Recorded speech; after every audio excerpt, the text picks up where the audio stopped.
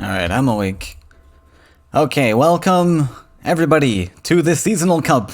This is an invite-only tournament, so you do have to have some amount of FWC points built up. Players have been fighting hard for these precious points over the past 3 months, which spans the Faeria season, and we're gonna see who is the best of the best this time around. Just ask Aurora if he's ready to start. Threw my lineup together pretty quick. A lot of lists that you guys have probably seen in past tournaments. But let's get it started. In the round of 8, there are 9 players in this tournament. Myself versus Zarok in the first one. So a lot of red. I expect my green will be banned here. And since I've only got one green list, this could be a challenge. We will see. Krog numbers are always spooky. I always kind of want to ban this one. I don't really have a lot of answers to this, so we'll have to fight the real reds, unfortunately. And that'll be a little bit tricky, but doable, since we have red lists of our own.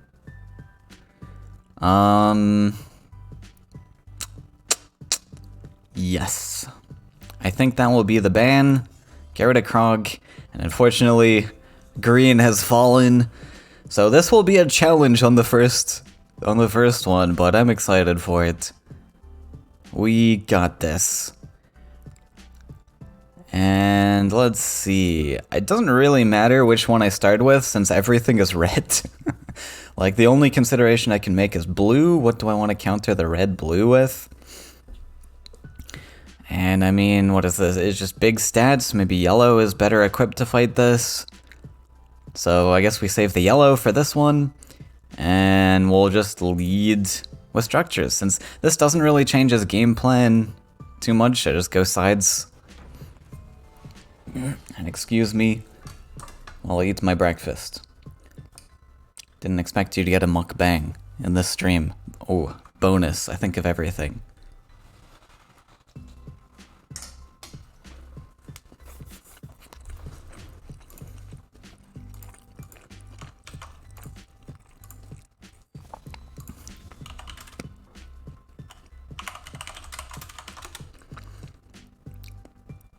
Okay, so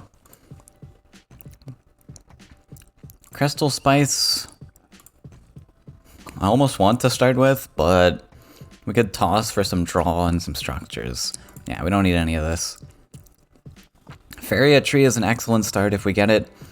Gabrian Cistern will do.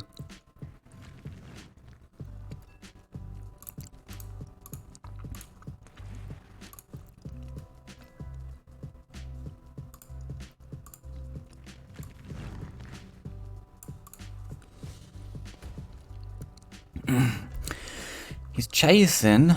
Oh, Crystal Spice next. Pretty solid. So, yeah, I think we'll go this direction. Dump the Cistern. Probably dump this. Just so I get a Collector on board. I think that's reasonable. We can fight same side because we do have Hellfire, so even if these end up clashing, we can find an easy 1 damage ping. But we'll take a look at Crystal Spice next turn. Or not. Fine. That's very rude.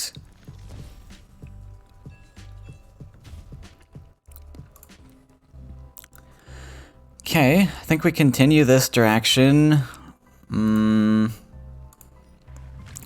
We'll check Spice. Should have something to play here. Coral Polywog, actually a consideration. A 6 cost 5/7. I think we will pick this. Bold Bargainer is another consideration since we do have Hellfire. Maybe we get, but Failed's going to be hard to get rid of.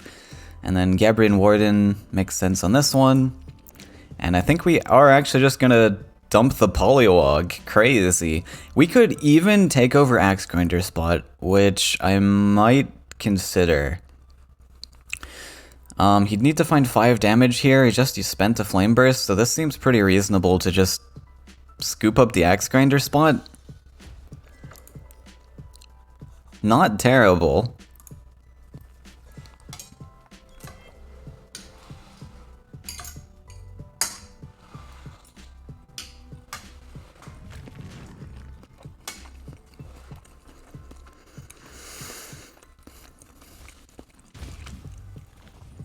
Okay.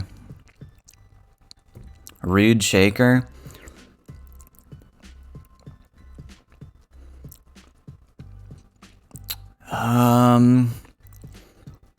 That limits what I can do next turn. Not that much. But how do I answer this shaker?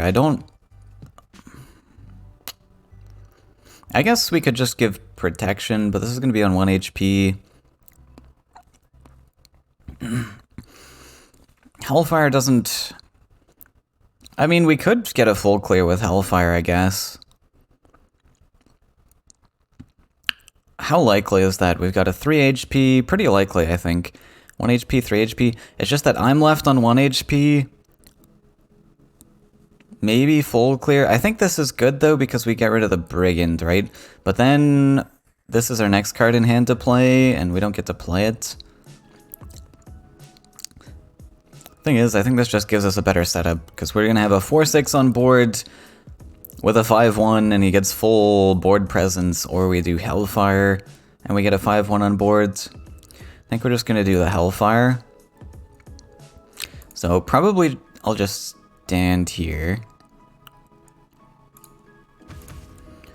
We'll fill in this land just to further prevent Axe Grinder, or we could march towards Double Collection, perhaps. Am I confident that that will ever happen, even? I don't think so. We'll go here.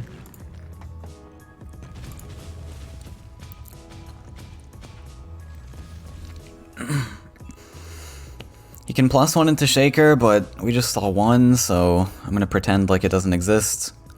Okay, so he does find something, and it is Axe Grinder. Sad.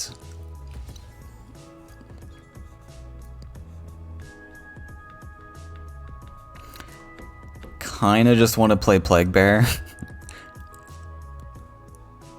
And +1. That's 4 damage.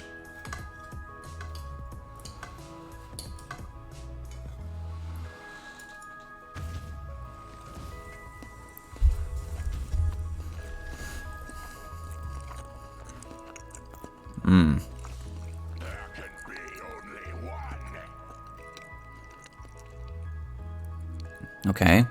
Love that. Cypher is awesome. Well, I guess we pass.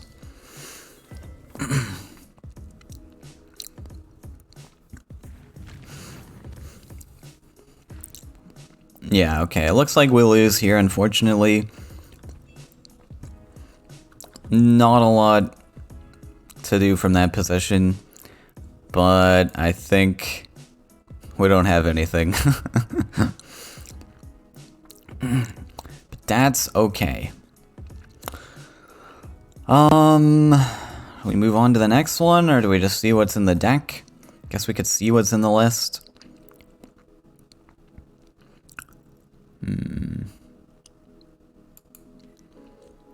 Play this. Play this here. He goes hit. 1 damage hit. I don't know. Play this for now. We'll just scout out what other cards he's got going on. He's got triple redless, so it will be nice to see which cards he's included and which he's had to sacrifice.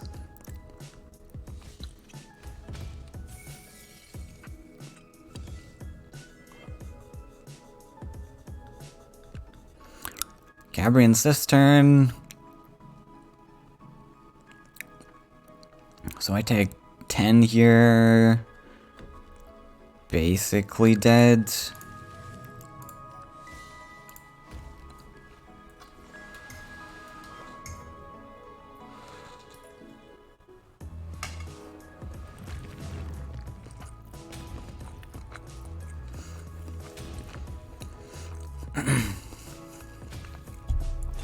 Nice. Okay, so there's Flame Burst and Cypher's Wrath. Honestly, all like real cards. I think we'll just run our red into this. Red into red.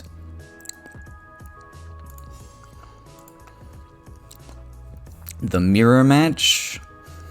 And we just hope to outplay and out top deck.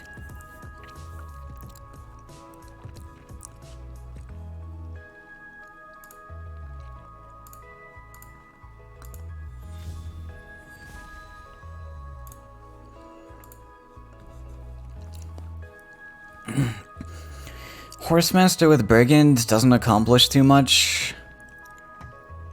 Into this, at least. We can keep a Flame Burst. I think we toss Horsemaster. Hope for another, just sturdier creature to play. Like, this is fine. I think I want to get that in the Axe Grinder spot, though, so we might just Mountain, double neutral, Mountain Grinder. Instead of using it as a turn 1 play, because the stats are pretty nice in the red matchup. Oh, do I just go boss so that it doesn't die? I think so. Yeah, so we don't get flame bursted. Sturdy. I like this setup. I like the hand. Unless Cypher comes down, we have a good starting hand. Double Flame Burst. That's pretty cool.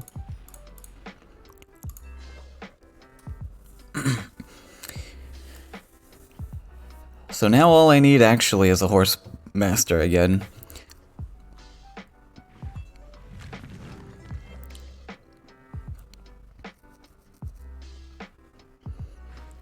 Second boss. Can't have two bosses. Oh, the triple! Okay, nuts. So, let's dump Grinder, Sturdy. We didn't see any AoE from him yet, so we could have Firestorm. Unlikely he pops it here, though, because he can't follow it up with much. He's got 3, 4, 6, could +1 to 7. I guess he could do this in Wrath. So we could play around it, I guess. Sure.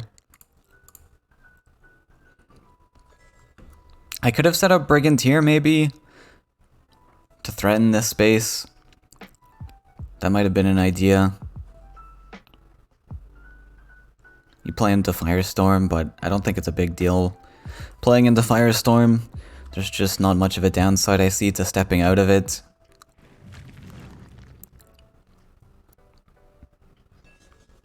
Doesn't play anything, and we do get Horsemaster! Okay. Solid.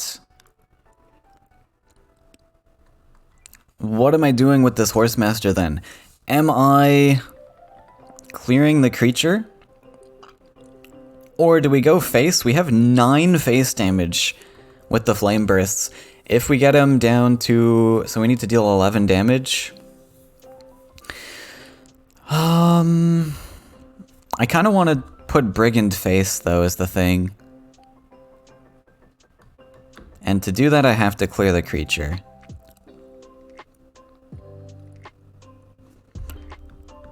Right, so I think we do clear the creature, just dump Brigand face.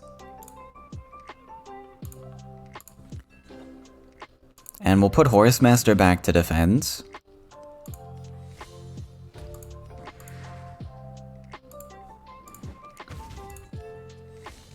Brigand face looks pretty solid.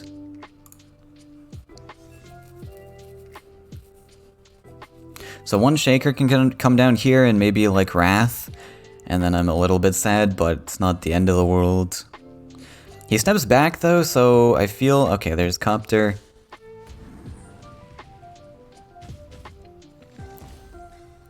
And Command. Okay. Grinder here, so we need a Shaker top deck of our own, and that should be pretty reasonable. Oh, Shaker would be huge! So we can afford to draw. I don't really need to care about the copter yet. Wow. That's a lot of stuff.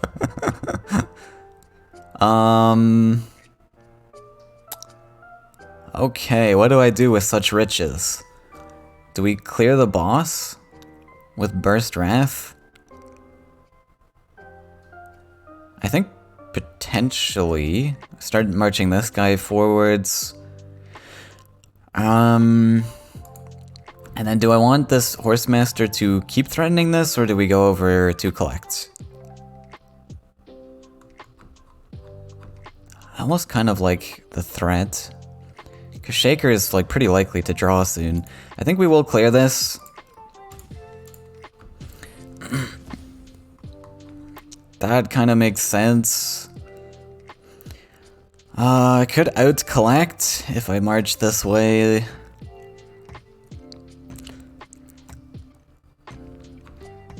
Yeah, we don't have Shaker in hand, so I think we will actually go for the collect. You never know, I might not draw it.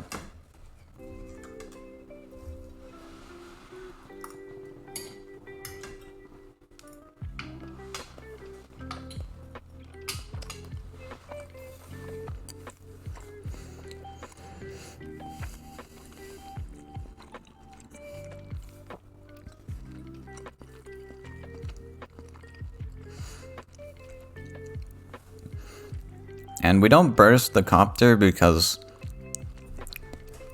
it's not immediately collecting, so we don't care about it yet. Leave our options open for this following turn.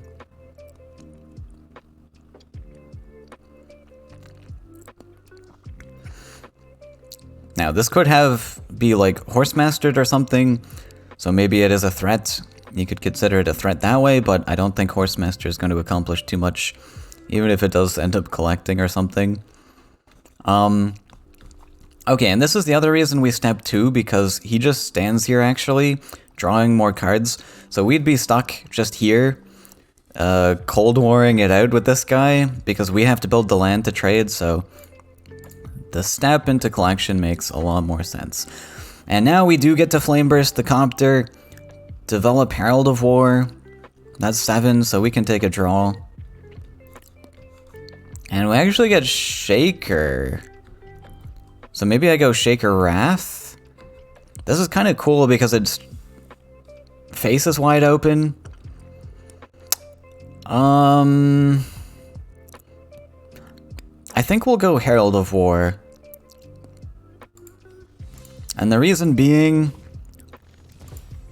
this is good at countering my opponent's Shakers, which I haven't seen any of yet either. So if I preemptively play the Shaker, I might get Shakered back, and now I've got a 5-6 staring down my 5-5, and I'm not super happy about it. Or something like Cypher comes down. That can happen too. And I don't particularly have good answers to that, do I? So what am I on here? 5? Oh, that helps. That helps quite a bit. Can I cleanly clear this? 3, 4, 5, 6? That's a lot. So probably it's just gonna be command the pre-hit. Oh, I can even hit with boss. And then just hit face with this guy. So hit face. Command is on 5, and then we finish with Wrath. Seems reasonable. So command Wrath, that's 4. I've got 3 left over.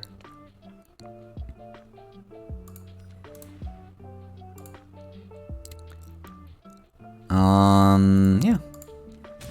I like it. Oh yeah, I collect from that. But don't think that changes anything. We can't play Shaker. So that, I don't know where this neutral's going. I want to threaten this, especially now that we drew that. I think we can build this land. So we have the option to collect and such.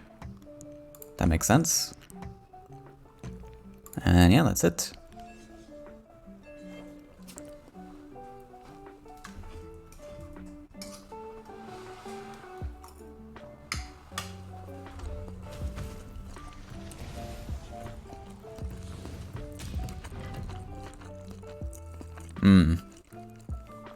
Okay. Flame burst that. Okay. That works. So I think we take the trade +1. Shaker, grinder, and then we've got flame burst lined up on this. Unfortunately, the placement's a bit awkward. Do I put both face? I guess we put both face.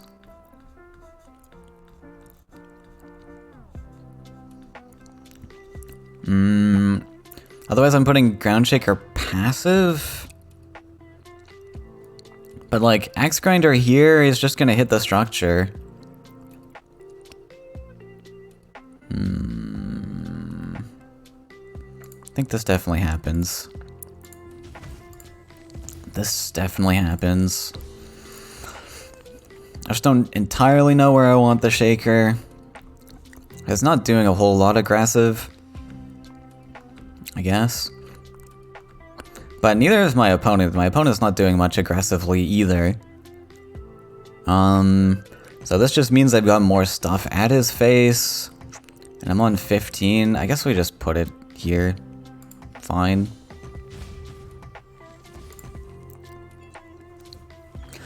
Optionally, I could flame burst the structure. But I don't think that will happen.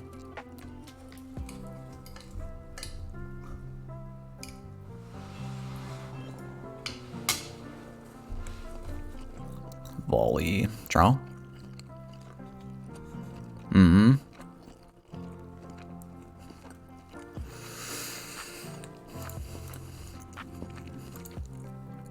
So I think... I mean, let's see. If I command, put him to 7, we win, right? Put him to 7... and then there's like no chance.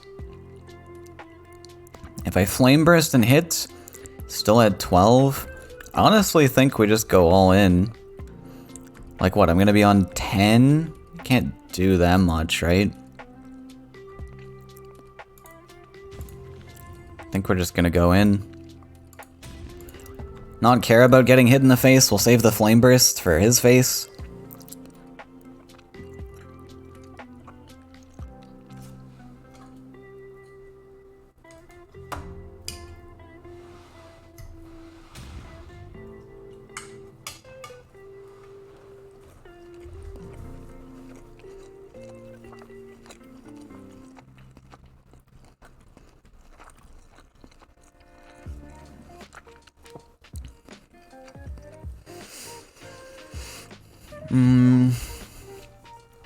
Unless he runs like Grimguard and double Wrath, I don't think there's much he can do. And we do have a backup Flame Burst if he somehow finds an answer to this, but I really doubt it. Nice.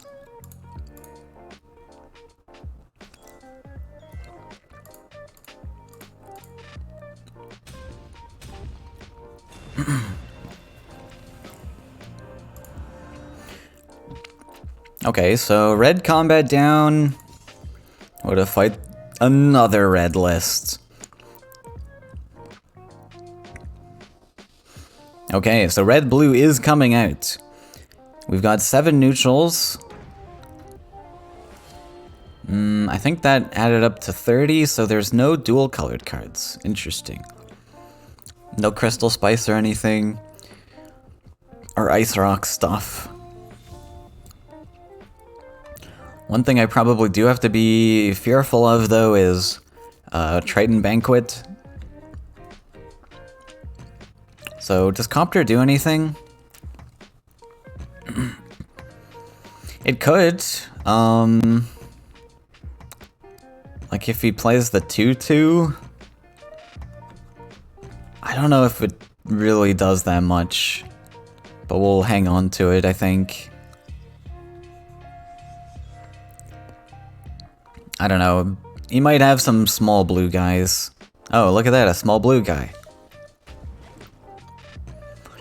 Though I don't know if I want to Copter that, I kind of just want to Brigand that. Oh, so is this an Elysian list then, maybe?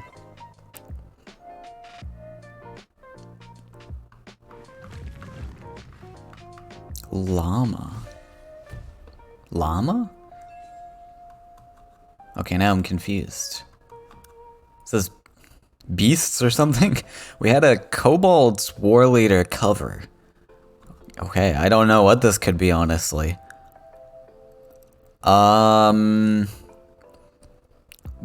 Okay.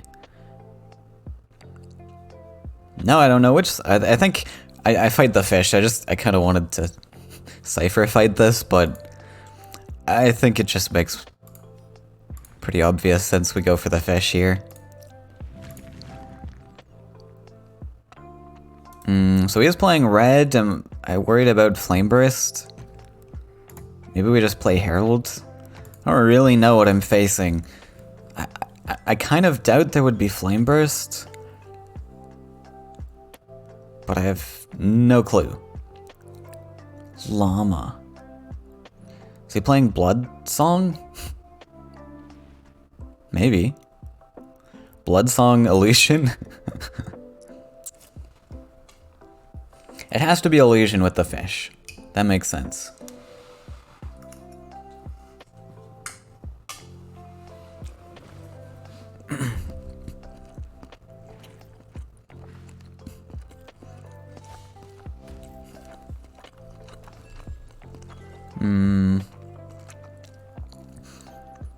Okay, so another beast is actually played.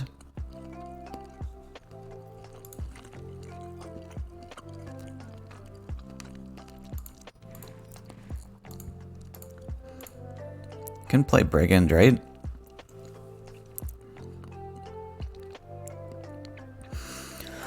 What do I want to play next turn? I want to play probably Copter to full clear this side. So I'm going to be on, what, 3, 11, 12. That's 5. We can play Cypher in there even if we play this. So that looks good to me.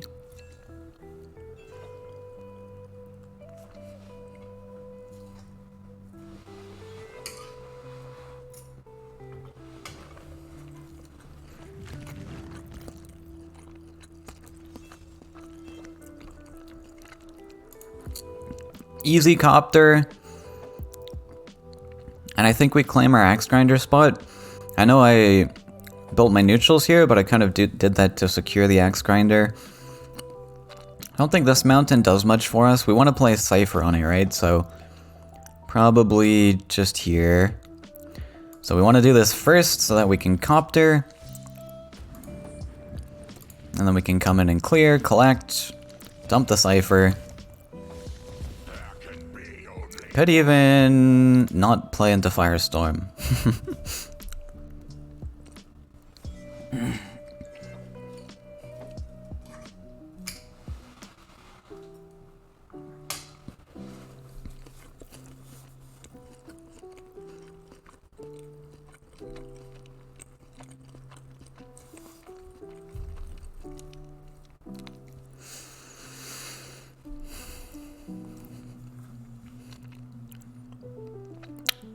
I mean, if Firestorm comes, I feel like it would be up here, right? I don't know. Maybe it would be here. Depends if he wants to develop some stuff, but it'll be hard with a 5-3 Cypher staring him in the face.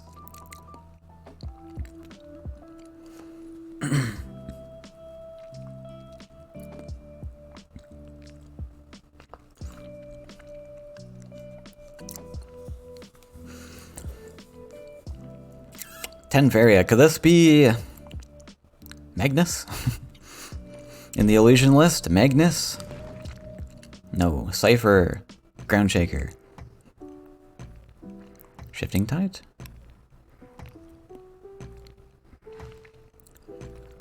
Okay. Bold Bargainer. Into Battler. And I don't have great answers to that. Cypher can't gobble that.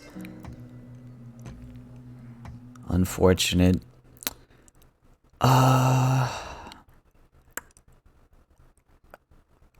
Okay. Battler's very large. What do I do to that? 3s on 6. I can throw Cypher in there if I wish. I could save the Cypher. I could just dump Copter here.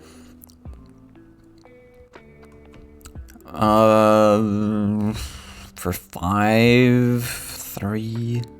Is that reasonable just to keep Cypher alive? I could clear it with a Copter. Maybe it's worth clearing. I was thinking of drawing, but hit. We play Copter.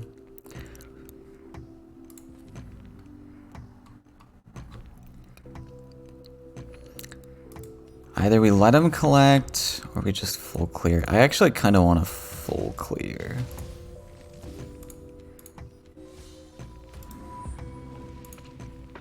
And maybe we will step this guy. And I want to full clear because it seems like he is playing 7s, so we keep him off of 7 Faeria with that line, and I kind of like that.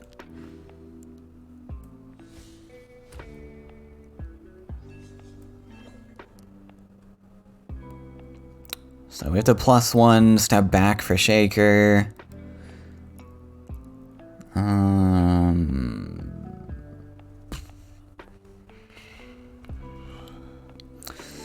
Which the numbers don't line up pretty for us there. I guess we could hit Llama and volley instead of Shaker right now. Like, I don't have to Shaker, right?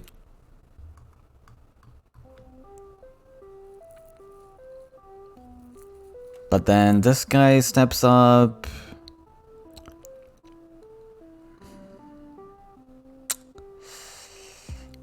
I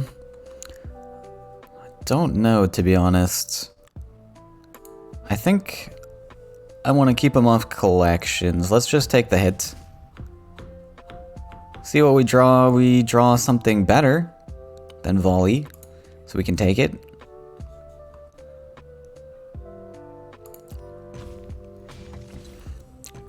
And then +1, we probably step back. I could... Oh, I should have maybe double neutraled. I think double neutral is kind of cool here.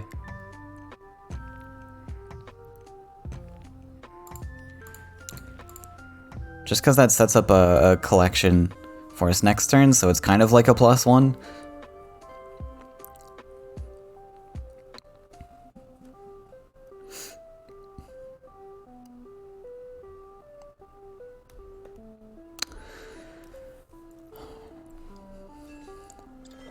Plays nothing. We do get Axe Grinder. I think it will hold the Shaker. We'll go for Grinder. So that means we can draw. Wait, the Grinder, we're on 8. I could +1 to 9 and actually clear this with double volley. Is that unreasonable? 6 Faeria to clear this. Keeps him off of collection, as opposed to not playing that. That's almost like 5 Faeria clear.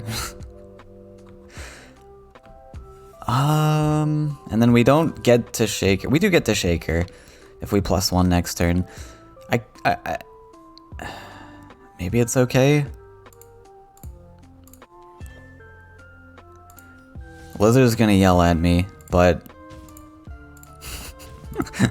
I'm gonna clear it.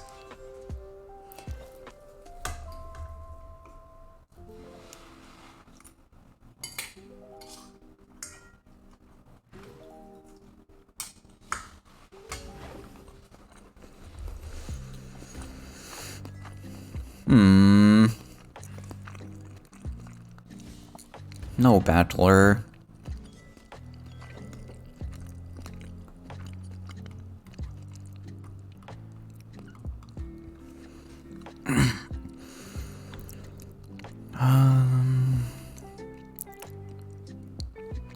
Draw.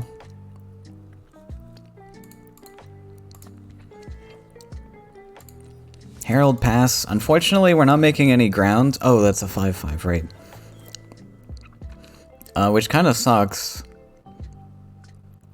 Because we're just gonna lose in the late game to Elysians. But these battlers are kind of difficult. I mean, it's okay. I wanted my yellow to counter this, I guess, anyways. So, maybe I don't care. Can I find a more efficient clear to this? We should draw, yeah. Okay. Just straight trade, that's fine. This does become a 3-4 then. If I want it. Looks like he's sidestepping his guys, so we could actually just shake her. Kill the fish.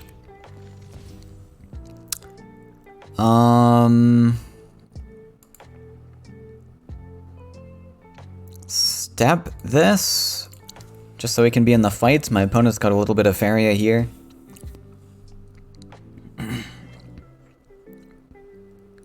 Illusion. 10.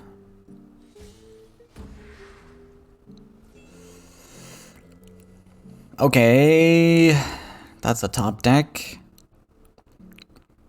Lets us cleanly answer that at least. So we're on 5 here, plus 1, 6. We can drop a 3-4, which is not bad. You get 1 card, which is fine by me.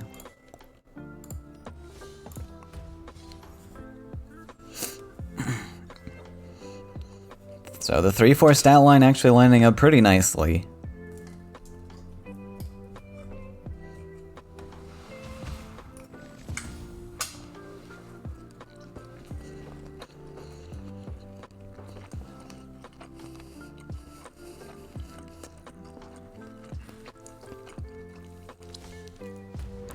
Plays the fish? Okay.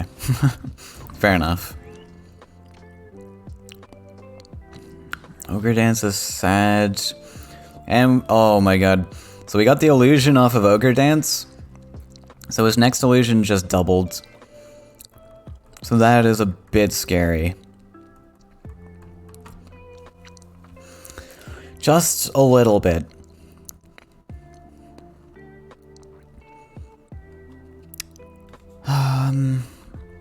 Grinder. He could double neutral to threaten face. I could push a mountain to prevent that potentially. But I think I'm not gonna waste on that. We will march face, dump grinder, and then I guess draw.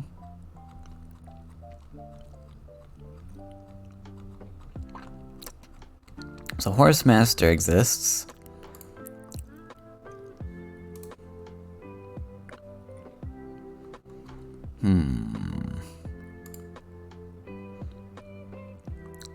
Do we start Herald or Grinder? I guess Grinder.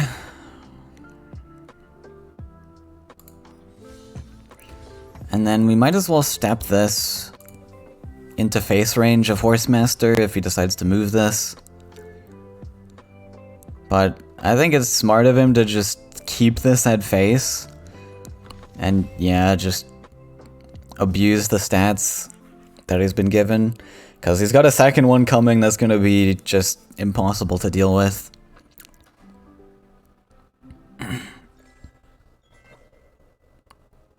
Sick. Yeah, not much I can do. I guess we just lose. Unfortunately, stat speed red. Unless I was quicker, but just wasn't able to find that with the early ogre battlers. So that looks like it's probably gonna be it. Don't see many outs. Draw.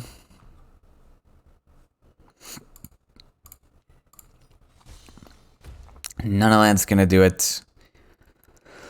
Yeah, from here he just hits the axe grinder, honestly. Stays planted here, and I still can't hit face. So, not much to do there. Kill this. Get out of here, fish. Could have put the axe grinder here instead. Doesn't really change much, does it? We threaten that side. Really doesn't matter. Okay. We'll see what else he has.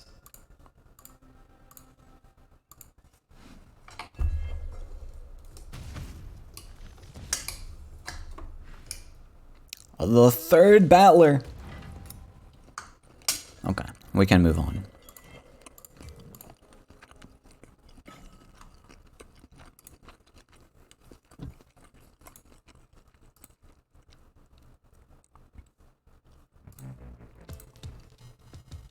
Okay, so Zarak 2-1. And we have one list left to fight the rest of his lineup with. Feeling pretty confident with this one, because I didn't actually see really any removal tools in this list. No Hellfires or anything.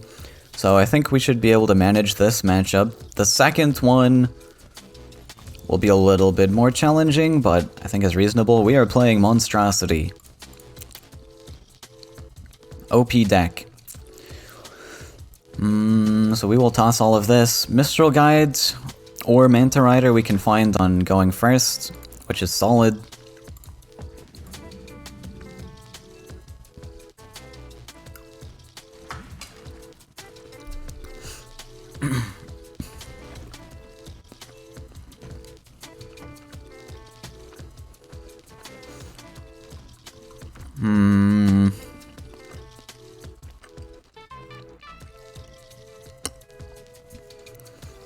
Do I play Demon?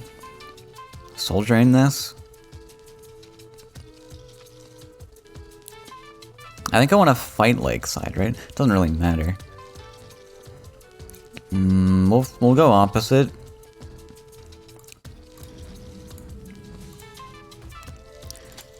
Soul Drain makes sense. He's got an expensive list, so we want to keep him clear of collectors.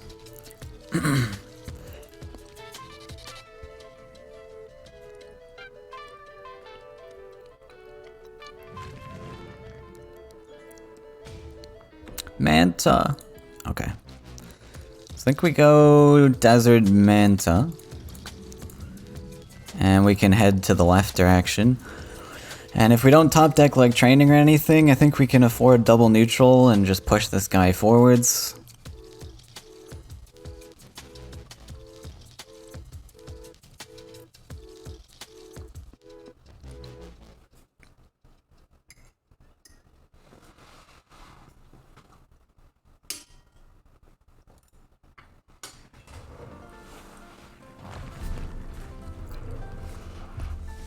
Okay, change of plans. I think he's gonna come to me.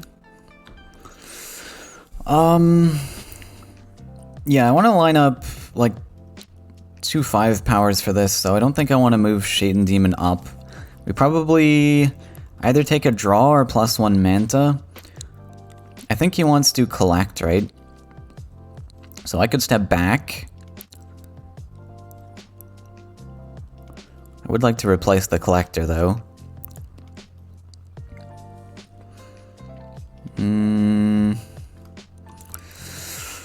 To do so, Wait, I don't even need 2 5s. This is only 8 HP.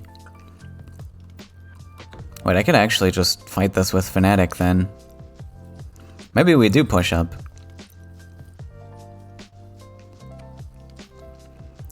Okay, I'm feeling more comfortable about the push up, I think. Can do this. We could not play in trade range. That's potentially intelligent. We also have Wind Soldier in case things don't go well, so we can put Fnatic on this spot.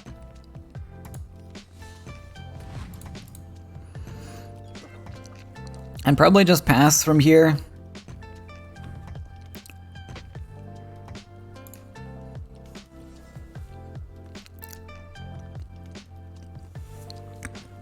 So he's gonna go this way. Clear my poor 3-2.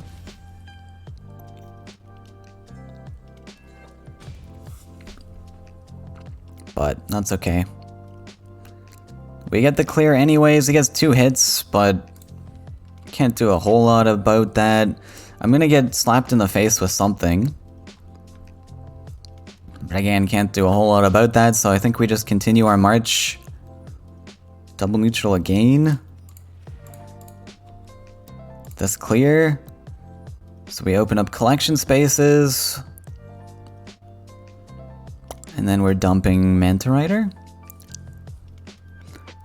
And I think we're gonna dump Manta Rider here. Because Ogre Battler comes, I'm a little bit sad. I am getting to lower life numbers.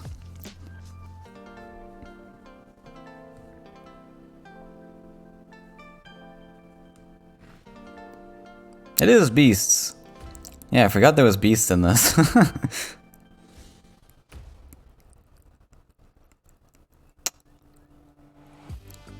That was very sad.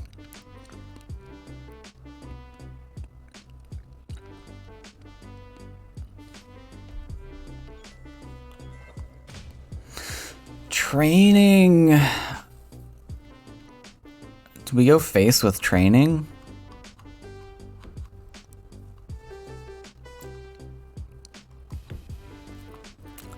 I would love to clear this with Wind Soldier if I could, but I don't know if there's a efficient way of doing that.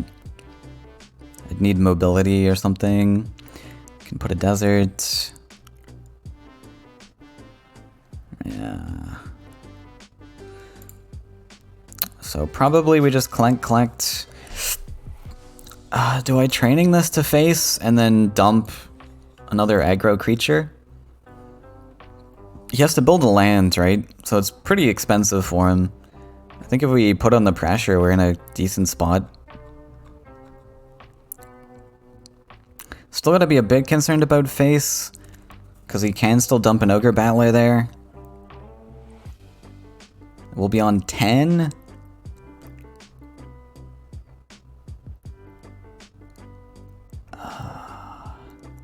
Man, Ogre Battler at face is so scary.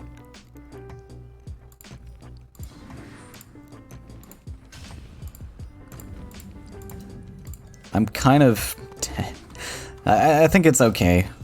Like, he has to get exactly Ogre Dance into it, and then I still have an answer to it, I suppose, because he can't play anything else. And also that means he has to build the aggressive desert, aggressive mountain, so he's not clearing this.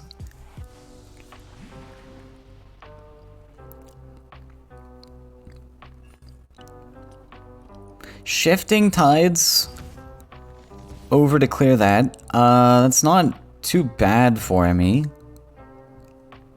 That means I get to answer the 4-1. My 6-4 gets to stay alive and whack a couple more times. So we can, like, Wind Soldier this, potentially.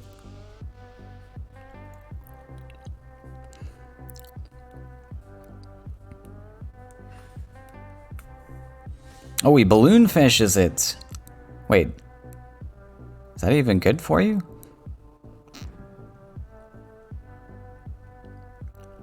Because don't have an answer to this, right?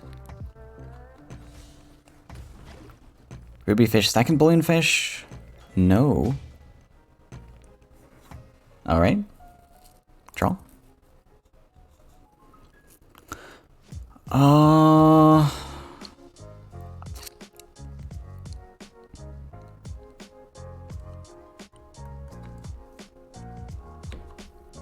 The placement's pretty annoying, so we can't efficiently training up here.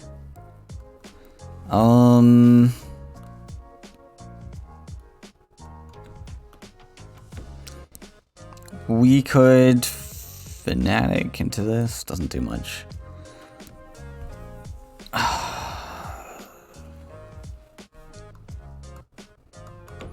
think getting more aggressive things at face kind of makes sense. So if I dump a fanatic here, clear this. It leaves open the trade here, but do I care? Wow, the fish is actually kind of annoying, isn't it? Is it annoying? Could also just training go somewhere else. What's the line?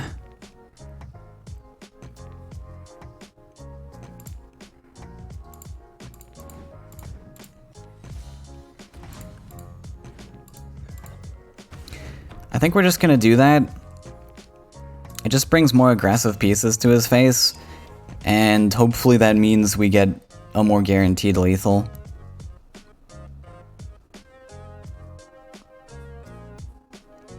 Because he's gonna have to block this space, he doesn't have a land for it, he's gonna have to build the land for that. But maybe Fnatic wasn't the play, because Fnatic might be my way that I need to get lethal, but it's also a body on board, but I also have Wind Soldier. Maybe training was better if I wanted to do this, because then I do have that mobility trick, right? So I could maneuver stuff to get a hit if he decides to body block.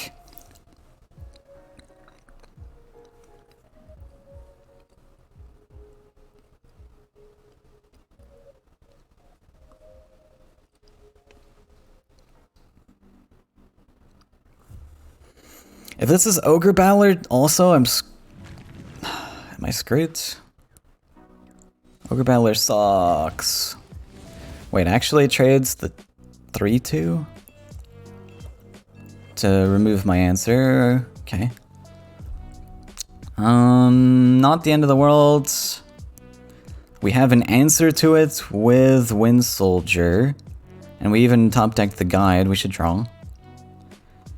Soul Drain's pretty huge. Wait, if I Soul Drain this... Oh, we can go face for 6 here. Right? So, no. Yeah. 4 plus 5. So we go face for 6. I'm in a good spot, I think. Now, can I throw a Mistral Guide in here as well? To, like, do a cheeky collect? I don't think so. I don't see a good way to do that. We'll just dump it face, I think.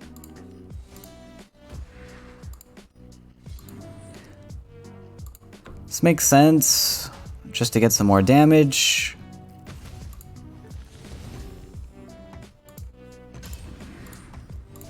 And then maybe we just line this up in a spot where it could potentially also go face with a movement check. Or clear something that's in the way. And then I think we're good. I mean, he kind of blew all his Faeria on that Ogre Battler, so I doubt there's much he can do here. Sick.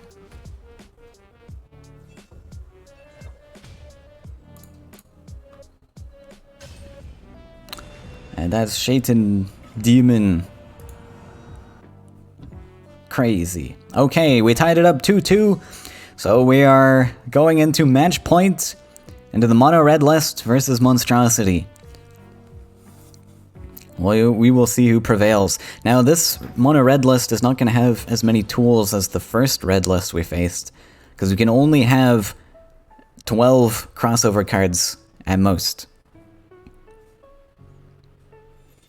So not going to see as many Flame Bursts and Wraths, I imagine, but there is a Wrath cover. So we'll see something. I play first. I think we can full scoop. I mean, Monstrosity is a decent stat line against red, I guess. Just a solid play this. Even on 0 power, it's not like they have flying and stuff that can abuse no land. So maybe I actually keep Monstrosity just as a collector that doesn't die to Flame Burst. I mean, I'm kind of doubting there is Flame Burst in the list. It's probably just going to be triple Wrath and no bursts. Oh, we got a demon again. But I think... Okay, so question, do I go for Monstrosity or do we go for Emissary? I think we go Emissary, because he gets to go double, or he gets to go Explore. I could actually go Demon, but I don't know if he's playing Burn or not, so I think I'll hold on to the Demon just in case. And I also just said he probably doesn't have Flame Burst. It's probably just Wrath. Okay. Didn't find anything, so... Wait, why did I build that desert? I could have built this one. That's okay.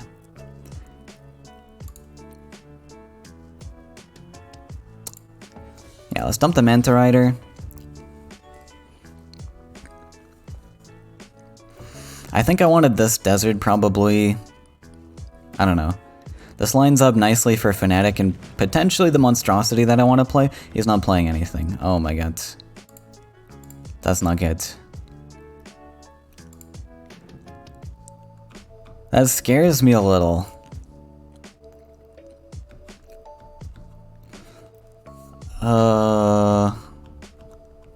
What does that mean? Can I play this? This plays around Hellfire, maybe?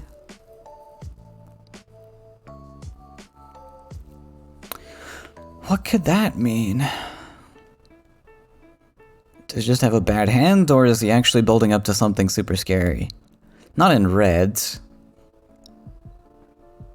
just Meteor? I think it's just a bad hand. Surely. I'm gonna dump the Mistral Guide. So solid 4/4. It doesn't get punished by a ton here. And it's actually good into Hellfire.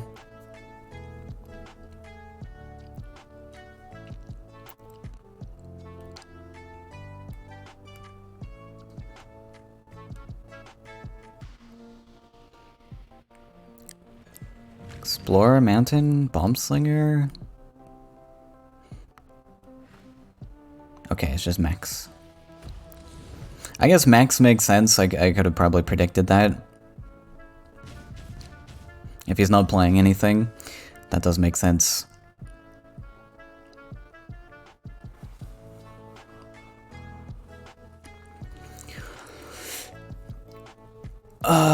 Yeah, people have been playing mono red Max, so I guess that's been throwing me off. No airbots.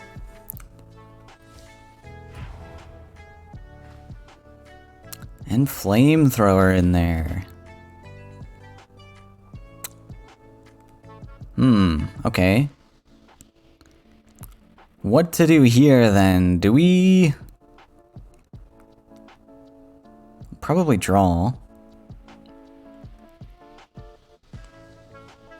It's unfortunate. I want to clear this. Let's draw. Sick. So that means we can Soul Drain this, come back clear.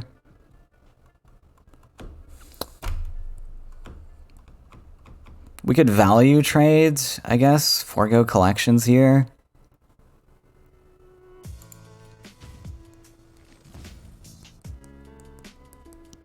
Wait, do I actually dump Monstrosity? I mean, I was thinking of... Because I can't safely put anything anywhere except here, right? Oh, I can't play Monstrosity, what am I saying? I guess it is Demon.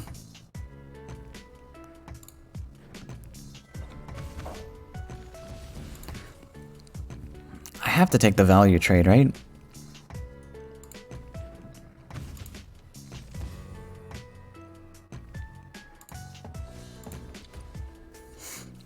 I think that makes sense.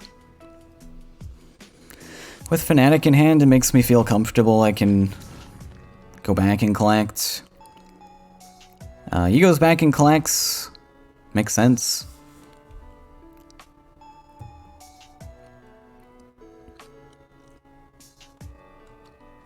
So that makes me a little sad.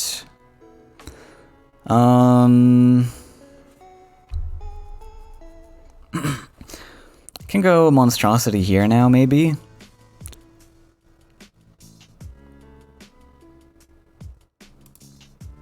Or just play good cards? I don't think he's got enough for another Detonade play, right? 8, maybe? Maybe? If we step on the mountain, we step and we dump Monstrosity. I don't know. This is a big Detonade waiting to happen, but I don't think he has enough. He's got to build a mountain for this, so he's got 4 cards. Maybe he plays a Shaker, 1 Shaker Detonate. It's not like that devastating, is it?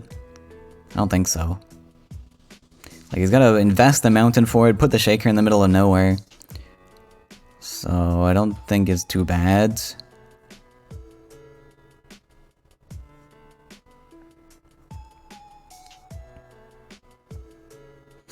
I maybe got baited into playing the Shade Demon back so far, though. Maybe I was actually supposed to put it on the well.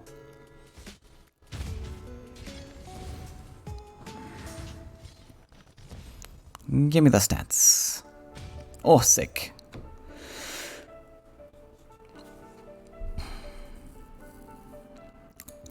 I think we double neutral. Ooh. Sabo, thanks very much for the subscribe. Appreciate that.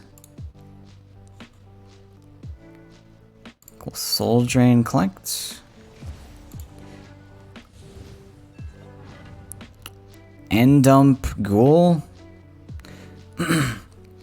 Now, I think I can play it here pretty safely. Do I want to play Ghoul? I think I want as much stuff on the board to die off, so this gets stats, maybe. This goes to 8, 15.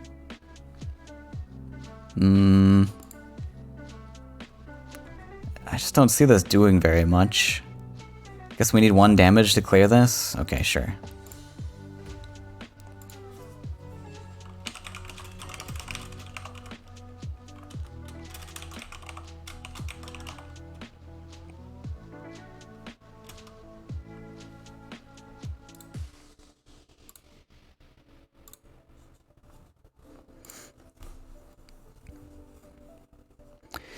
Shaker steps back. Okay, he's looking to protect his face and hook me in the face. Don't like that. Go away. Oh, that's so scary. I think we can Manta Rider block. And just build up more tools. So Hook obviously exists then. Should I build a land to play around Hook for the Shaker?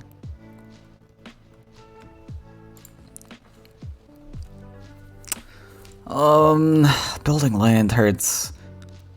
But maybe just to play around Shaker, right? Wait, I don't even need to clear this. Do I?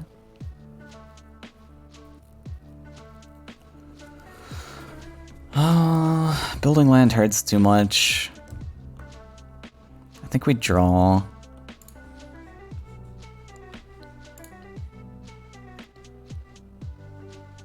This means I have to step back. Because he still gets to hook this, right?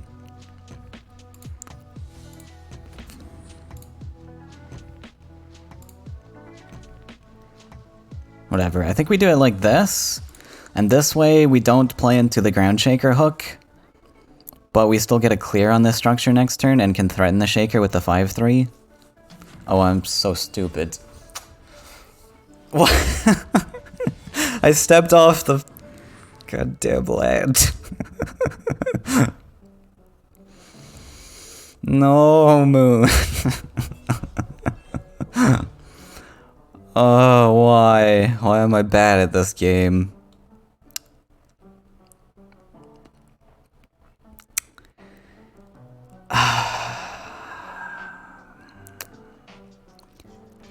Fine. You can have it then. So stupid. It's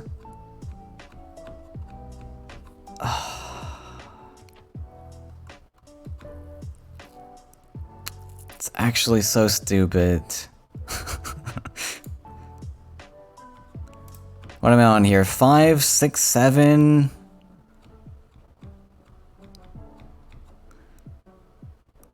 What if I collect?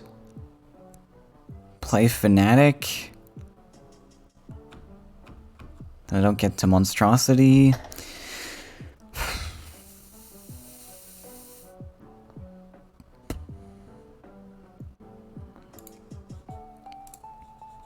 Okay. Play the boy.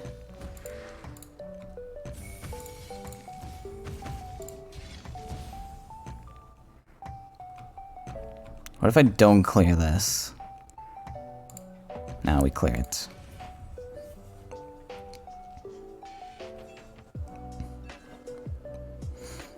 Man, I played around it so well until I didn't.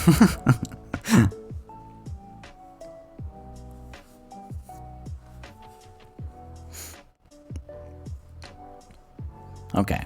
Slow climb back. We still got this.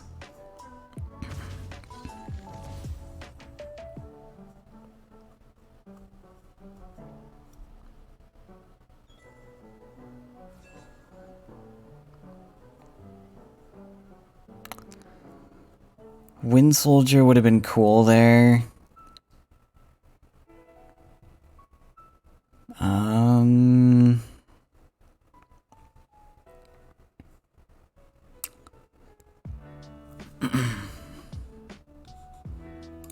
What if we just play Fanatic to collect?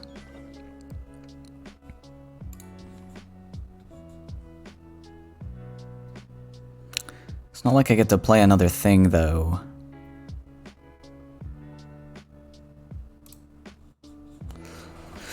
I don't know if that makes much sense. Maybe it's just Manta Rider.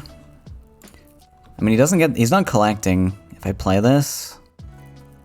If he clears it, but he doesn't have Flame Burst, right? So we can safely play this in trade range, I think.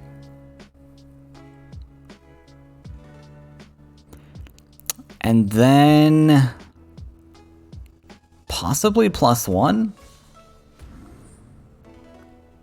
No. Draw. It's always draw. Draw last.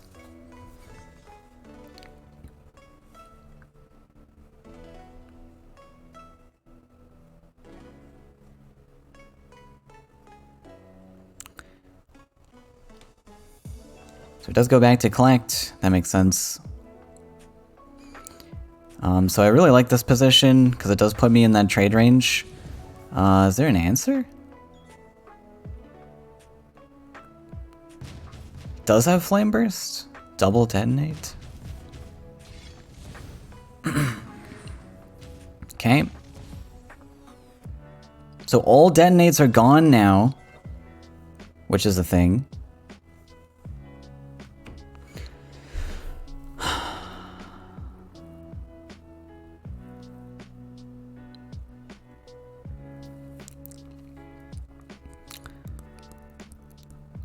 We can almost do a full clear.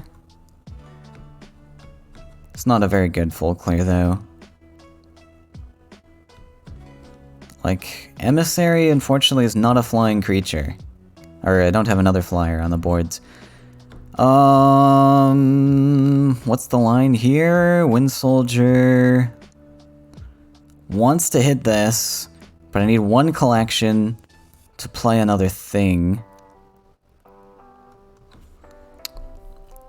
One collection, this has to happen, right? You can always collect with Wind Soldier somewhere. Don't like that I give him this. I guess Emissary...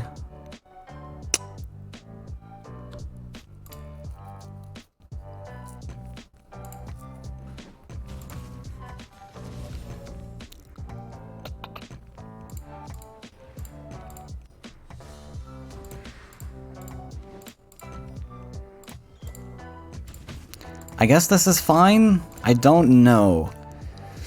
But he doesn't have Shaker. So we have essentially full clear and we get left on board with a 3-1. Or a 5-1 potentially.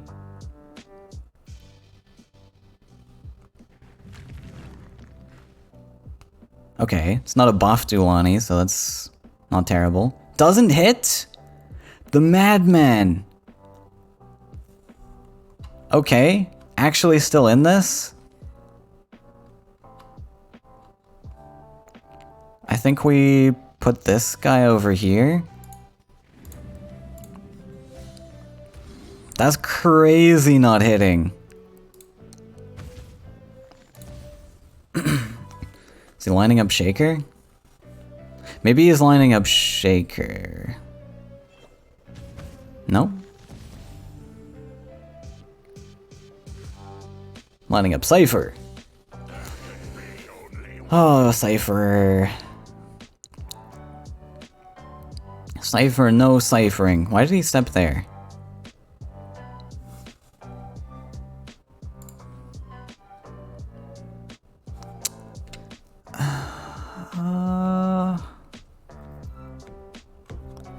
Think I might be screwed.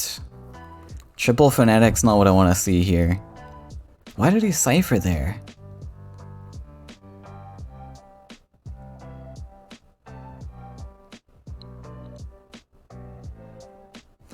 This does 1 damage to it. Amazing. Wait, what? Oh, I ran out of time? Did I run out of time? Amazing. Okay. Well, rip, I guess. Running out of time.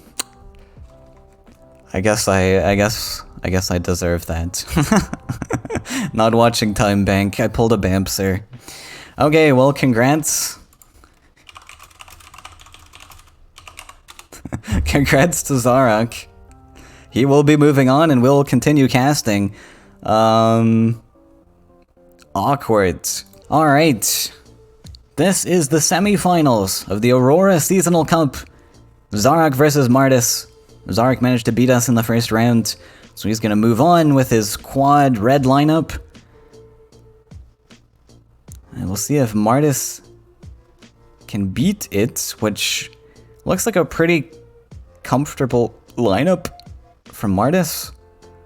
I mean, running Disciple OTK pretty much absolves the ban in any lineup, so your green list will potentially be safe. But Zarak, considering banning the green list, honestly, I would still ban Disciple. Even though your list gets hard countered by green, I would still ban Disciple because it's just that brutal. It's not like it wins all the time, but just the randomness of it is...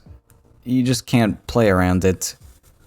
You can't outskill your opponent, and that sucks. And I think Martis's green list, the way that he's built it, I mean, Zarak's blue can probably fight it.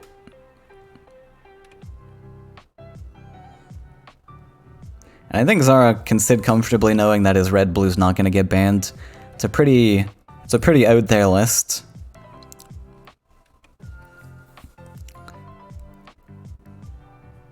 Yeah, so we're going to lock in the Disciple ban. I like it. And Martis going for the Krog ban for similar reasons. You'll notice this a lot amongst players, like, they go for ban, well, like, the more competitive players will go for bans on the decks that have the most RNG involved. because it's just a wild card. You can't use skill to fight against those types of decks. So if this is like Krog, it's basically just a dice roll whether you win or not. Or on Martis's end, lose or not. And I like that Martis starts with the Crassius list first, because it's going to be probably one of his weaker lineups into the red. So he uses this to scout to see what Zarak plays first. And then we get to counter with whatever list we see fit. Oh, Cannoneer. Is this Crassius? Surely it is. Unless it's just Rakoans. Martis is a Crassius player. Oh, and we have Garrett in hand, so if Zarak plays his cards right, then we've got just a devastating answer to any Crassius.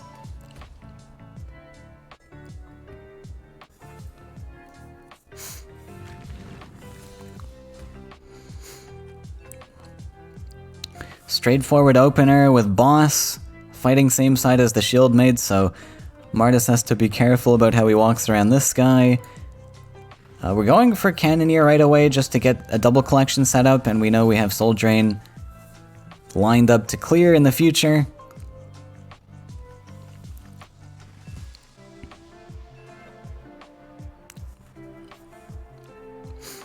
Explore Mountain, are we gonna Copter? No. Makes sense to hold Copter. I think Zarak probably realizes this is gonna be Crassius, so we can play around it. Plays into Copter. So great idea holding that guy then. Unless we're going for Garrett in here, but I would like to see Copter, I think. Just to play for the late game with Crassius stuff. But I don't know, you have to dump the Copter here where it's able to be blocked potentially into collecting, so Garrett potentially does a little bit more. Forced into the Laya. We don't have to kill it here.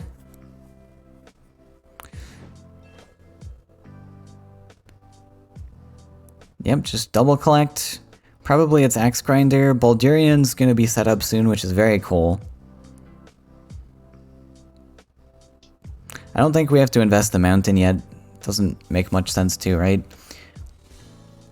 We can just +1 or draw.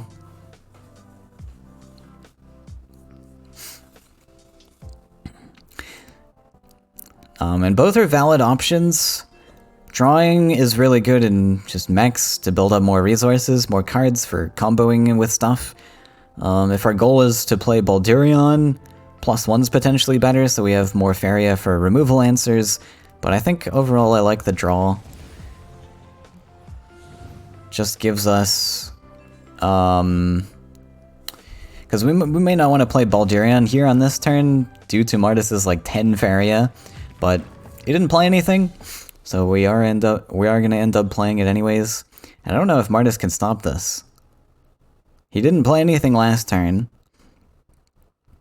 And all he's got is these little Rakoans. It's gonna be a lot to deal 5+ the shield.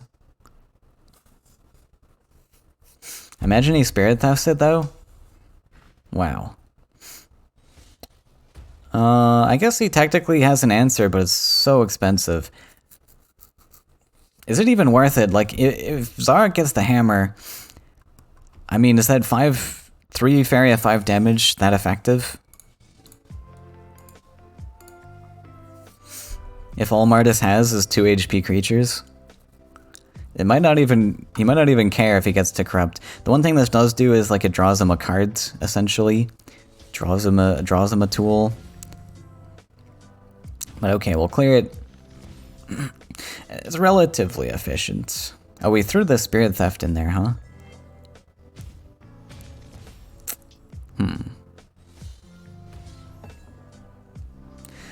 Double Grinder. But we get Crystal Spice now.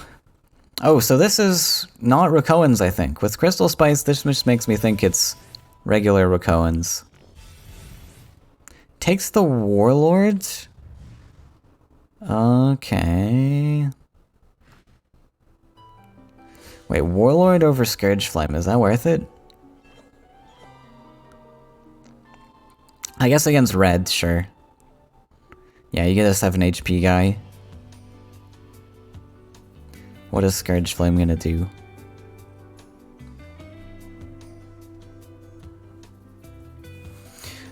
And that was the first pull, so you never know what your second pull is gonna be.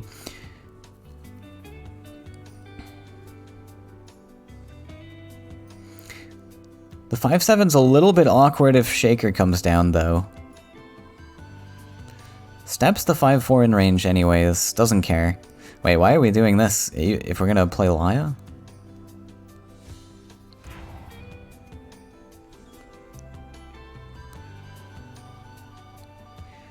Guess we're planning on clearing it and just having Laya as a follow-up to whatever the other Crystal Spice card was.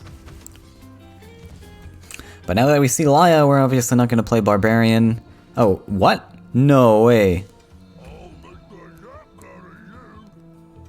Actually playing Barbarian into Laya, that's crazy.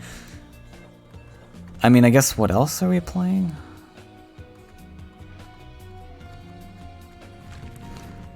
I almost would have put the 7/7 on the right side. Okay, that's so brutal.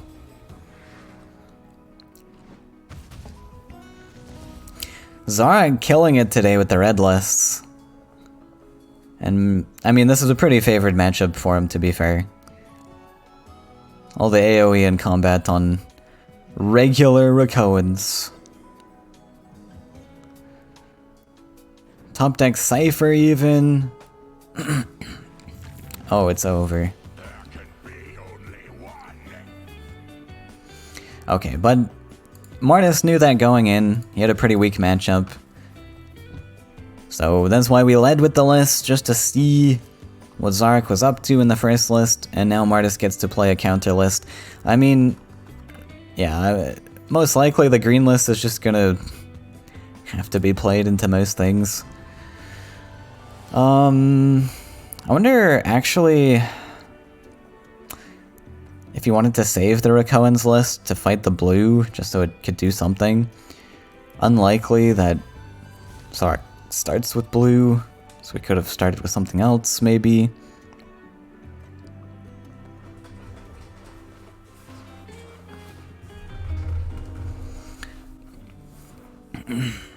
Keeps Gagana. Crazy. But he didn't have a starting creature. He top-decked into the Reveler, so this Gagana's very important to him. I think, depending on how the list is, maybe that's reasonable. I mean, 7 HP is pretty sturdy into red as well. Oh, it's Crackthorn. Oh, is this Blizzard's Crackthorn list?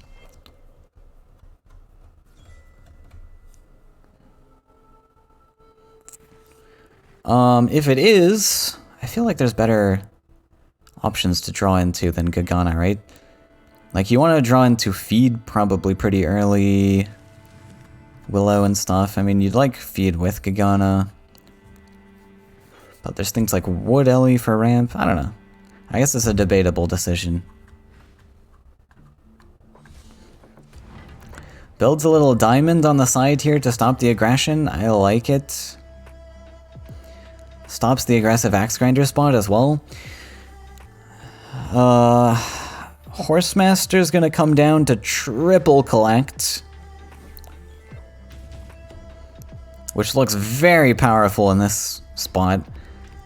Martis with only 1 power creatures. Salamander's gonna help. Unfortunately... Oh, sorry. Yeah, we can just step back. Salamander, and that looks pretty solid. And then we can throw a buff in there as well to clear. And that looks like GG. I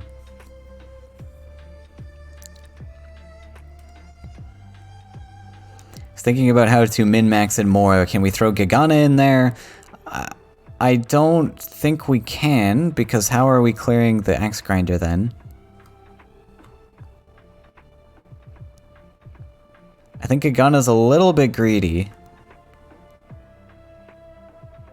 But maybe he realizes this.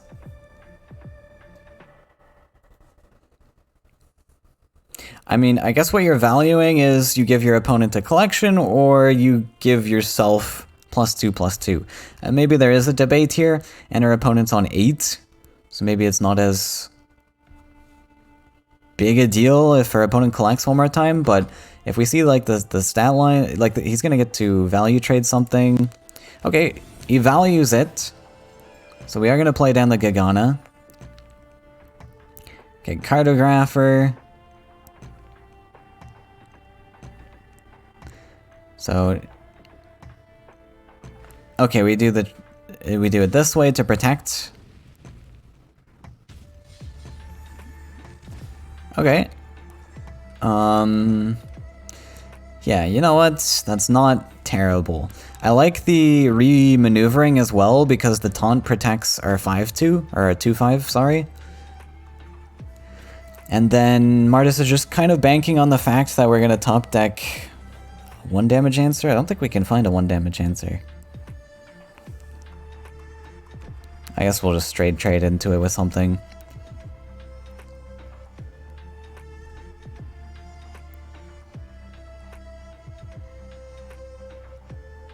And I mean, that's a pretty tough setup for red. What is red doing to this? There's a 5-9 Gagana right in our face. We can shake her. Command is an option. Doesn't really accomplish much. So we did top deck Shaker, but we don't have enough Faeria for it. I guess if we top decked Feed? No, that wouldn't be enough, right? Well, we would have to top deck exactly Feed on this turn. So we could build a land, feed something, and then the Feed top decks us our Shaker, and then we could actually clear.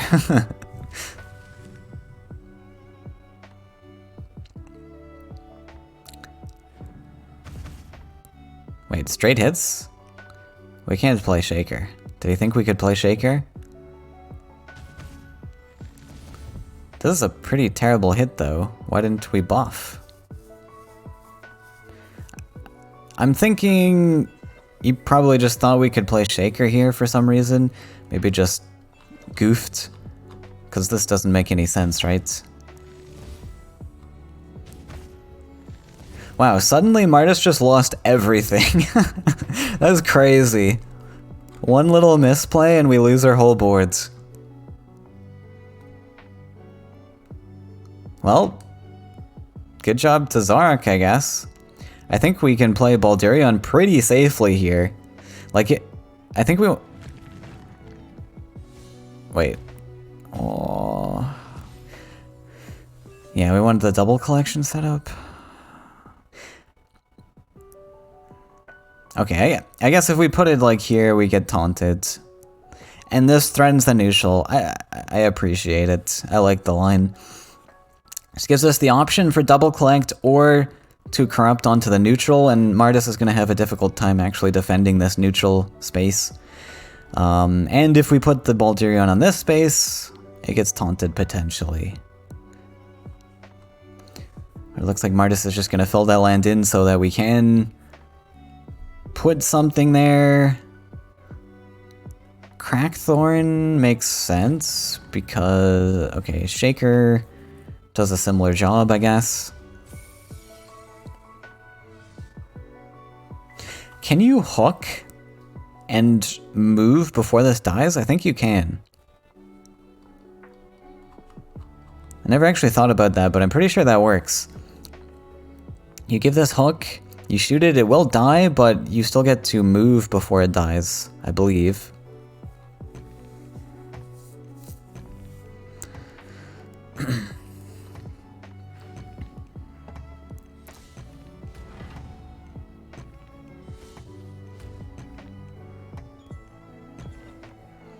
Firestorm. There's a firestorm in here. But we have to somehow find 3 damage. Did we have that? Not really. Yeah, we draw for it. I think it's reasonable, just... Do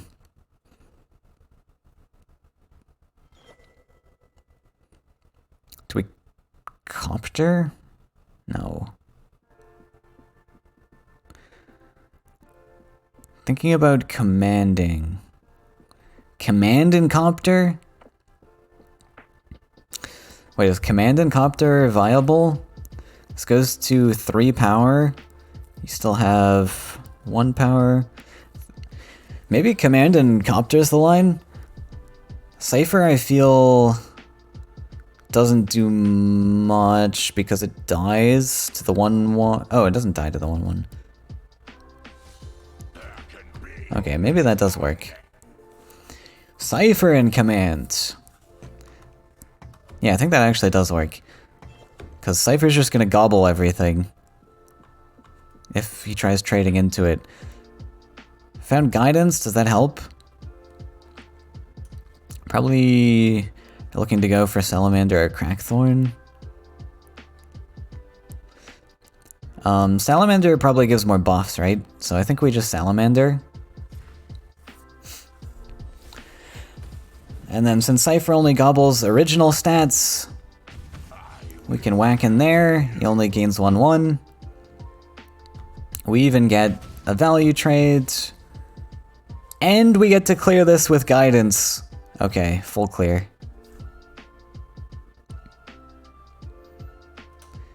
Nice. Explore aggressive.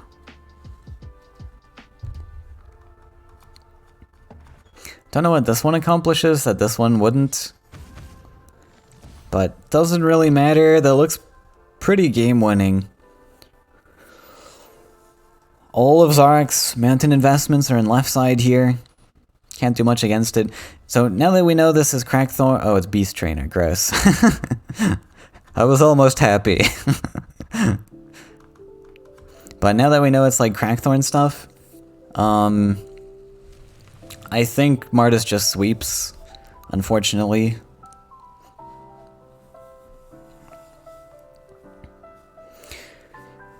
Zarek's only hope is the blue list, so if he gets lucky, maybe.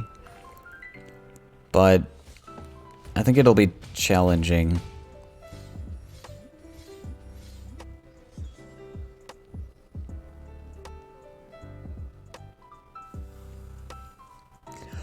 You smart cookie. Alright. Martis taking the counter. Zarek with a happy lead, though. Taking that first match, so he does get the opportunity to try and counter.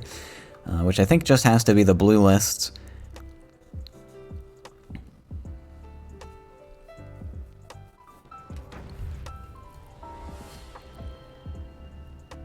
So we'll see if he can pull it off. I believe.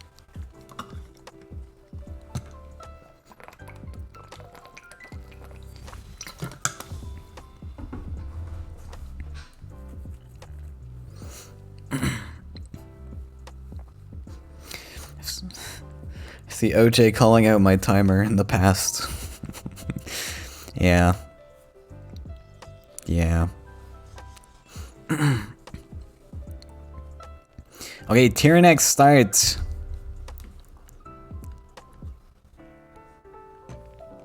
Love to see that. Would at least start on Martis' side, but not as exciting as turn 1 Tyrannex. Maybe we can tempo with this? Double neutral next turn? I don't know, maybe that's too clunky for the list. But Zarek has to weigh who has the better late game here. Does Martis get more value, or does Zarek get more value with Illusion? I think, oh god, that's not good. I think potentially if you can discount this to 0, then we can maybe snowball better. And I think with Martis being a slower list, that's possible. We can manipulate our hand a little bit to make that happen. The second illusion top deck here is a little bit unfortunate, but maybe that makes it more likely that we can bargain one of these. I don't know. Found an ogre dance.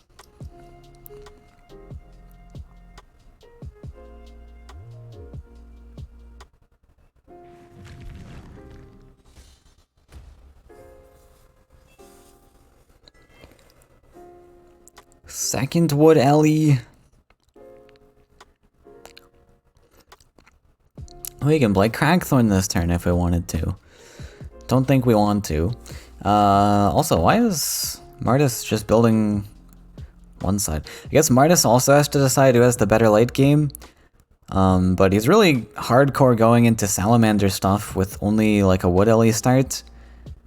Which I don't know if I'm a huge fan of, as opposed to just going two sides.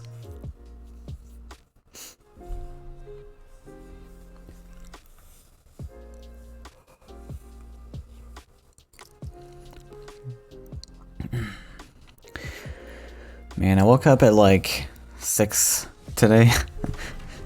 I don't know why seasonal cups are so early. Oh, that's kind of cute.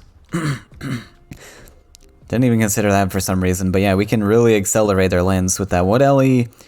Aggro Shaker, put on the pressure, I like it. This is very good. Especially seeing Zarak's hand here, it's gonna be a little bit awkward. It's gonna be extremely awkward, actually. I mean, Zarak just kinda got screwed with the double illusion in the early hand. Not very good.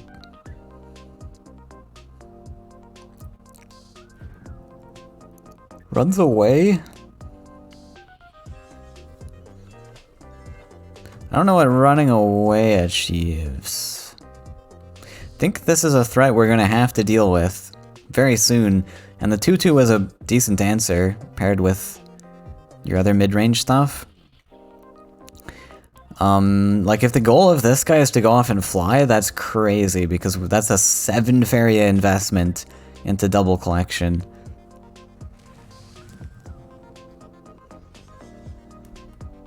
Oh, okay. I guess the plan was to just top deck Ogre Battler. Oh no, don't do that. No! Why have we done this? Zarak! That was a 33% chance.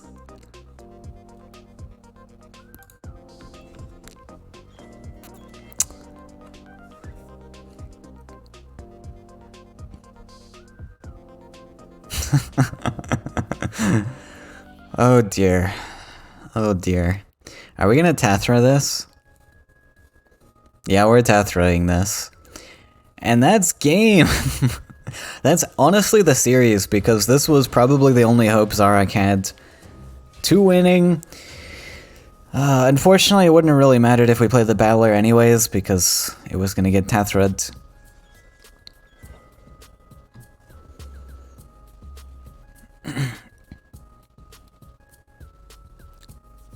So, maybe Zarak was onto something. We had to hit the 33% chance just to come back in this. Didn't hit it. So we lose. And even if we managed, or even if we just hard played this, we probably lose anyways. If we got this, I guess, then we would have played it that turn, and then we can dump more 6/9s, and another 6/9.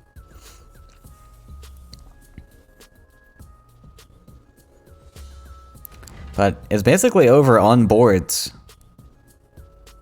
Like, all Martis needs is 1 damage on that Ogre and GG.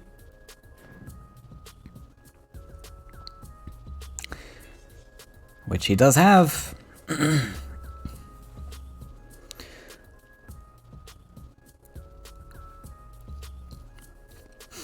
Doesn't see it yet. So Zarak's got 1 list left, and it is Max. Can it do it? Will Max be enough? I don't know. Cragthorn's pretty scary. It's a lot of stats.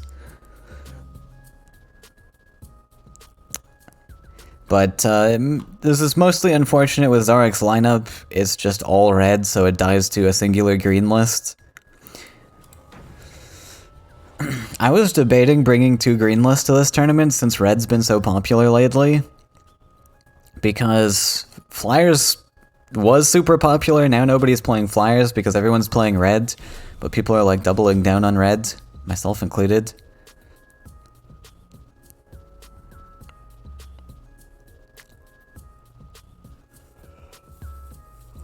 Okay, we have a bomb slinger. Nope, we don't have a bomb slinger. We have nothing. But yeah, that's fair to toss everything for a creature.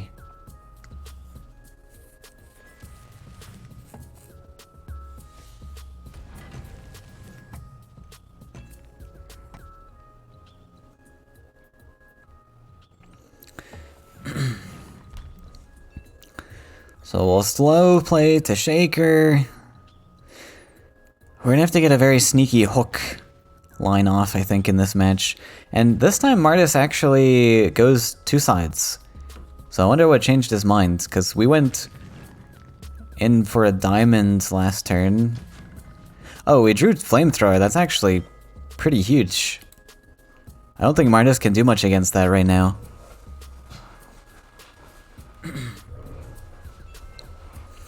So we get free damage. That's gonna be very nice paired with a Shaker. Oh, we opted for this instead of wait. Oh, we held on to Shaker. Okay. Interesting. I actually don't mind holding the Shaker there on that last turn. Just building up for more value on it, because he realizes in order to win this matchup, he's going to have to get a lot of damage AoE value, since Martis is getting a lot of buff value.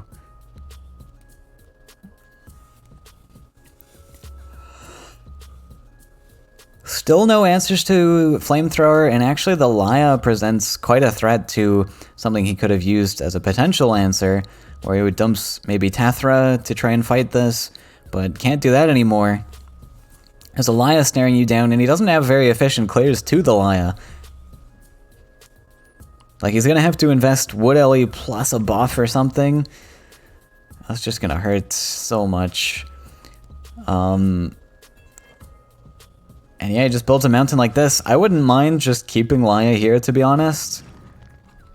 Oh, we're hooking. Oh! Oh, we're going in! Oh my god, wait, why didn't we just mount an aggressive then? That was a great opportunity if this was the line. Oh no, because we had to... Yeah, we had to build the 5th. For the hook. Fair enough. Does that accomplish that much, though?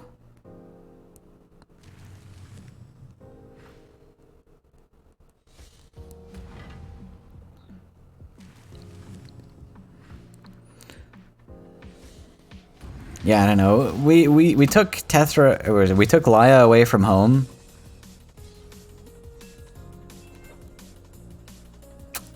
And now there's an 11-11 at her face. But...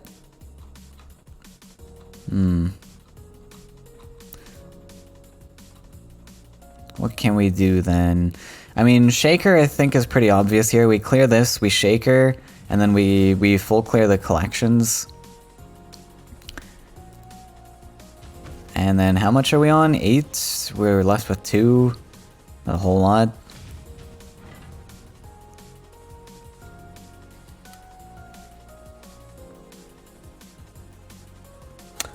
But Martis is feeling pressured to clear that Flamethrower, I guess. So this looks pretty good for us. And we just dumped a taunt structure in his face, so he can't get like good salamander value there in the future. Maybe he doesn't really care about that though. Probably it's gonna end up being a beast trainer dumping here, and then just not caring about it, or living willow, sure.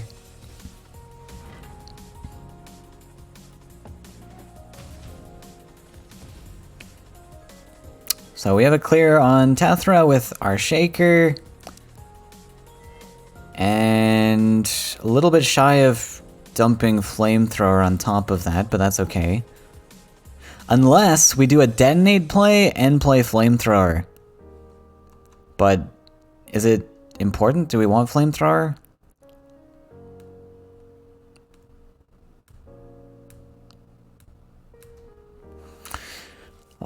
It's debatable. I think at this point in the game, flamethrower is a lot weaker.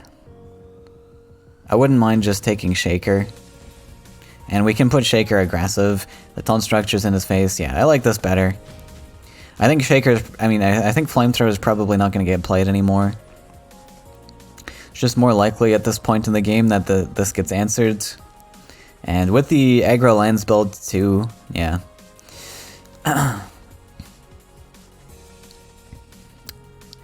We have Beast Trainer, but we can't play the Crackthorn. Not quite enough. We'll play it anyways. Line it up for next turn. How... We're gonna answer Shaker.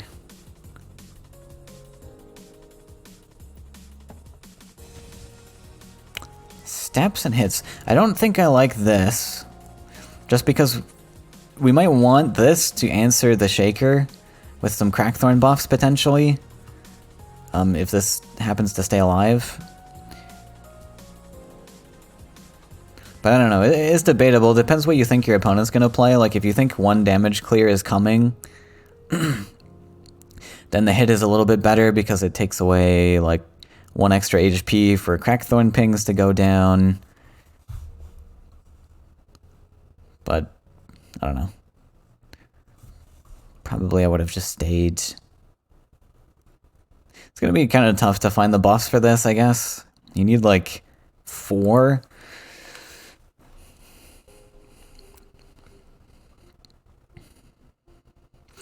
Or you could get 3 plus Shaker in the future. Okay, on Zarek's side, we're looking to clear this 3-3. Slinger, I think, makes sense.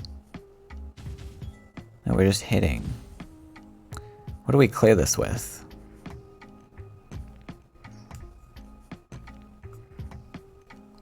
Wait, we're just throwing Slinger in there?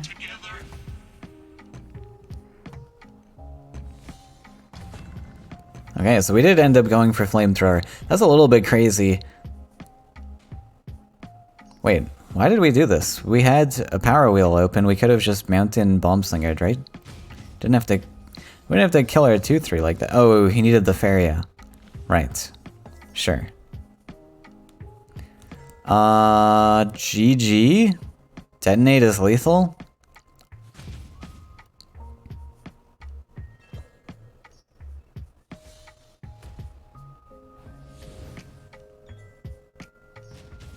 Just gonna rub it in a little bit. Okay, Mech's managing to pull it off.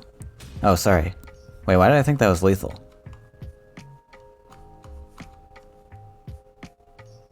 Did the guy shoot yet? I thought that was lethal. Okay, 2-2. Zarek managing to tie it up. Crazy last match, and we're gonna go red v red. Very similar looking numbers here. And Martis is gonna have to beat the mono red mechs. Which, honestly, I mean, it could go either way. I don't know what Martis's list is built of. But it could go either way.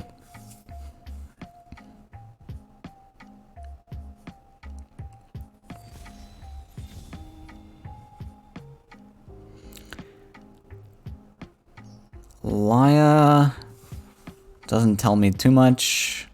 Keeps Wrath. Okay, we have a mirror match on our hands.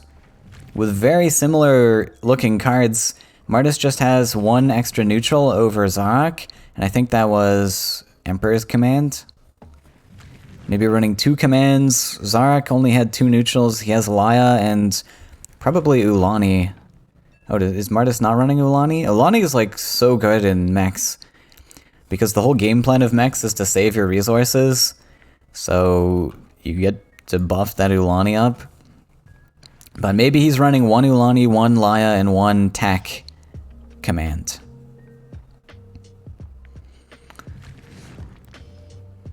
Builds up to 4 and we get Laya, which is going to get Bomb Slingered if he places it wrong. Actually, Zarek has an Explorer, so he can just hit into that anyways if he wanted to. Does lose collections for that. Is it worth it? I think he says yes. Another option was going cannon carrier detonate, but we're just gonna dump the cannon carrier anyways. I think I like it. I mean, you establish collections. The thing is, when you're playing against mechs, I mean, Zarek might not realize he is against mechs also, but when you're playing against mechs, the first person to invest all their resources kind of loses, because your opponent can spit all over you. Now, if there was an Airblot in this list, that would be huge. Huge detonate, but Zarek also knows there's no Airbot because of the deck covers. We can play around it a little bit. Ooh, Wrath's into that. I think Zarek's happy to see that. That's not a very good Wrath, but not particularly happy seeing triple hook. It's not going to help us out all that much. No answer on Martis' side, though. Actually, Flamethrower might be an answer, because for those of you who don't know, ranged creatures actually shoot back against opposing ranged creatures. Not something that comes up that much, and it's a very forgettable rule. So I wouldn't mind seeing Martis just +1 Flamethrower and set up Baldurion, because Zarek has nothing set up to deal with that Baldurion. And yeah, we found an answer to Flamethrower. It's just another Flamethrower.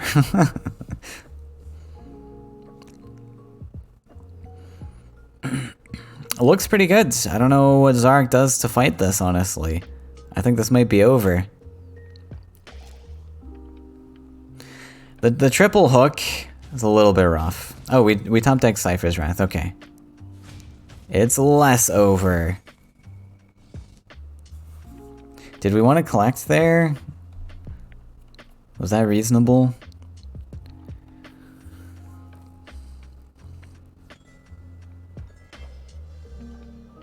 So we play nothing. That's...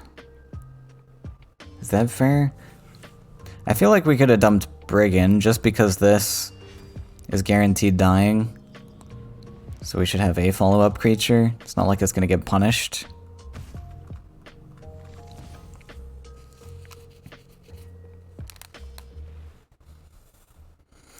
Because now what are we gonna do? We got a 5/5 sitting there.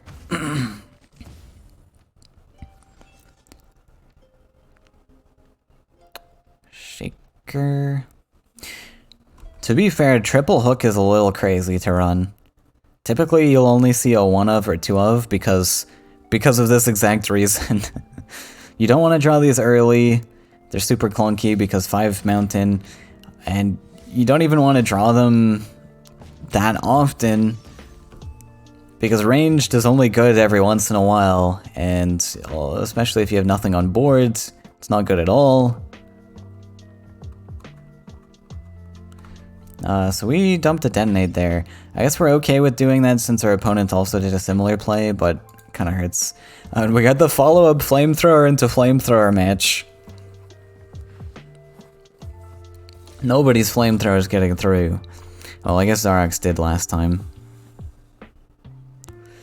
So we're gonna do another detonate. Clear the shaker. Sad detonates.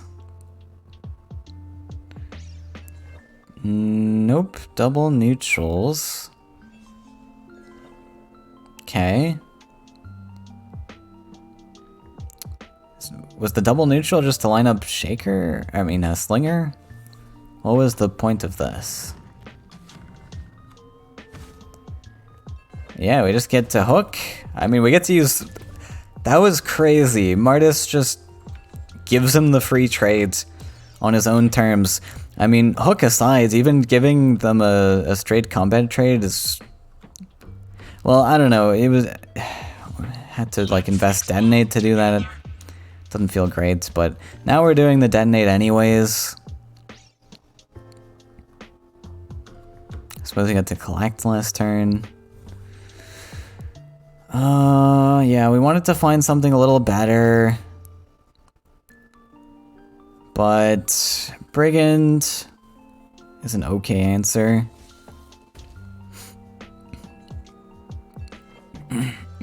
Ooh, Cypher.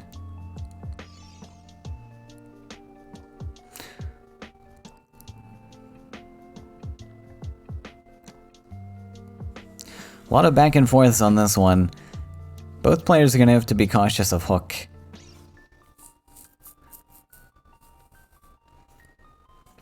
I think Cypher just makes sense. +1 Cypher. It threatens the 2-3 from being able to step up and collect. Oh no, wait, we go Flamethrower? I really thought Cypher was the play there. I don't know that I like Flamethrower. I mean, we see it doesn't get punished here, but it very easily could have with a Wrath top deck.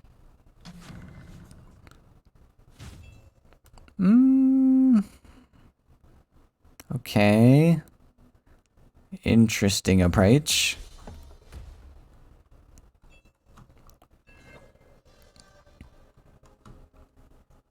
So we go here just to block the ranged, and we get a little bit of collections out of that.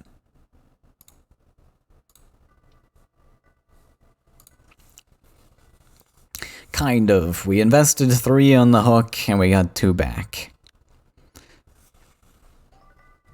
And then, ideally, all our creatures die off and we get Ulani, so maybe Martis considers clearing the 2-3 so it doesn't get value. And this would take away a double collection, or at least 1 collection, to do so. Doesn't decide to do that. I think we're just gonna, yeah, Slinger makes sense. And then Detonate clears the Brigand. And we don't get to shoot, but that's pretty good. And Zarak just gets left with an Ulani. Drawing there's nuts. We have so much stuff in hand. Why draw? Oh, I guess this is over. We just sidestep, shoot, break the shield, 4-1 trades.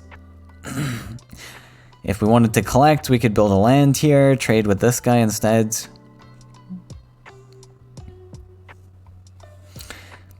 And then we get to develop Cypher, which we could have put Cypher aggressive if we built that mountain. So I kind of liked that. Like, we go up +1 here, but we would have had the same effect if we had just built a mountain, right? And then Cypher's more aggressive. But maybe we want Cypher in the double collection spot, since it's more sturdy, rather than the 4-1 double collecting. Now we +1ing. Build up a little bit of resources. Hopefully can find a full clear here, and not play super hard into Flamethrower. We have Cannon Carrier. But we have to find, like... Okay, we can do maybe double detonate on something. Could do a single detonate. So we could do Cannon Carrier on this side. Blow up this side. We can do Bomb Slinger here. And detonate. That requires too much currently, so... Yeah, we'll wait 1 more turn. We can take 1 more face hit. I like the lineup for this follow-up turn with Slinger on the Cypher. And... Ooh. That's a lot of damage. That is a lot of damage. 4 HP, though. Okay. So yeah, we can still do the same line. Was there a more efficient line? Guess this just makes sense. We had a 4-2 at face. Looks good enough for now. Martis gets to play his own Ulani now with the buffs.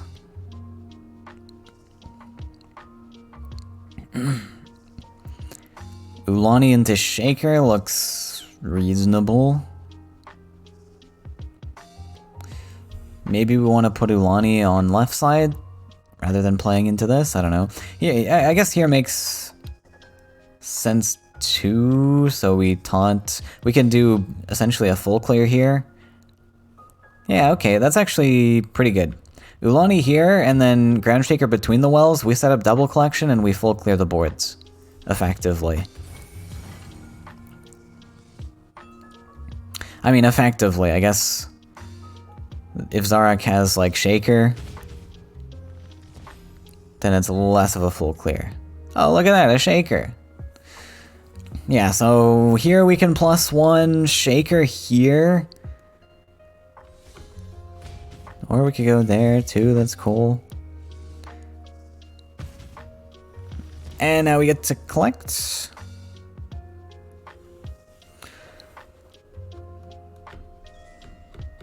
I don't like this. I liked playing back. This is asking to be like detonated or something.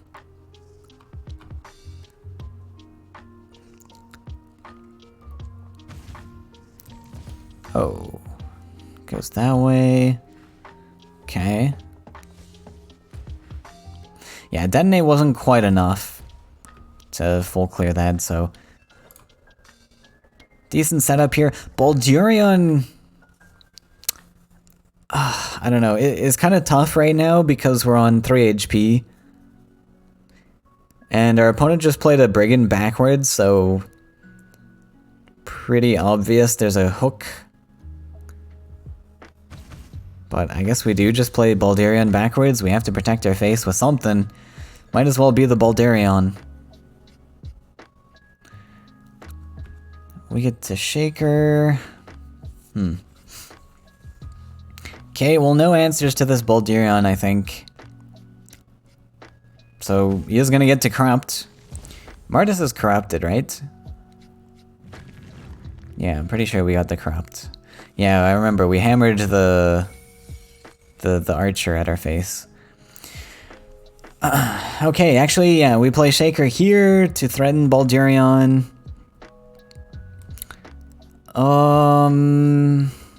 I mean, we could just sidestep, yeah, and then play Captain defensively, maybe. Or Laya, why not Captain?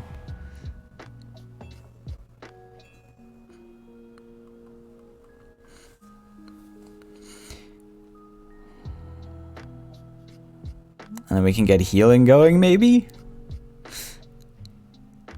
Oh man, all he needs is one mech head face and then a detonate. So let's sidestep, potentially...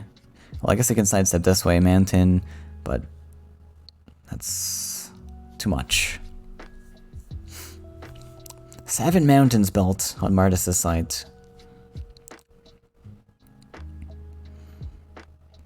Oh! Okay.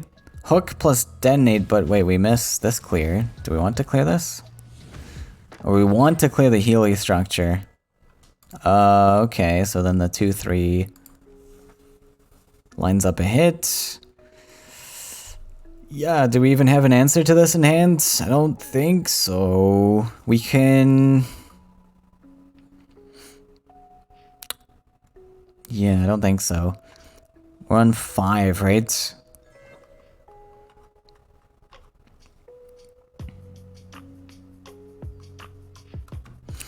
Or we're on 6. I guess there was a way to block if we like hit this, and then like cannon carrier back, but it's a little brutal.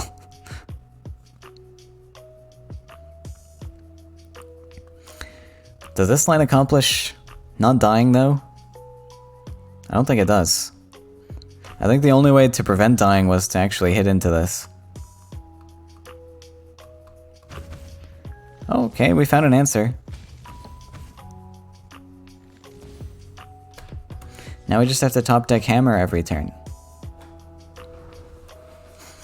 No, I think he plays Captain here. Yeah, that can't be hammered. But it's in a spot where it's not going to be able to actually hit face. I don't know, was this the play, or did we want to build a mountain and play Brigand to guarantee the hit? I guess this just puts Zarak on the back line, on the back foot. Oh, nice. And we're just forced to keep playing creatures here. But that'll do it. Martis closing out the game. He was kind of creeping up on him that whole game, and Zarek wasn't able to stabilize with the triple hook start.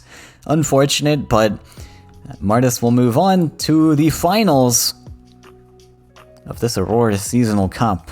Alright, welcome back everyone to this, I was about to say Cypher. This is the Aurora Seasonal Cup. Time has flown by, and we're in the other end of the bracket on the semi-finals still. Eru versus Amoeba.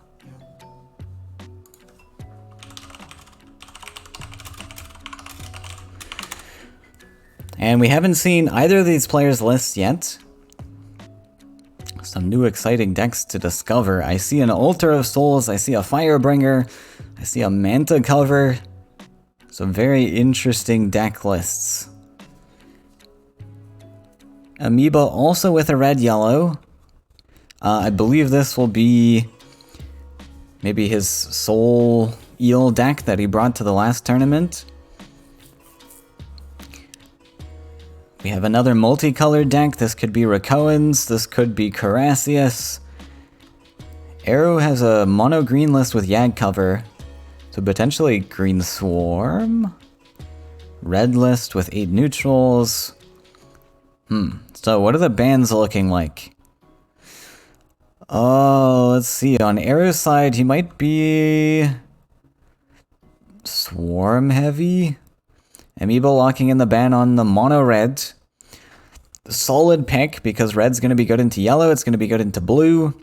Oh, wow. Eru thinking about banning blue? Actually insane. I would probably ban red yellow in this case. Because we don't have a lot of answers to it, especially if this is like Swarm. It's not going to be very good into this list, so what are we even using to counter this? We have nothing. Blue is... Sorry, Sesh, but blue is not that great a color overall. It's okay. I mean, you can... Yeah, it's definitely doable. You can do a lot with it, but it's one of the weaker colors for sure. The other scary list, of course, is Carassius as well. If you don't have an answer to this, this maybe should be a ban. So I definitely would have been looking at one of these two lists as Eru. Honestly, probably you have to ban Carassius if you don't have an answer to Carassius, because that just loses you the game on the spot. But I don't know, it depends what Eru's running. So we'll see what the green list is. We get to check this one out first. Amoeba's going to lead with red-yellow. I honestly think this list could sweep Eru's entire lineup. So we'll see what happens. Okay, maybe switching decks though as Amoeba. Looking at the yellow list. Okay, locking that one in. Cool. So if this is like Green Swarm... I mean, I think this will be potentially an even matchup. I don't know who will be more favored in this one. Depends on the draws, but we did get Alter first pick, so that's crazy. Oh, this is not Swarm. Okay, we've lost. This is certainly not Swarm. And we're running Priest of Everlife. Yuck. Okay. Yeah, I think this one's pretty much in the bag for Amoeba already. And we wanted to use red to counter this particular list ideally, but that one was banned. So what does Eru even have to fight this one? I don't know.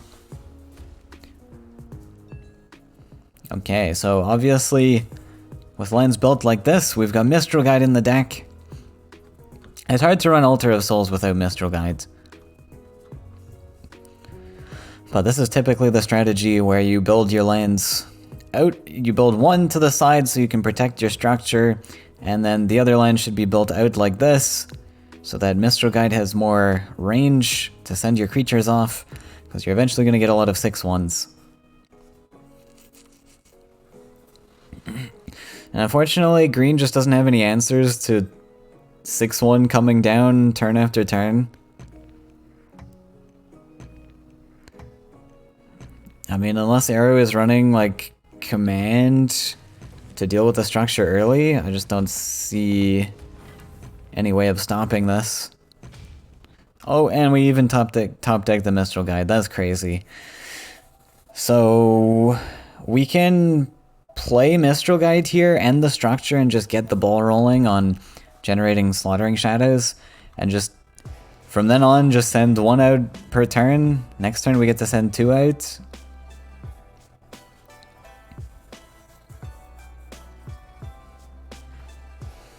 And we don't even need our Power Wheel anymore.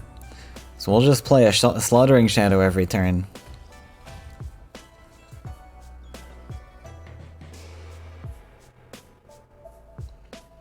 Hey, we did top deck command. Look at that. Answer. Yeah, we should just rip this. Probably right now. Clear the structure. Okay. Still in this. Oh, this is a feed deck? We're playing feed with Willow and Priest. Interesting. But yeah, command huge here. That was like the perfect top deck Arrow could have hoped for. So definitely still in this, and we're gonna ramp up to 5 Forest. It'll be a bit awkward getting to face with 5. But that's okay.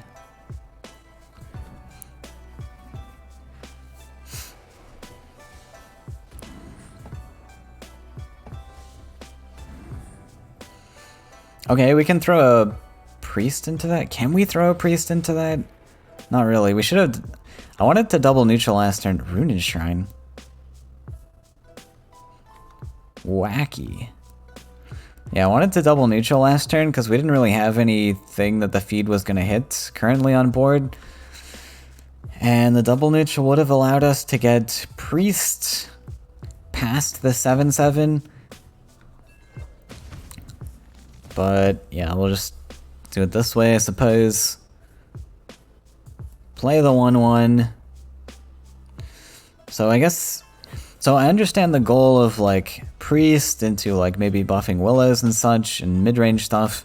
I don't understand the feed and the shrine. They seem like conflicting cards. Unless we're doing some like massive combo thing, playing Day of Dragons.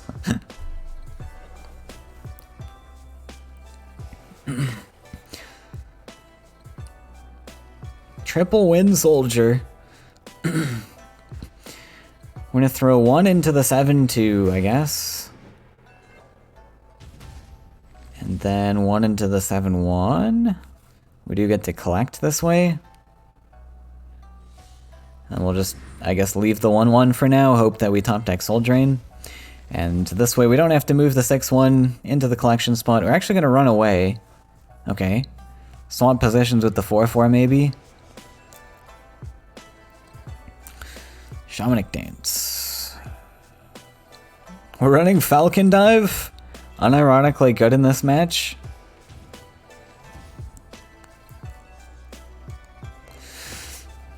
It's pretty brutal for having anything of impact able to be played here. On Ares' side. I am curious what's in the list that warrants Rune Shrine and Feed the Forest. Okay, so debate here Amoeba's going for is whether we go face with the Fnatic or maybe we take a clear. Face makes sense. Arrow's already on 7. And man, if he could see Arrow's hand, he would not be concerned with Arrow's collections.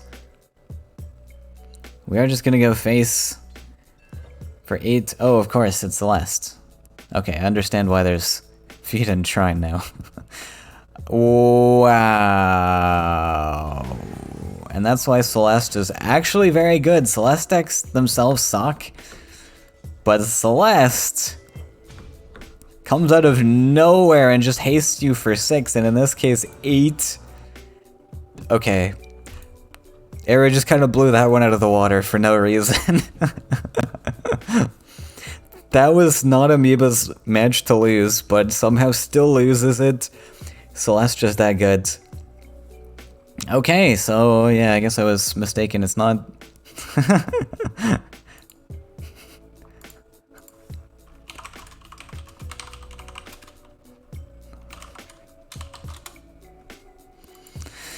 So it's not Green Swarm. I guess I should have expected this.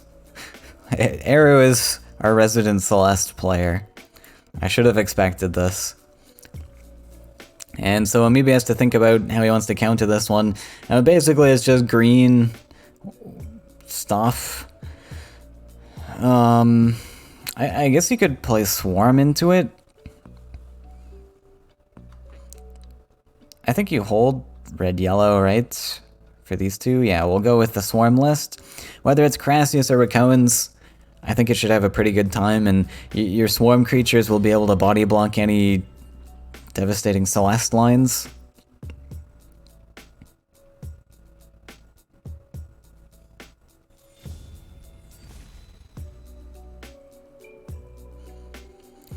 Chieftain, so this tells me we're not playing Crassius. This is just going to be Racoans. Kind of crazy that Arrow's going up to 5 forests actually with the Celeste list. What is useful in 5 forests? We have Feed and Tyrion Golem and that's it, right? And Celeste like really benefits from double neutrals because you get him onto like a well corner, you extend his range. So I'm curious if there's other more forest heavy cards in this deck than just Feed and Tyrion Golem. I just don't know what it would be because there's really nothing. Like you're running Oakfather or something? Oakfather, which becomes like a 6/11, so it's just a second Tyrion Golem that's super expensive. Oh no, we double neutral this time. We want to double collect. Amoeba running Copter and Illusion, so this Illusionist, so this is a very greedy Racoan's list. Which could suffer to the speed that Arrow is about to present. We'll play a 5/5. 5/5 is a scary stat line to play into green when they've got a 3/4 Vulpine coming right at you. One buff can just kill this. Okay, we're gonna step back.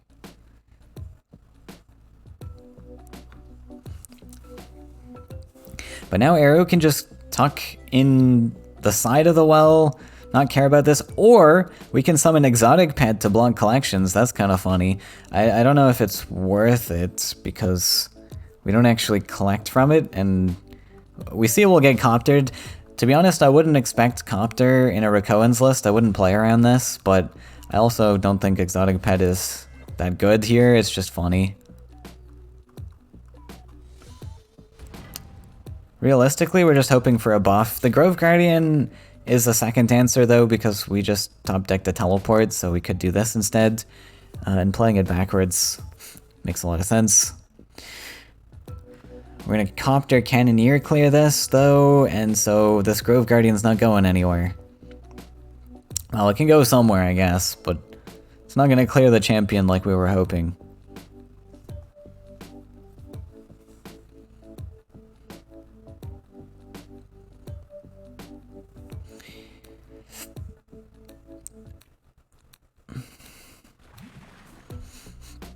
Like, defensively, was there a disadvantage to placing it under the Copter? I guess if you're actually playing around, I don't know. I don't think there was a disadvantage. Oh my god, we found it! So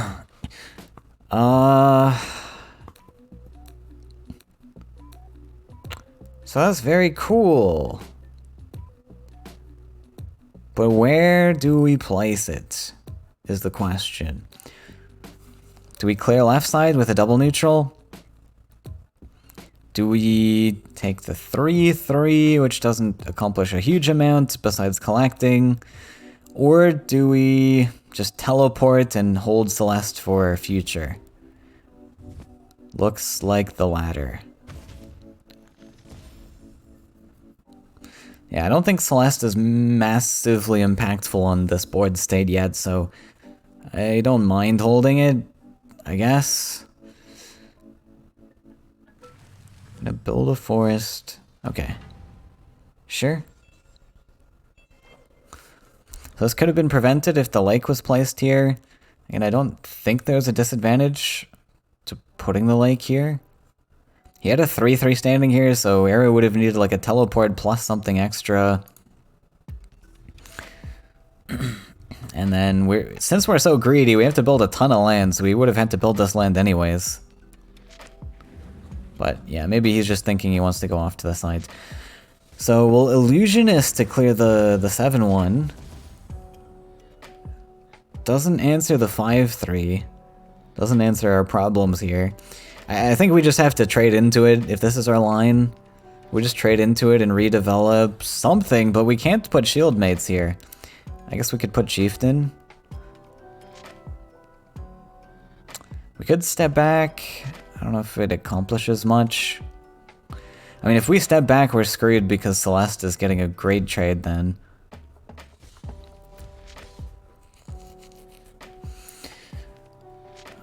I liked just straight hitting because I don't think this 5/3 is going to do very much. I like just trading and then dumping the 5/4, and we would have had a similar board setup, except our opponent doesn't collect. Grove Guardian's dead. But suddenly Celeste just wins the game again. Insane. But that's kind of how Celeste goes, I guess. Huh. And the Falcon Dive pickup to full clear the boards. Love the Falcon Dive. +1 in preparation for Tyrion Golem. He doesn't want to invest his forest yet, which is the smart play. We need to +1 to play this, because we're only going to collect up to 4. So your options are, do we +1 this turn or build the forest this turn? And +1 always usually makes more sense. So we get options on where to build that 5th forest. And I think Amoeba can just surrender here now. We don't have anything left in hand. We spent all our tools. A measly little 1/2. And Celeste is gonna whack us in the face.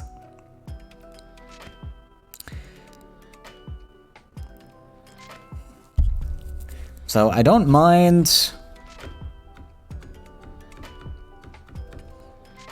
playing Exotic Pet and then Aggressive Forest.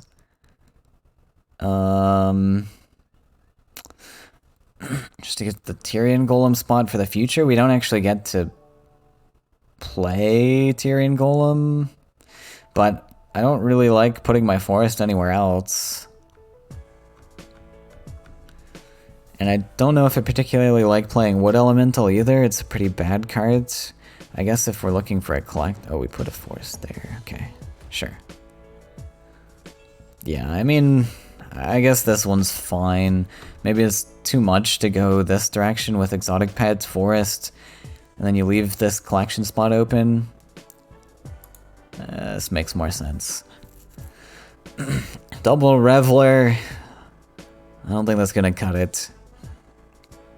Unfortunately, I think Arrow's Lust is gonna claim another victim, and maybe it's gonna have to try and sweep with the red-yellow, which I think is very doable.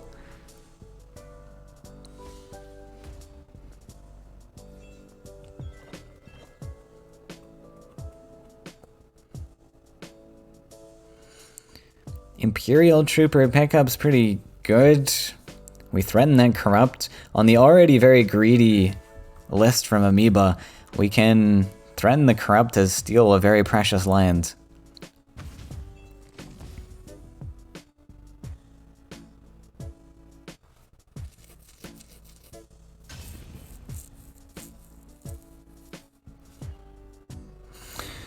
And we can even play the pet in there. I preferred sidestepping the 6/6. And then this way we're just standing on one of the forests, which is where shields mates could go, and the explorer is left open, which makes it awkward for Amoeba to place things on. I don't know what staying here does that this doesn't do. Like, you're staying out of trade range of the 1-2, but I don't think this really does that much. Like, the only way this becomes spooky is with Illusionist, so the step doesn't matter. What else? Like, Chieftain does 1 extra damage.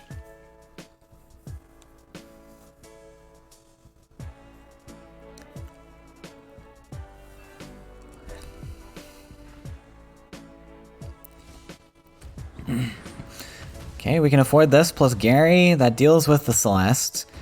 Doesn't quite deal with Tyrion Golem, and the Gary placement's super sad. Because the Tyrion Golem can just hide behind Face here. And Amoeba doesn't have any answers currently. Wait, did we miss playing Trooper last turn? We had the Faeria for it, right? Yeah, we did. Why didn't we play it? Arrow just wanted to top deck Celeste a second time.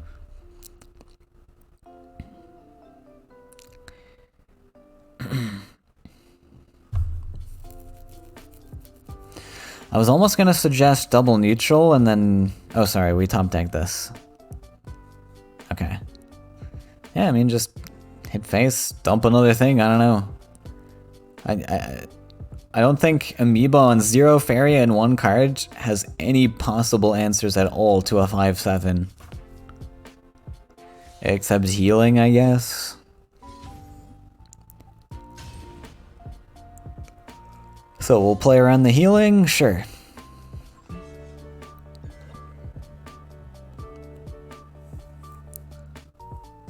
And that's it.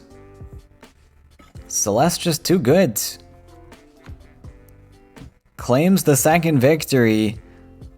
And we'll have to move on to Amoeba's third and final deck. Red, yellow, Solial, I am assuming.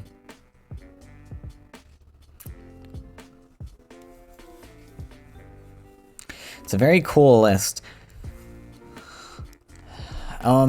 These stat lines will be a little bit awkward. Like, green has quite a bit of bulk. And so the small damage numbers are going to be harder to pull off. But surely Arrow won't top deck Celeste 3 games in a row.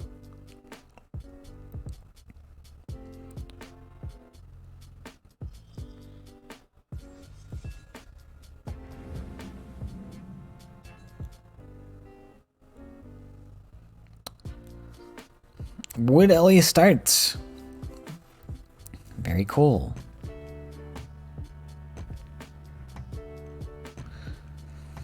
We have a double Sandstone Explorer on Amoeba's side.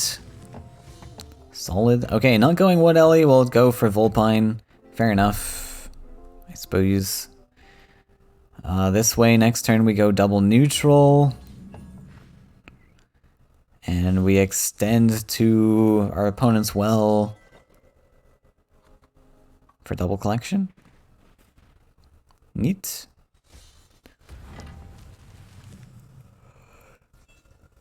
We dump the Wood Ellie here.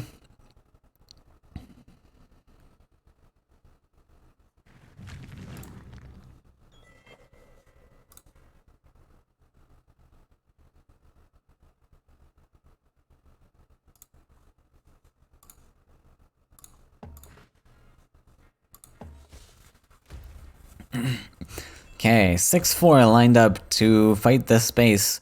Verdrin might be a cool stat line to fight it, but we see a Spirit Theft in Amoeba's hand, so we'll see what Arrow decides to play here. It kind of has to be Verdrin Force, though. You don't want to play Grizzly into this. Doesn't trade evenly. And obviously Stalker does nothing. We also want to collect, so the line that I would be thinking as Arrow here is collecting with Vulpine and then placing Verdrin Force here.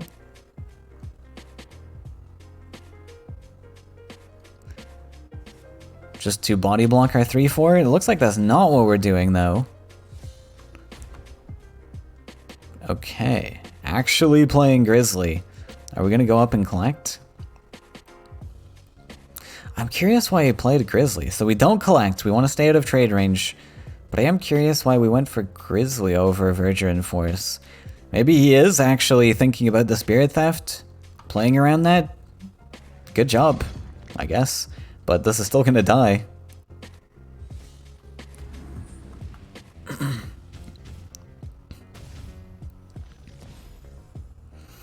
We're just hoping for Falcon Dive top deck 3 games in a row.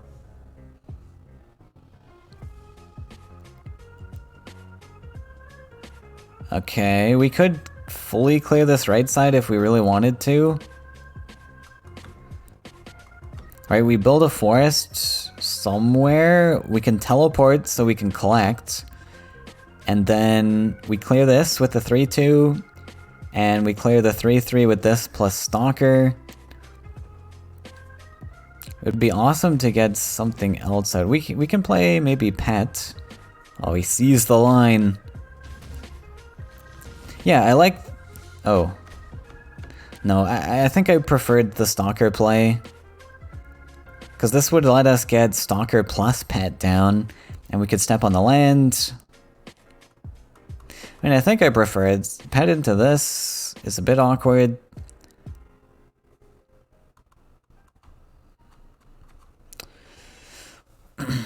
This way we give our opponent a collection when we didn't have to, but I guess we're threatening 7 at face. I just don't think it's really that relevant. And if we were playing around Spirit Theft before, then maybe we're fearful that it might be in hand and we can see on board that he can step back the 6-4 to threaten this and still threaten that Spirit Theft. And now we're just in an awkward spot maybe and we let him collect. I guess it's a debatable line, but I think I much preferred just clearing this. Developing Pet. Oh!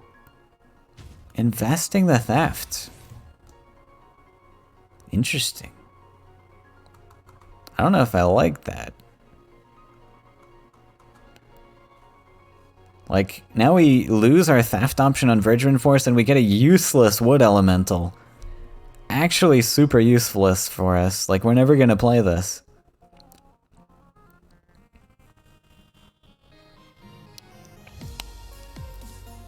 Like, I would have rather just Copter or something if we were that concerned about it.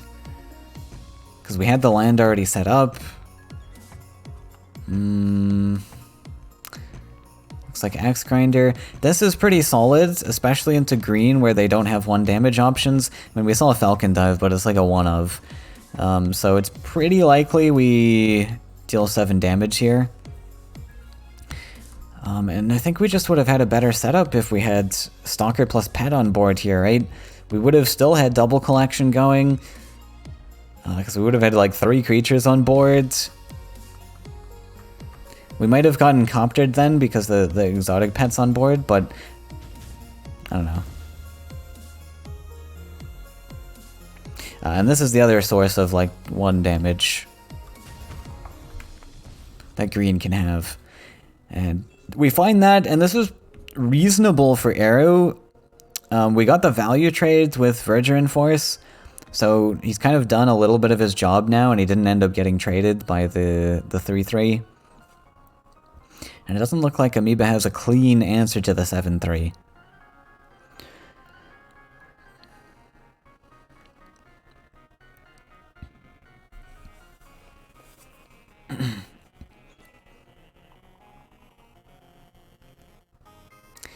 I think thefting the Woodelley is a big mistake, and we're gonna get punished so hard for it.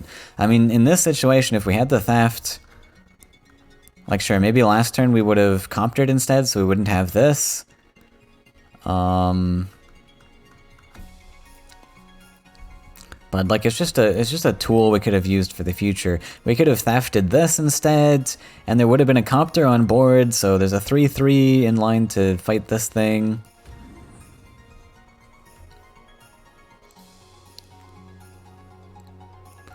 But we'll just dump the Mistral Guide. What else can we do? We can dump... I guess we can dump the second one to fight it. We don't have a clean 3 damage option. I didn't mind almost just tossing it in its face. We don't really have movement tricks, I don't think, in this list. And I think Arrow's pretty comfortable just sitting back and waiting for Celeste now that he's got Time of Legends. We can draw a card here. Hopefully draw into it naturally, and then we've got double Celeste set up.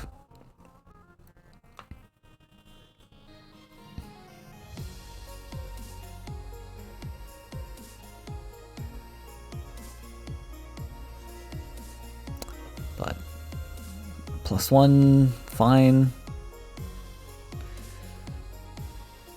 Find another Spirit Theft so we can take this here.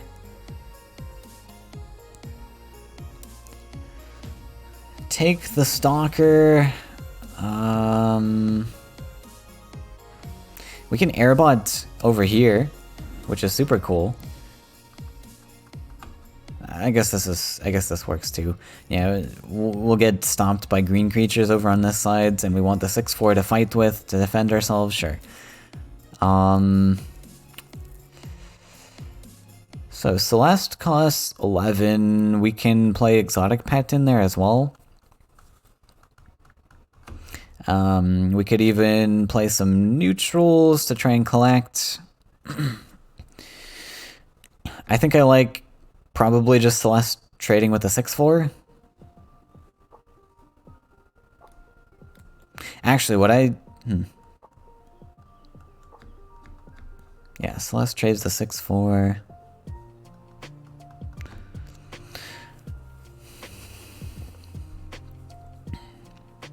Unfortunately, our Stalker's gone. Stalker's a great airbot launcher. We only get one of them. What's the plan here then? Like, Celeste onto left side doesn't even feel that great because it just dies. Don't know if I like going face here because we don't get to develop Exotic Pet. Unless we're not playing Celeste, but because we don't have to play Celeste. We could play... I don't know. We kind of have to play Celeste. Okay. What? Literally play nothing? That doesn't make sense. We could have at least played a Collector. Like, we could have even played a double Collector. Not playing anything is crazy.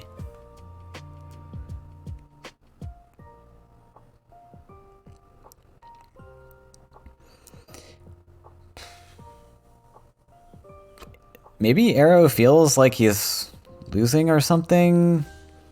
Oh my god, Flying Stalker. That's cool.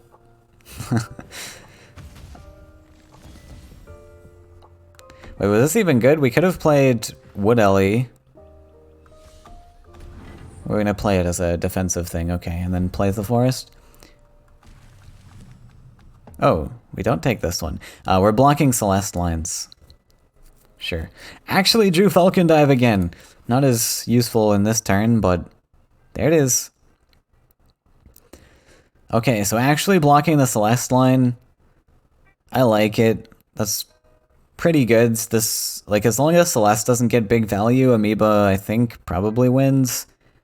Since Air is playing, like, suboptimal cards. We'll double neutral and pass. Pretty obvious there is a Celeste then, because we did this. And still not playing anything.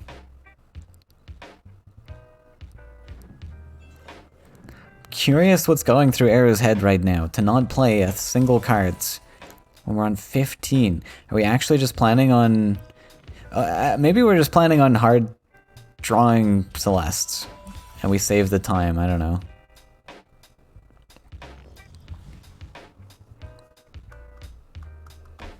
Oh, we bartered into Seek into another Discover.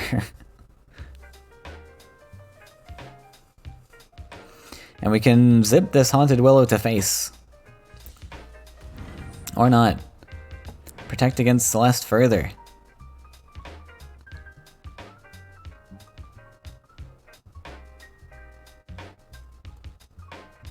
Sure, makes sense. And we maneuver our creatures this way so that we protect our 7/4, since Celeste got the protection. We have this to chip it away, and then the 7/4 can hit in, or the 6/4 can hit in.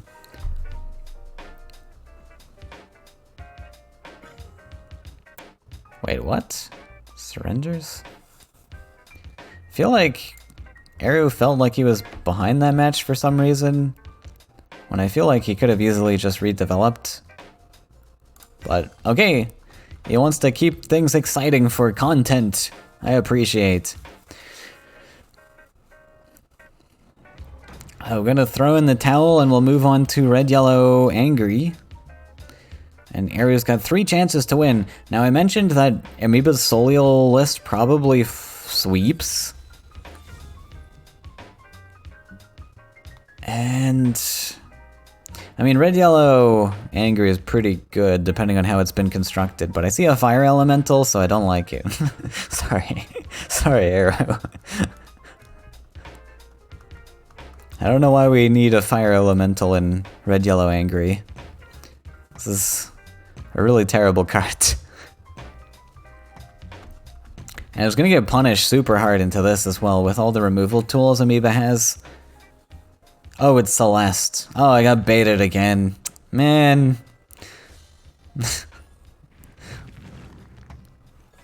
I got baited again. It's not real.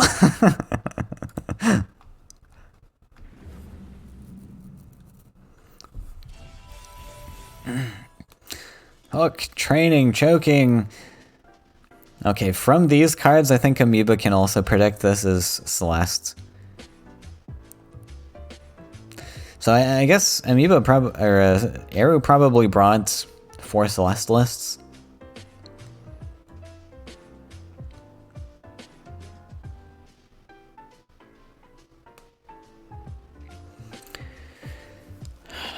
So what to pick here? Probably not Choking Sand. You saw the Firebringer cover. You see the Fire Ellie on board. So probably Choking doesn't get any value. Hook is fine.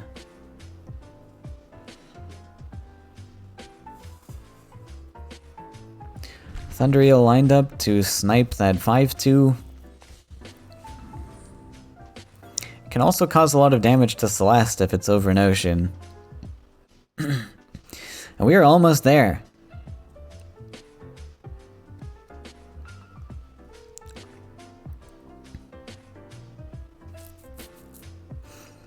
One more turn and we can Celeste that 4/4. I think with Celeste you want to build the center land though. Aru's gone sides all of these matches. But like the center land just provides so much more threat range for Celeste to go. So I don't know if the side lands starts are correct. This is nice, but Celeste is gonna get to eat this and collect. But he's gonna have to be adjacent to the 4/4. Then Amoeba can just answer it again, so it's not the end of the world, and Aru's gonna have to invest a land for this, because once again, we didn't start with center lands, which would have been pretty huge. Flame Burst, Theft. We can do Flame Burst and our own Theft. Wait, I thought we had... No way, you don't run Iona in this. You're running Iona? Aru! Why?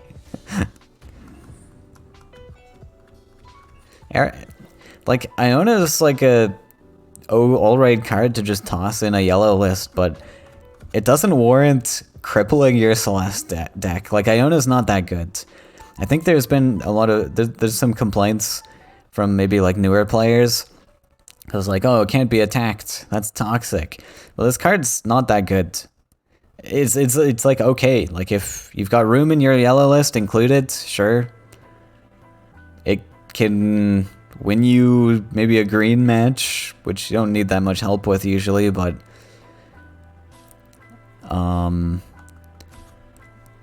I mean, including it in a Celeste list. The Madmen.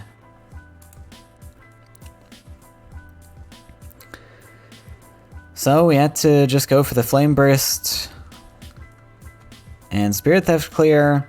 Amoeba's probably super happy seeing the Iona come down too, because he knows that he had to use Time of Legends to grab this, and that's not a Celeste coming down. So that gives Amoeba a lot of time. Actually just gonna Flame Burst the 2-1. Is that worth it? Well, that doesn't seem worth it, right? We could have sent a Sandstone Explorer face, but then... Wait, what? What? I think Amoeba's tired. Arrow gonna rub it in. That was a mistake. Oh no. For a second I thought he didn't. He held the Sandstone Explorer because he was playing around Thundereel, and then he stepped the 4-4 over into the ocean. Oh no. Tisk, tisk, tisk, Amoeba. Sounded like he had a long, grueling match against Bamsa earlier, so... Maybe he's a little bit fatigued. This tournament, potentially super early for him as well. I mentioned I woke up at 6 AM for this on a Saturday. I'm sure others are in the same boat. I don't know why we have seasonal cups 2 hours earlier than normal tourney start time. Doesn't make that much sense to me.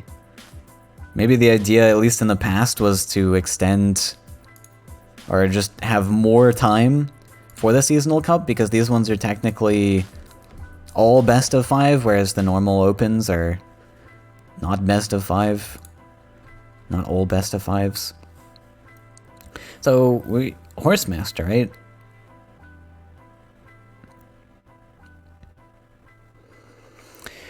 Fnatic can always do some other stuff for us in the future, especially with Gary in hand and training in hand. But we will Fnatic. I guess this gives us a double collector if we're not playing anything else. Okay. Sure.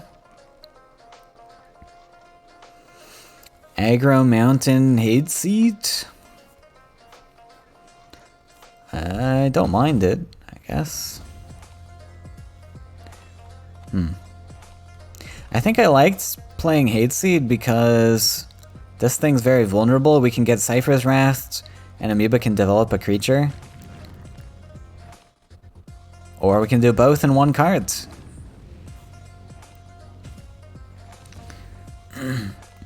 Yeah, I liked playing the Hate Seed there. I get wanting to go for more value, but it just seemed like a great tempo play here.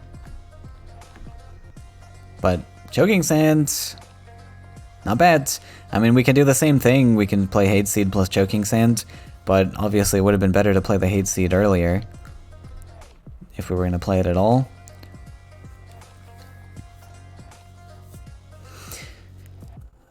Yeah, I don't think there's much question to it. We just... Wow, he really wants this Hate Seed discounted, huh?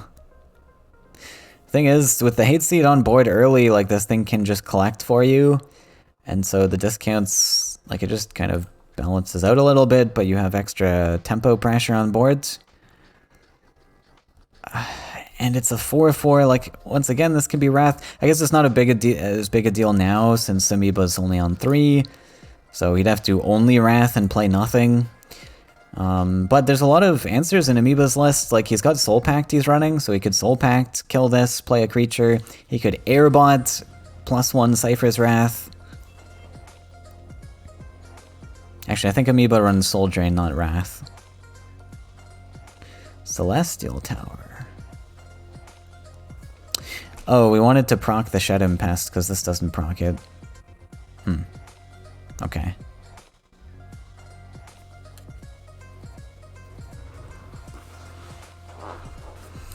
I understand.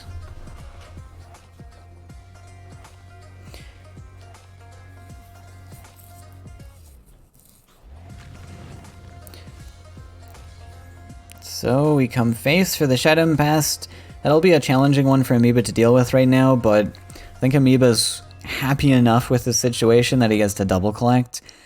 I think Eel is the one that immediately jumps out to me as an answer. We can put Eel here and line up the hook. Because Amoeba's kind of forced himself into hitting face with the 6-4. So if we just put Eel here, it's really awkward for Arrow. Even if he predicts there's a hook, he's gonna have to like build an extra land to step back out of range. So I really like actually Eel setting up a hook line.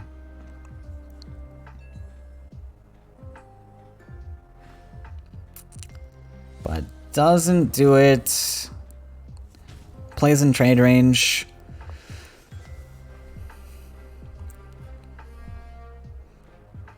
There's still a potential where this sidesteps, hits face, plays another creature, and maybe Amoeba can do a Flame Burst Spirit Theft on this, and then hook this. That costs 3, 4, 5, and we've got plenty next turn. So this could still work, but I think I preferred putting the Thunder Eel back. But maybe he doesn't want to be too obvious about it, and feels, yeah, I'll probably hit face with this, and I can go Flame Burst Spirit Theft anyways. Okay, and that is what Arrow does, so Amoeba gets a pretty game-winning play here. Assuming he sees it, but I'm sure he does. Yep, Flame Burst, Theft, Hook, crazy. So okay, maybe this worked out in his favor. Maybe Amoeba was just playing the big brain mind games where he's like, if I put the Eel back here, Arrow's gonna know that I have Hook, obviously. And so I want to make him think that I don't have it and just bait a second creature to come down so we stomp all over him. So Amoeba's over here playing 5D chess. I'm too small-brained.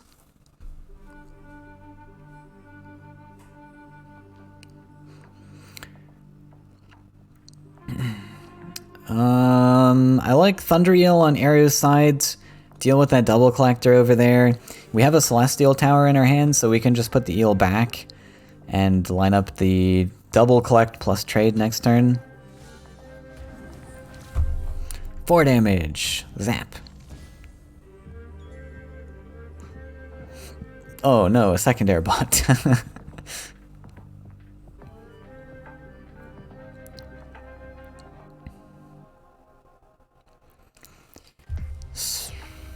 Yeah, I like just second airbot, I think.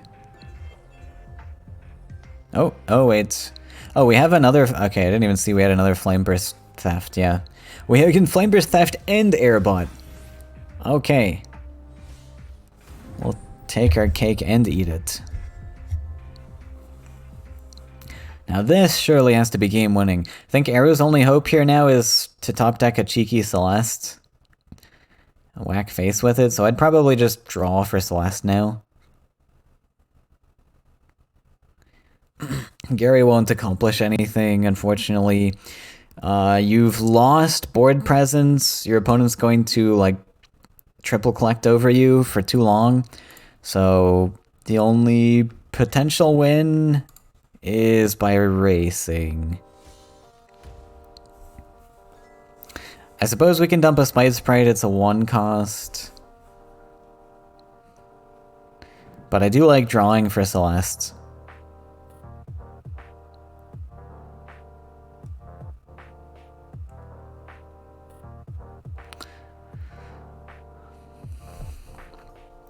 Thinking maybe if this guy can trade into this, we can do a Gary play. I mean, it's possible that Gary can bring us back in the game too. Like if Amoeba overinvests and we can get a big Gary, then sure, but I don't think it's very likely. 2 damage, I don't think is going to be enough.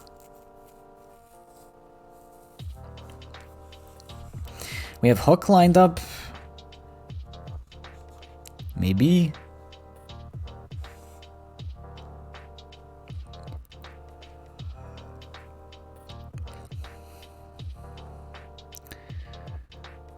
Actually gonna play Eel.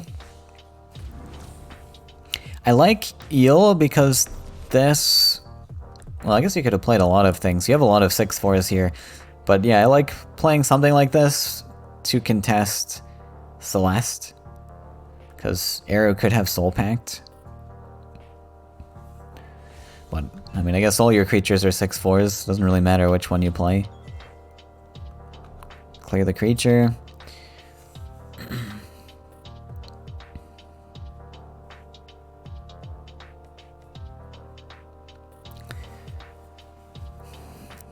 Barter into Choking Sand, I guess.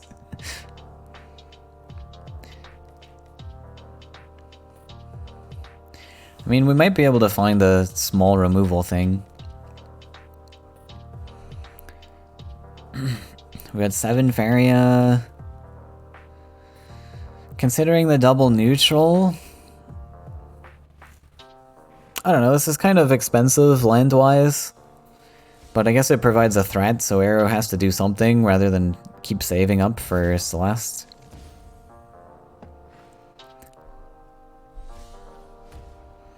And puts on a clock so that he doesn't get raced by Celeste. Okay. But now we get a big-ish Gary value. I mean, it hits a lot of things. Doesn't kill a lot of things, though. But yeah, I don't know how I feel about just dumping Gary here. I think it was still more correct to just draw for Celeste, because this didn't do anything.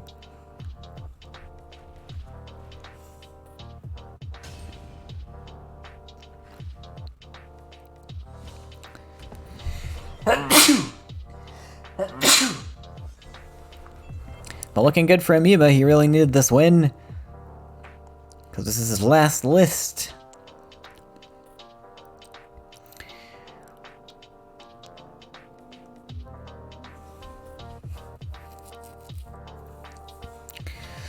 And being the Celeste player, Arrow doesn't have very many soul drains and Cypher's Wraths. It's gonna be difficult to find the 2 damage needed for that guy. But yeah, just draw for it. Might as well. Warbeast. Not quite. So, thinking about hooking to shoot the 6/2. I don't think we needed to move. I guess if we're worried about a body blocker. Yeah, we'll just surrender. That's fair enough. That game was lost. So 2-2. Anyone's game at this point. Arrow is forced to switch to this list with the Manta cover. So I'm not feeling super hopeful in Arrow's chances here, but hey, if this is another Celeste list, anything can happen. All we have to do is top deck Celeste. So you notice he didn't actually top deck Celeste that last game, but he could have if Iona wasn't running the list, and I think he would have won that. So let's see, I've seen only single copies of cards so far. I'm pretty confident these are all Celestes. But I like hard scooping for it. You probably have at least some amount of starting creatures greater than normal, perhaps. Double Flame Burst start looks pretty cool for Amoeba, but the 4/4 is going to be a nice stat line to soak those up until Spirit Theft is drawn at least.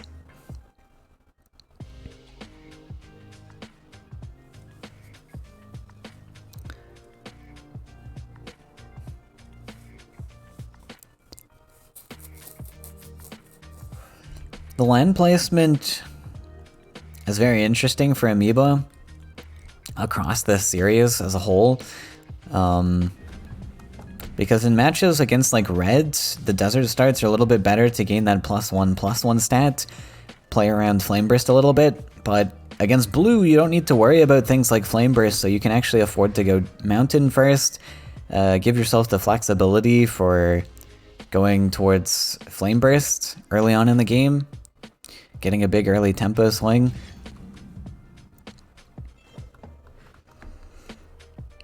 Okay, great curve for Amoeba. Get to dump Mistral Guide, and then Axe Grinder was top decked as well, so we can send that to the face. Next turn, not much Arrow can do about that. Never mind, we have a volley in hand.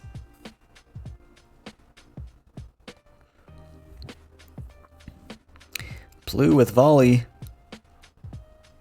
Insane. A little bit of a debate here whether we go double neutral or we want to build deserts up. And it looks like we're going for deserts. I hope this isn't an Astanu list. That's gonna break our Time of Legends again.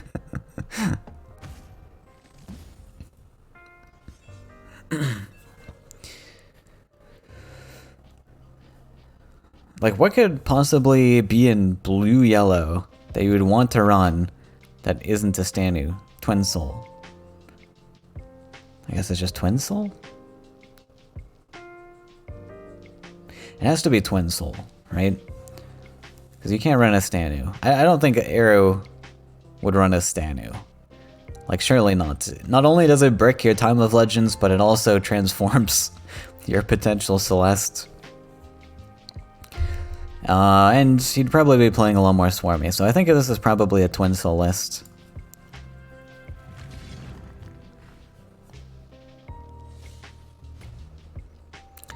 Has to play just an Axe Grinder.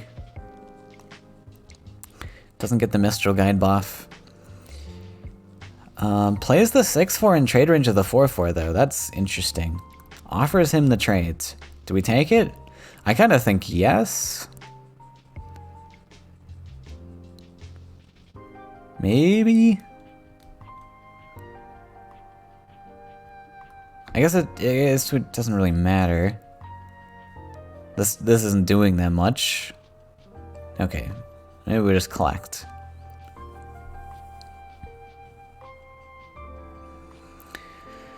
Build a desert, line up a Manta to fight the Axe Grinder. And that's it. I don't think we want to play a second one because we'll play a little bit too hard into Garridan.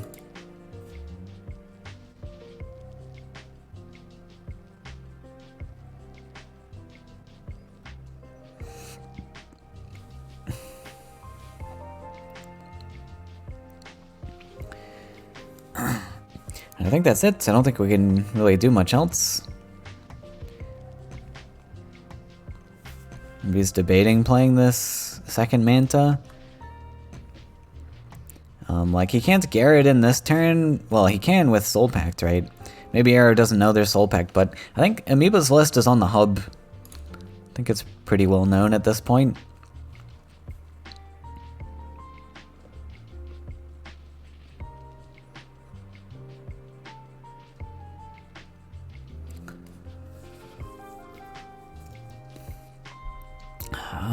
Yeah, we have to collect.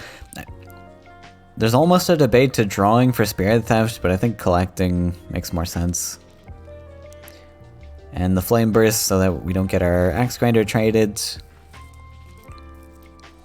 And Airbot as a backup collector. I almost didn't mind Airbot over on right side to block the collection. Guess there's a Sunken Tower to ruin our day, but I'm sure we find a 2 damage clear for this, and if not, we have a Flame Burst.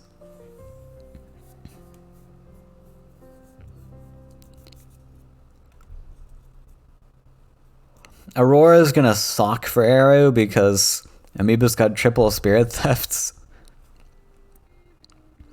That Airbot's waiting to be buffed.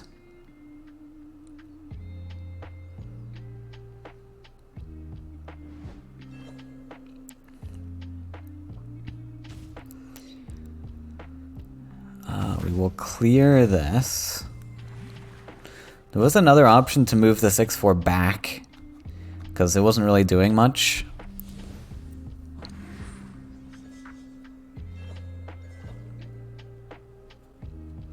Double Axe Grinders so we can start pumping these ones out with buffs at our opponent's face.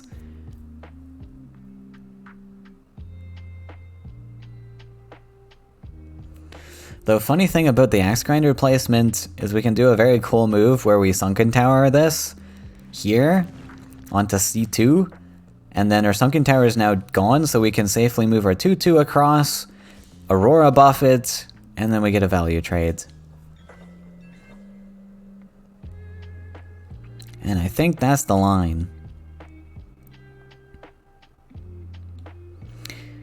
And then we mess up his Axe Grinder spot as well by doing this move.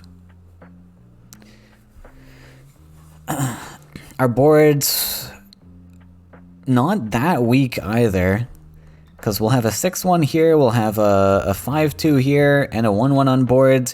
Like, weak stat lines, but we've got 3 bodies. I guess Axe Grinder could potentially trade 1, then he needs 2 removal tools, but he's only got 1 card in hand. So I think that play makes the most logical sense. We might as well draw here because we got nothing else in hand.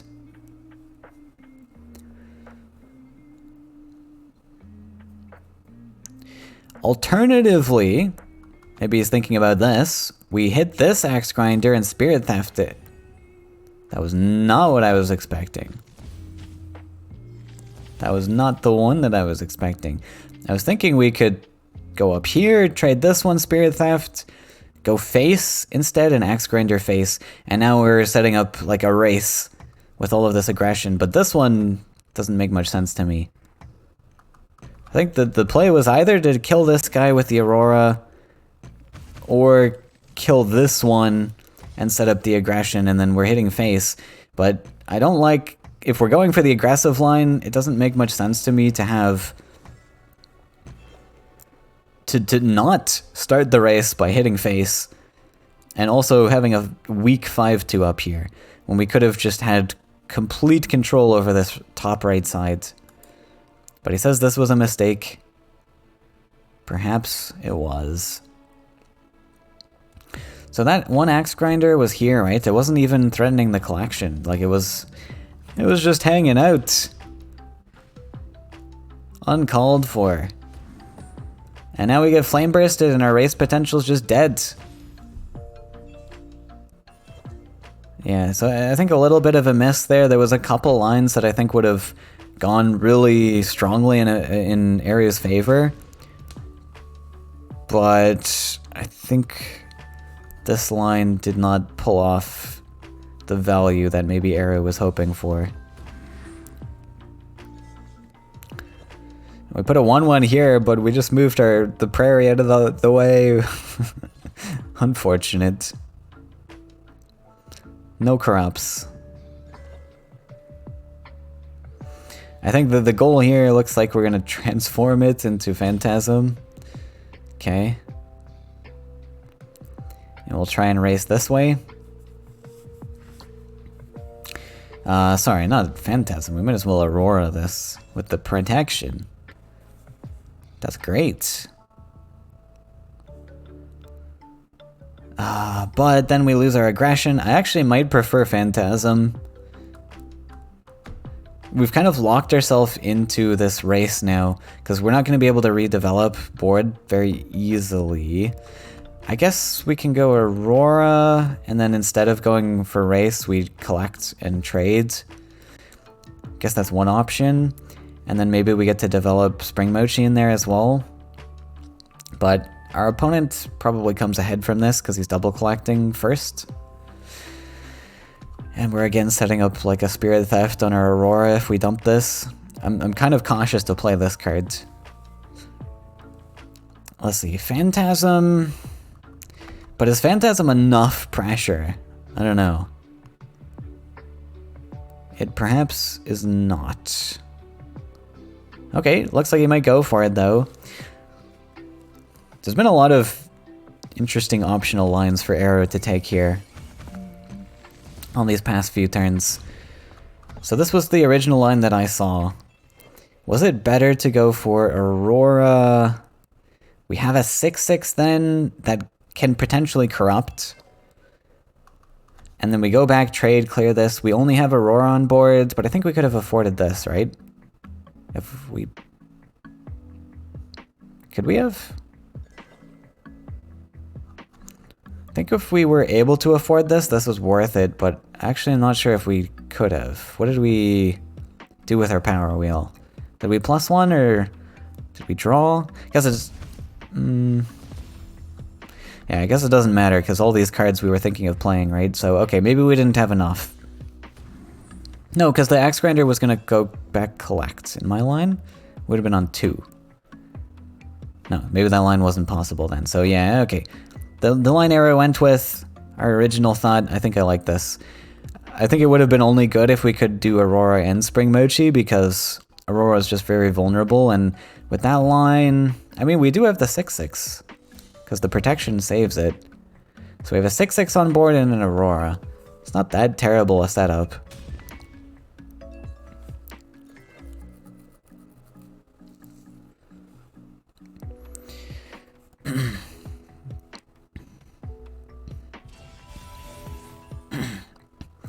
Soul Drain! Soul Drain is pretty huge.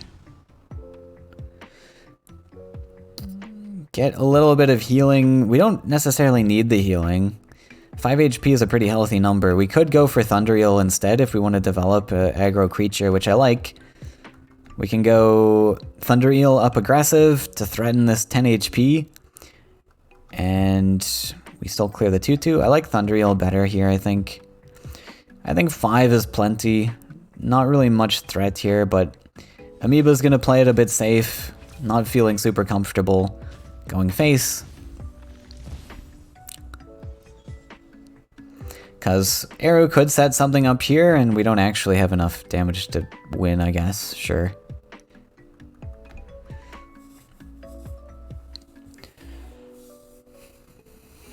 This was another debatable one, though. Do we have enough damage? Like, what can Arrow possibly drop that's going to like prevent us from just soul draining it? Like maybe Colossus. I guess yeah. There could be a one of Colossus. You're at 7 HP. Can't deal with it anymore since Thunder Eel's back here. But I think we could also just soul drain End Theft. But then there's Colossus training maybe. Okay.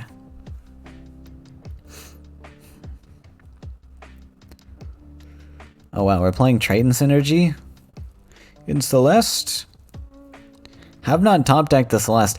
I think it's pretty likely we top deck Celeste soon. We might even just, yeah, pass. I like it. I like doing nothing because this Amoeba sees this and he's like, oh god, Celeste is coming next turn. That means, so I'm gonna have to invest all my resources in defending face. He's got 13 though. I think he can defend his face and put something aggressive. Oh, he's got nothing. Oh, he has nothing. Okay, top deck it. No! Soul Drain works. And then I think just keep passing for Celeste. We might be able to get away with playing something here. Like, we probably have enough Faeria. Especially with Soul Pact in hand. I think we could have played something. Probably. Like, we're on 10 here with Soul Pact. We could have played... Maybe we could have played, like, the Lost Explorer. Because this way... We're on 10 next turn.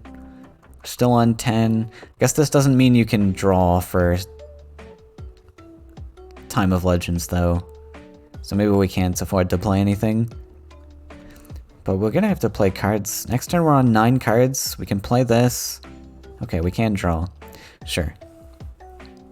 So drawing likens the chances that we get Celeste. And are able to play it on 11. Next turn will be exactly on 11. And Soul Pact only brings us to 2. No 2 costs to play. Actually just dumping the Copter. We are desperate. 1 cost. Okay, I think Soul Pact draw? I don't like Colossus. Even though it's 1 cost, it's gonna get Spirit Thefted if we put it up here. I think we Soul Pact draw, or maybe we Colossus draw. No, because, yeah, I guess that works.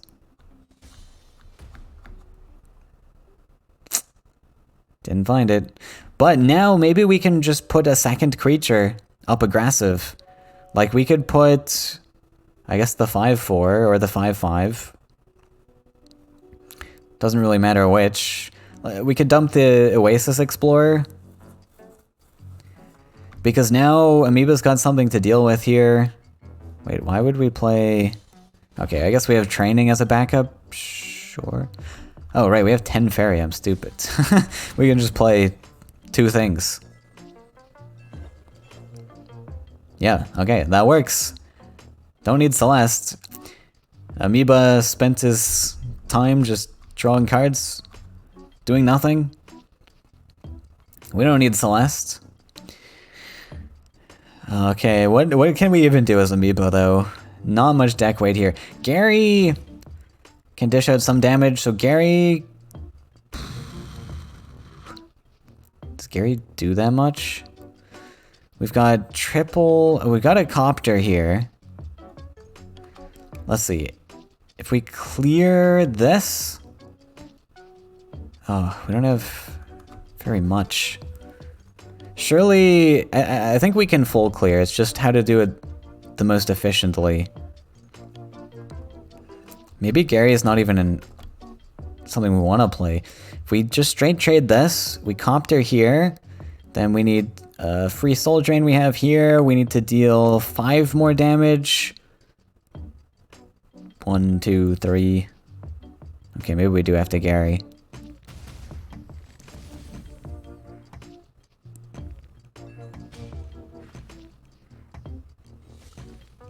That plus that plus...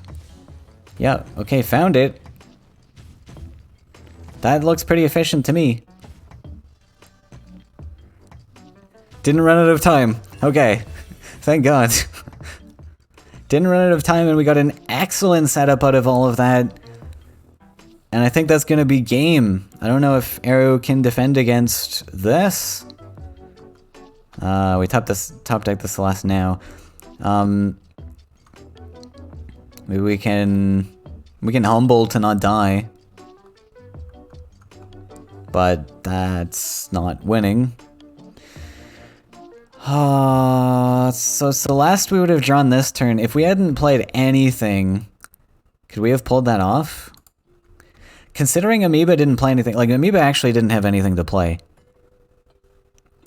I wonder if we just held, we could have won, because maybe we could have predicted, like, surely Amoeba would block his face from the inevitable Celeste. So maybe his hand is just swamped with removal cards. So if we just wait, then we can dump Celeste. So maybe we pulled the trigger a bit early, but that was kind of a tough one to decide. Found a Flame Burst, so we find the lethal, and Amoeba's gonna take it. And this was only the semifinals. So we got one more match after this one. Amoeba moving on. He must be super drained now. I think he went 3-2 against Bamster. Really long, grindy series. Same with this one, but well fought to Arrow. That was a very exciting one. Okay, welcome back to the Seasonal Cup. Finals, Martis versus Amoeba. We had a very intense match from Amoeba. We've seen most of Martis's lists as well in the other end of the semi-final bracket. So this is going to be an exciting one. I think Amoeba's going to auto-ban the Disciple, just like we discussed earlier. Usually this is it just has to be an auto-ban. Man, imagine running like Disciple plus Krog, just a full RNG lineup. I'm gonna do that one day and make everyone angry. Oh, actually banning red? Okay. Actually, to be fair, Amoeba's pretty weak to red.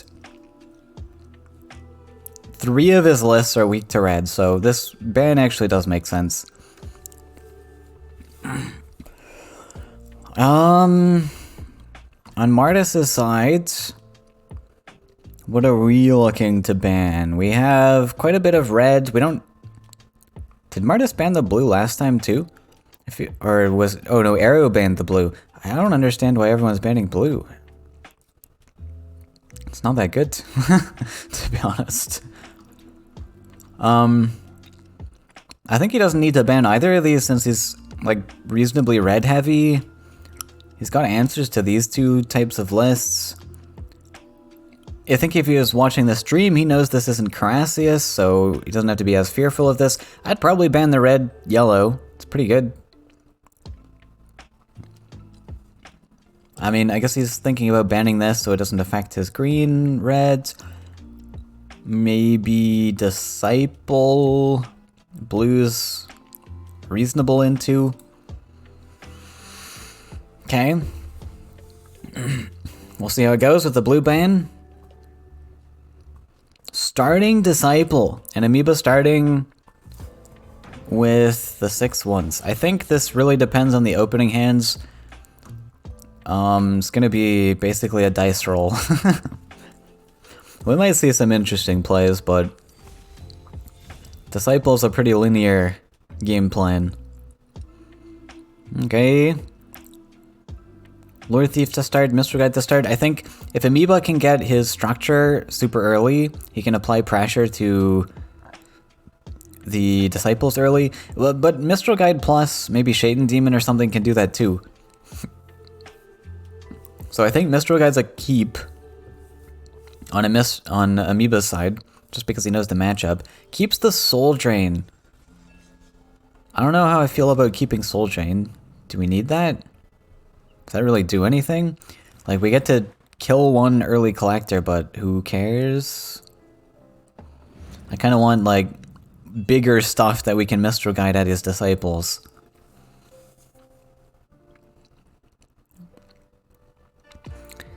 I think playing Disciple here is fine. Yeah, we should draw first. But we can probably get away with a 3-3. A 3-3 Disciple, I mean. Yeah, especially now with Message. We can go Disciple, Explore, Message. And it's a 4-4. A lot more challenging to deal with. We do see in Amoeba's hand there's double Soul Drain though, so that's going to get punished. But I think in normal circumstances, this is a pretty good play.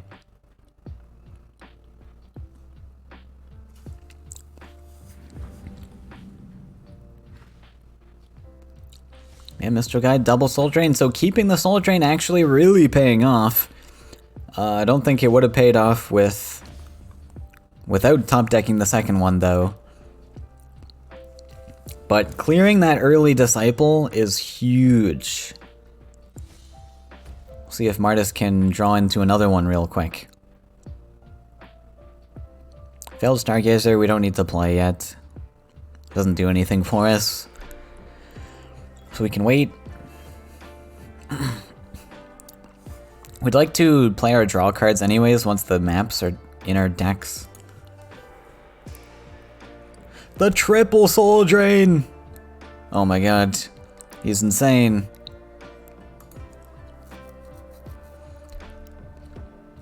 Yeah, I mean, just Manta Rider face.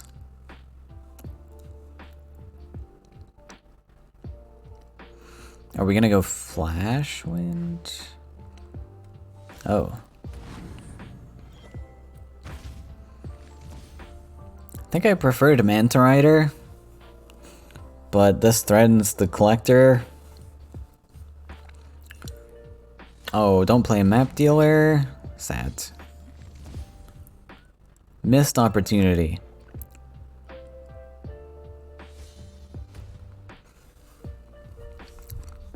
So Map Dealer, we can...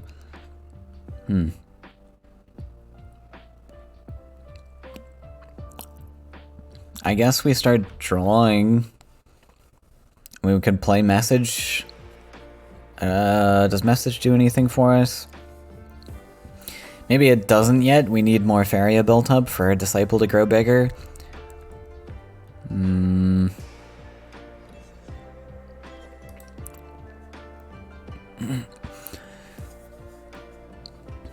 Okay, so this is just a straight monstrosity list. Wait.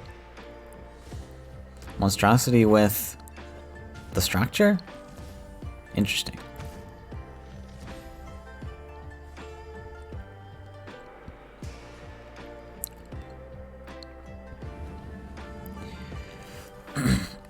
Okay, Map Dealer.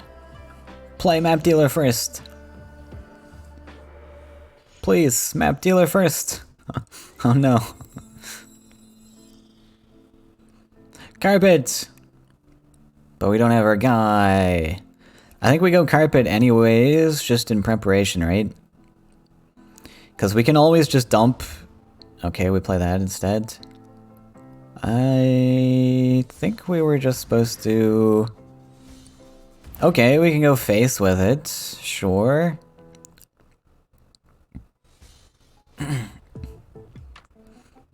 Hey, look at that. Playing map dealer would have prevented this line.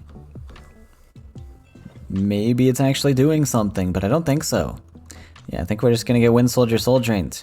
I really like just going for the carpet, I think. And then just praying that you top deck the guy. And then you can just carpet Disciple all the way to face. I don't know. I guess this was one option. Send the 5/5 to face.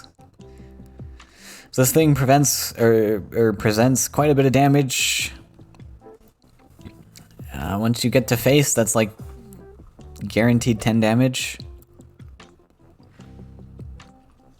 But is 10 damage even that much? It's not that much.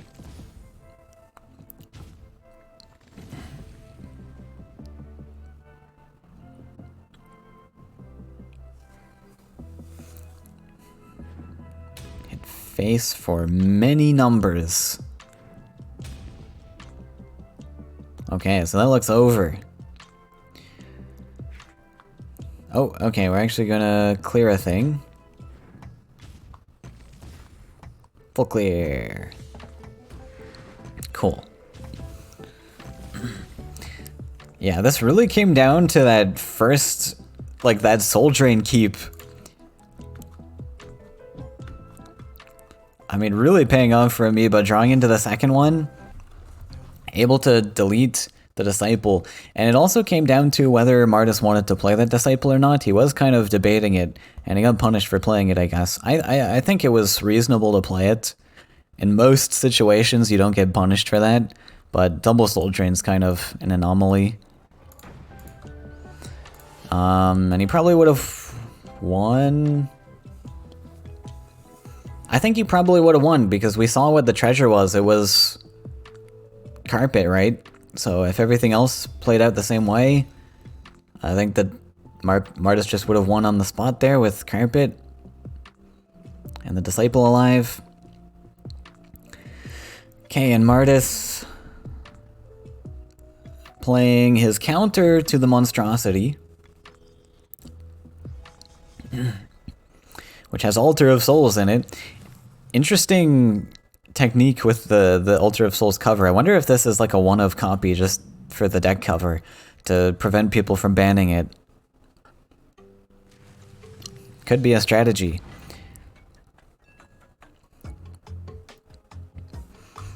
And ironically, this inclusion of Altar of Souls I think is going to improve this matchup where Martis maybe has a little bit more of an advantage with the pings and everything to clear off the smaller things, but I mean, Altar's gonna let him just dump more creatures, and if there aren't these 1 damage pings, these 6/1s trade super efficiently into the big stats. Not only that, but Altar of Souls itself soaks up some Crackthorn pings.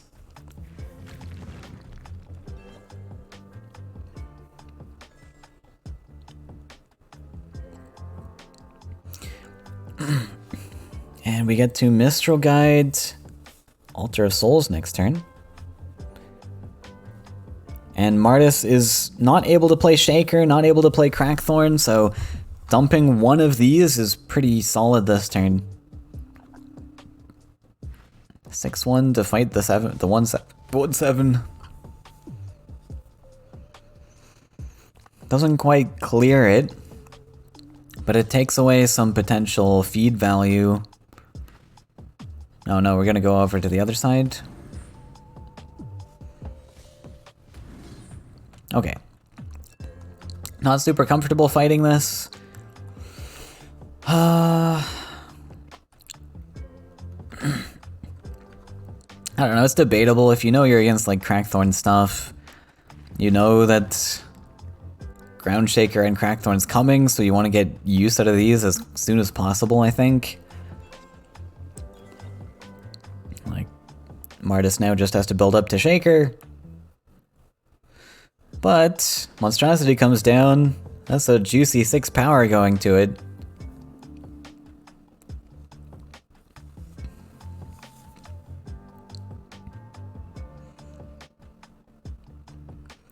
I think it's just the thing we want to play here. Mistral Guide can maybe step between the wells. We can dump another one plus Monstrosity. It's already 12 power to the Monstrosity if Shaker comes down. That's crazy. And we can put it center because it's not being contested by anything. Oh my god. And he's debating stepping up. I like this because if a Shaker is threatening to come down, we need this to also trade off to get more stats. It's not going to quite build up to 20 though. That's going to be 12 plus 4, 16. But 4 HP is a Wind Soldier plus training. So it's a reasonable threshold.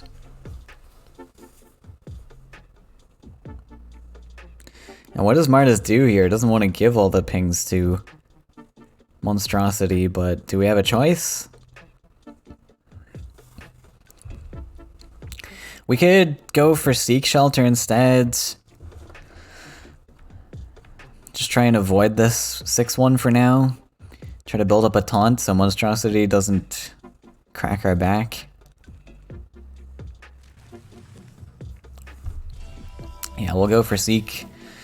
Ogre Battler. Monkey Genius, almost funny, except Amoeba stepped off the wells, so we're not quite triple collecting. Monkey Genius still might be okay. This goes to 4-9 stats and prevents any further collecting. Like, I think Monkey Genius is the most efficient. 9 HP versus 12 HP, but so we get 4 extra HP for spending 4 Faeria. I don't know. And this gets double traded by 2 6s. I think I preferred the monkey.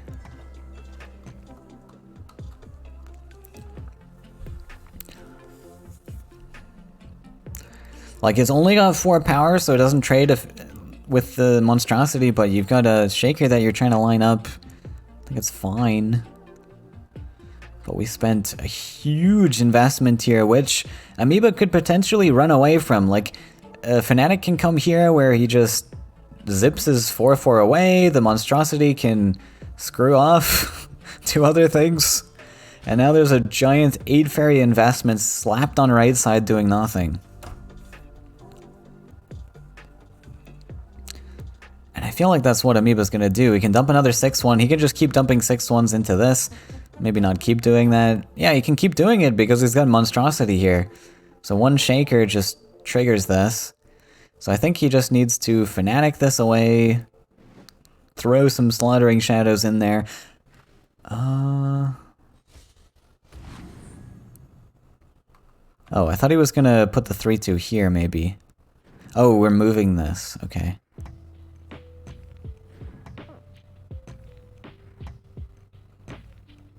Okay.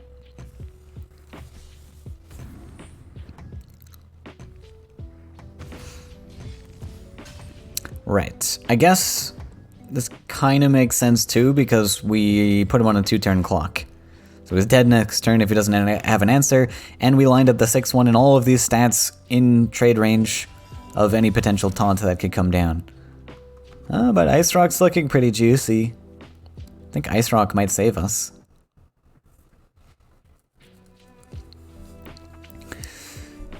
Ice Rock is 10 HP plus a protection, so this deletes the protection. Wow, 6-1s do a lot of damage, don't they?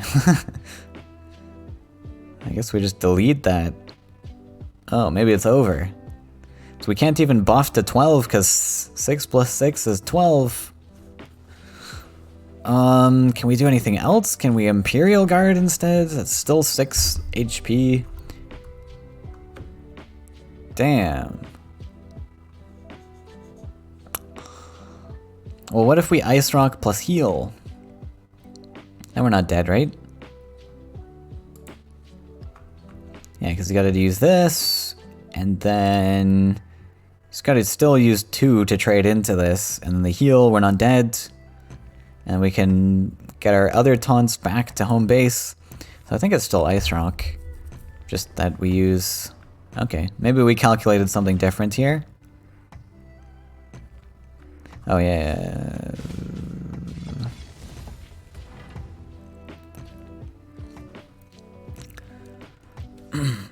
Okay. Don't have an answer. That was a risky play, I feel. Okay, there's the answer. Yeah, I don't know. That was gonna be a hard one to get paid off. There's so many movement tricks in Amoeba's deck, probably. I think I liked just doing the safer line of Ice Rock plus heal. Ice Rock plus heal. We still have to deal with that guy later. Unfortunately.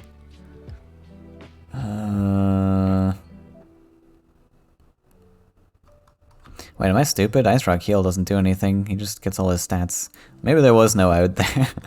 Maybe Martis picked the best line. Okay, that was the list that he was hoping to counter with, but Monstrosity, pretty good deck. And this next one, Slaughtering Shadow Structure, proving to be pretty good there too. But we'll try with Swarm. This is just Rakoans, right? Or was that Amoeba's list? I think Amoeba's was normal Rakoans. No, maybe that was this one.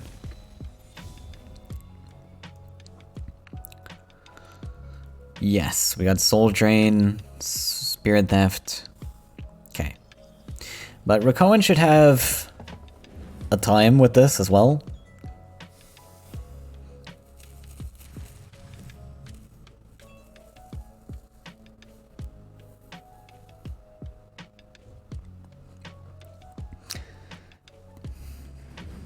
Yeah, the map dealer in that past game was a low impact decision. I liked playing it first, but I think there were other decisions made.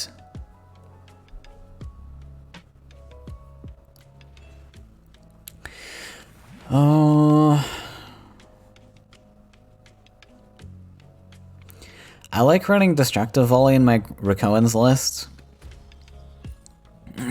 as opposed to Soul Drain. I know there was a comment in the Faeria Discord, you don't need Volley in Rakoans to fight Flyers. It's a good enough matchup. Well, I will let you witness the power of Flyers in this match and why Destructive Volley is needed. I think Volley is good for other reasons though in Rakoans as well, because with the double deserts now that you have to go up to just to get the Soul Drain, like you're not getting there until turn like 5. And Volley can be played immediately as a neutral, so if you need an immediate 2 damage clear, you can spend the extra 1 Faeria for it instead of waiting till turn 5 to play Soul Drain. So I think Volley just adds a lot to the Rakoans list and doubles down on your Flyer's strength. But ultimately, I also think it's needed because this matchup's not good enough. You're just not good enough to fight Flyers.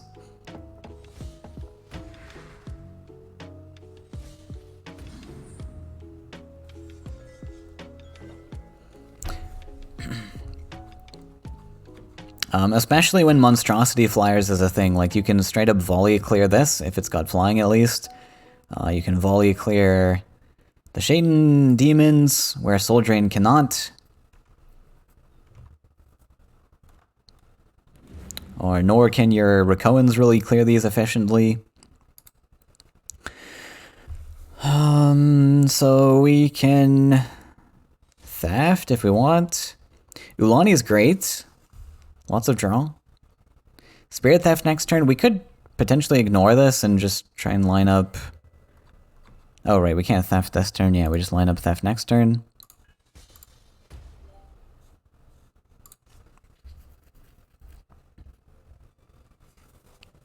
Crystal Spice. We have Faeria 4. Not so much hand space 4, I guess, anymore.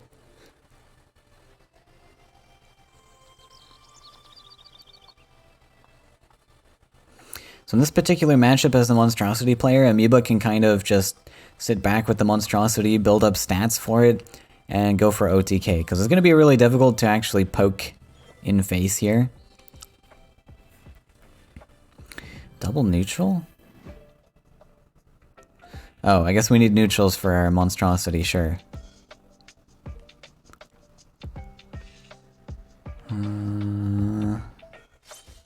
Yeah, okay. Fair enough. Faeria enough. Debating the Soul Drain. Now, I like keeping Soul Drain here. I don't think this does a ton, because we are going to need to go for OTK, and we're going to need to find some way of getting in and break past all of the Swarm. And Soul Drain is one of the tools we can use to do that on a very crucial turn. So you can only double up so many creatures. So we get like a double Soul Drain in the future. We can Soul Drain a path for our Monstrosity. I think it's really not relevant taking good trades, to be honest. We're just gonna toss creatures at him, clash, and build up stats that way. We don't have to care that there's 3 stats lined up for Manta Rider. A lot of options on Martis decides, what do we play?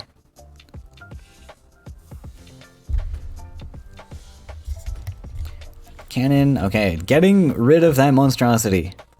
Out of here. Potentially, we play it? I don't think so. No, you don't want to play Monstrosity into this. I think Crystal Spice is probably the better bet. Or just Swarm. Sure.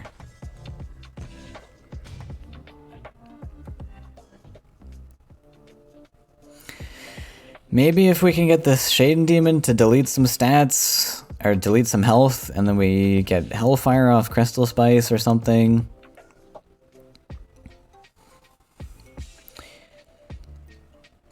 Find another Monstrosity. I'd like to give the Monstrosity flying, so we could potentially wait. Just do the Mistral Guide. Monstrosity next turn, and don't go in with creatures yet. We can collect plenty.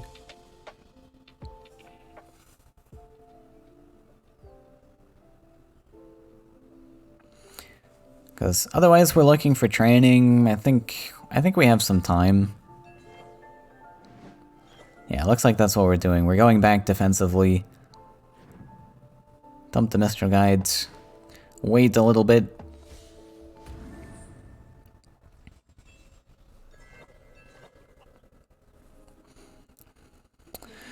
So Martis's goal, I believe, is just to kill Monstrosity. Every Monstrosity that he plays, and maybe we can outvalue that way. This is a tough pick. I guess you pick Dream Reaver. Like, nothing else is good. Dream Reaver is probably not gonna get played. It's not great. The 10 HP is pretty bad into this. And your opponent's already basically had 10 HP themselves. Maybe Storm Spawn's a consideration. I guess. Okay, we picked the Storm Spawn. Cool. Doomsday. Just auto picks it. Those weren't very good picks. I mean, very good options. The picks were fine.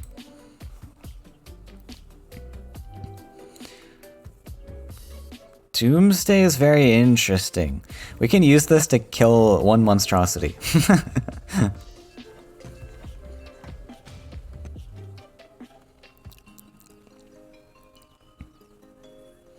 But we've kind of hard invested a lot of creatures here.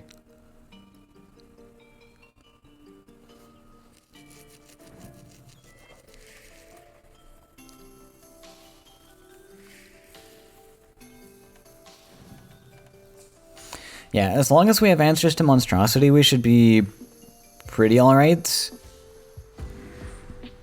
Because... yeah, Swarm naturally is counterable for flyers.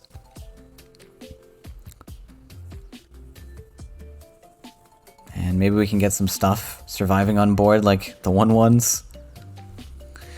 After our Doomsday.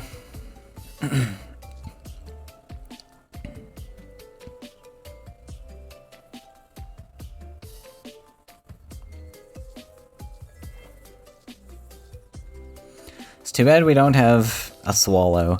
Swallowing Monstrosity would be huge. Swallow Monstrosity, then Doomsday. You see all your guys die? Well, all of your 1-2 power things die.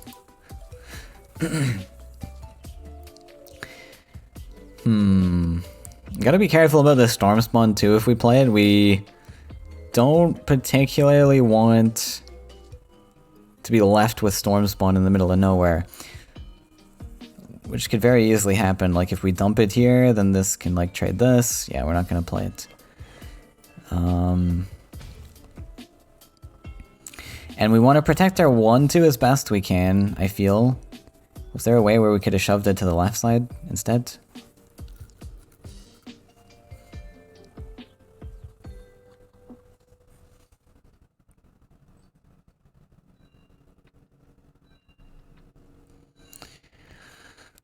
Oh, let's see. So we can trade off.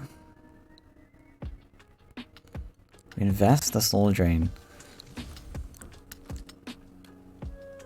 We almost... did we have a lethal, actually? No, we needed like a movement trick, obviously. We almost had lethal with a movement trick.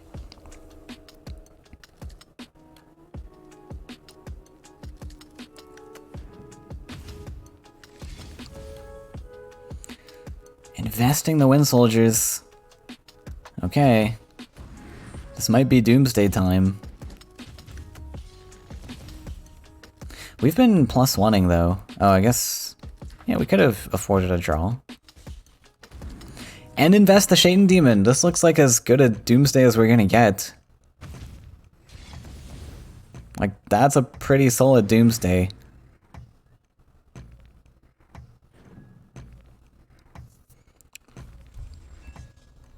Oh, he's building up to Storm Spawn Doomsday!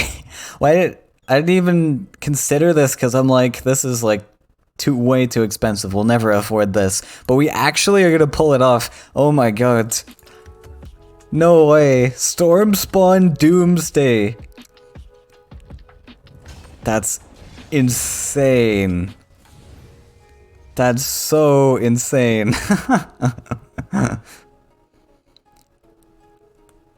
Pulling off a very old combo here. Storm Spawn Doomsday. Managed it with the Crystal Spice.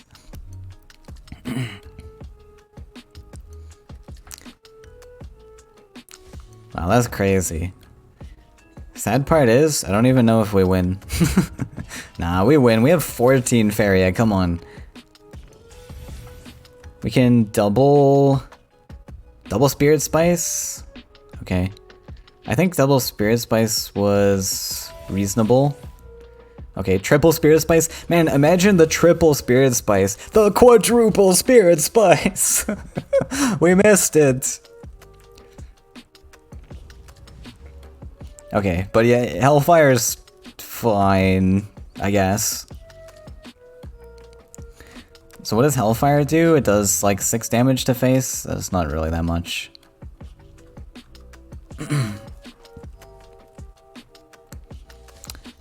Oh, imagine the quadruple Spirit Spice though.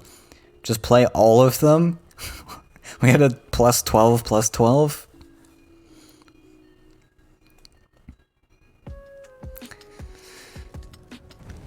Can Hellfire clear the Manta? I don't think so. What? Oh. Absolutely robbed.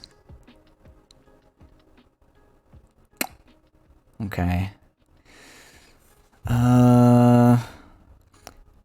Really would like to get something in Spirit Spice range if we can. Oh, this is really close. One training? And it's over. I don't know if Martis has enough time to win next turn.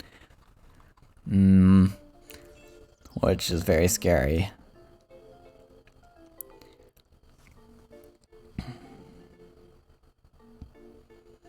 What if we Dream Reaver ourselves? 3, 4, 5, 6. Yeah, we build one more land and we Dream Reaver ourselves to heal for 3. I think that's reasonable. And we could put Dream Reaver in a spot where we can Spirit Spice face.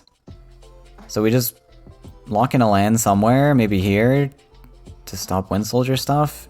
And then we dash, and we threaten face.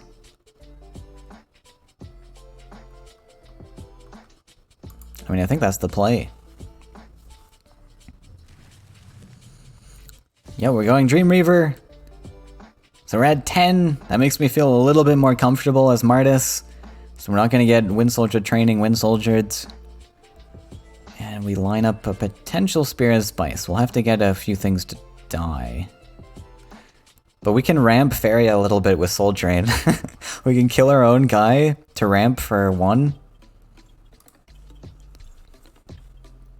I think we should be able to afford it next turn. We're on 3, 4, 5, 6, 7. And we only really need... So we can +1 to 8 and then Soul Drain ramps us 1. So yeah. We can Spirit Spice face next turn if it doesn't get blocked. Or we don't lose some collections.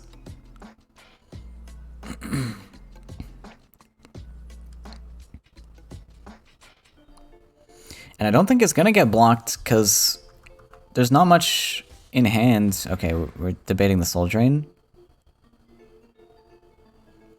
But yeah, there's not much in hand that would... Okay, maybe we will block.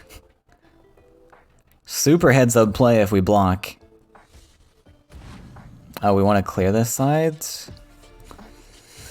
Okay, unfortunate, no Spirit Spice.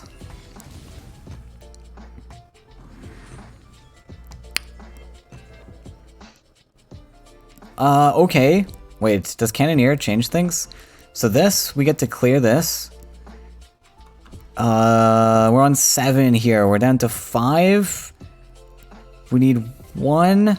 And then we Soul Drain our creature to ramp. Wait, was there a lethal here? Hang on. No. So, we're on 7. We're on 5. This costs 6 now. This ramps us. We had lethal! No, we did, right? Then we Soul Drain our own Cannoneer. And we're down to 3. This costs 3. And we Spirit Spice face and we win. Oh, missed lethal. I think it probably won't matter, but that would have been such a cool lethal. Oh, that would have been so cool. But Martis is gonna take the crown anyways. Oh, that was only... Yeah, that was his first win. I thought that was the end. No, we still got more to go. That was such an exciting one. Oh, I'm pumped. Okay, so... Sure. The Rakoans did end up beating Flyers without volley. But we kinda did so with Storm Spawn plus Doomsday.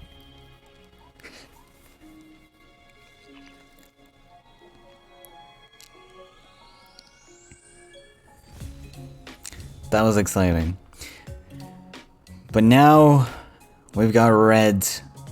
This was red-yellow, right? Solial stuff. This will be tough. Does Amiibo just straight keep double Compter and Gary? Is that a consideration? No, but we do keep Gary. We don't get anything though. Oh, this is not red-yellow. Wait, champion. Oh, this is his own Rakoan's list. Interesting. So, we haven't seen this one from Amiibo yet. It looks like a straight up mirror match. Similar cards, we got Spirit Theft in this list. Okay. Only difference being, oh, we did see this list, right? Because he's running the Copters and the Rakoans. Oh yeah, he's got the greedier list. I think Amoeba has a slight advantage then. Assuming he's still also running Crystal Spice. I don't remember if we saw any Crystal Spice from him.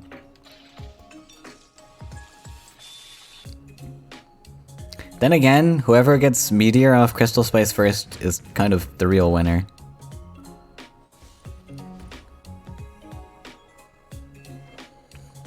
So 50-50 chance by the end of this game.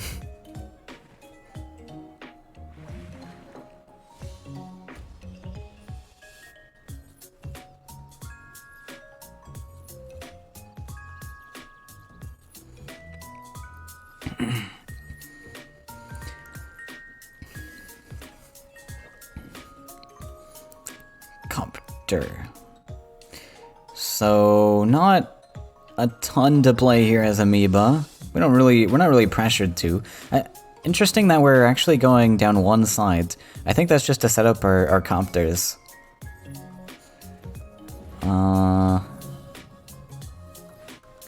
We are just gonna dump a tempo champion. 5-5. Fair enough.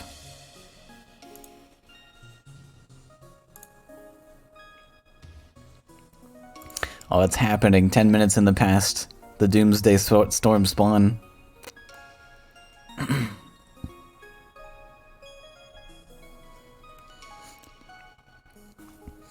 Okay, we got a champion ourselves, but I think ours will be bigger. Unfortunate for you, Amoeba.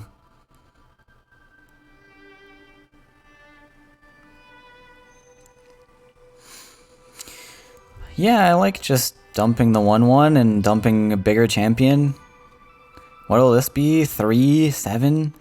So it'll be a little vulnerable to Copter and Garridan. But we'll see if Martis has the foresight to plan for that.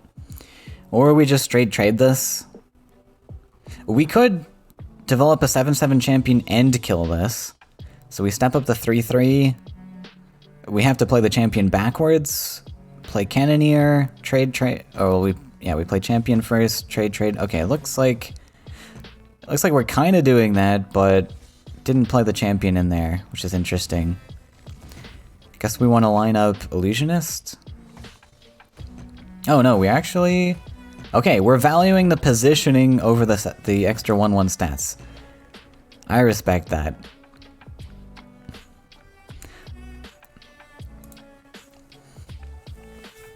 We could have had a 7-7, but it would have had to be back here on the lake. So, that's respectable. Aggressive 6-6. Not much in Amoeba's hand that he can deal with that, but maybe he can set up just a Copter for now, or Garridan. Actually, Garridan's not bad.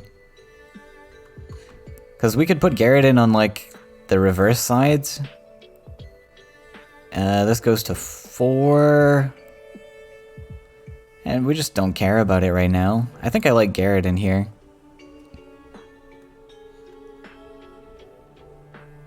I mean, we could even put Garridan in trade range to deal with it.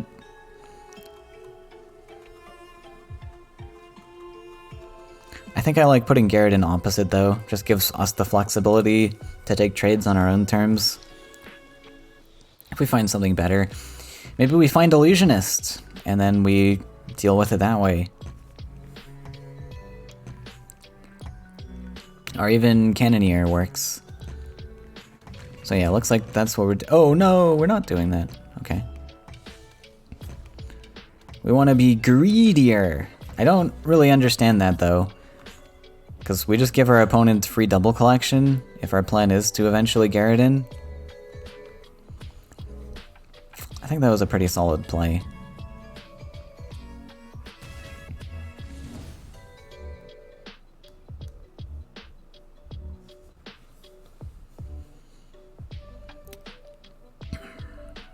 Triple Illusionist now, so we can probably step up the 1-1, I think. I don't think it's really vulnerable to anything. Like, I doubt the 1-1's gonna get comped.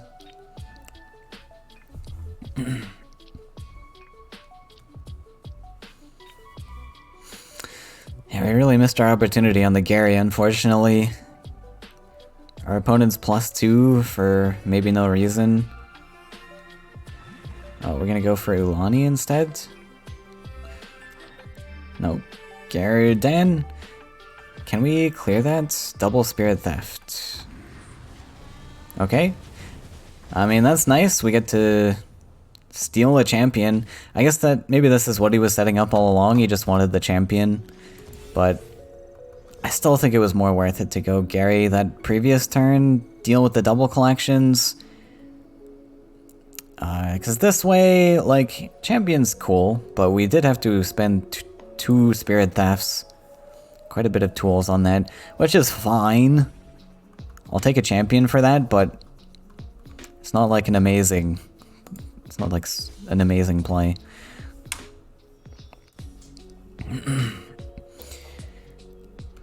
But Martis doesn't have anything really of value in hand, so that extra 2 Faeria that he did gain is not very impactful, at least right now.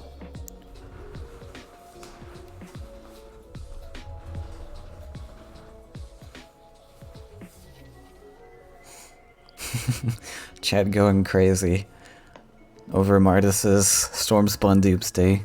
That was pretty cool. Oh, there's another cool move coming up though.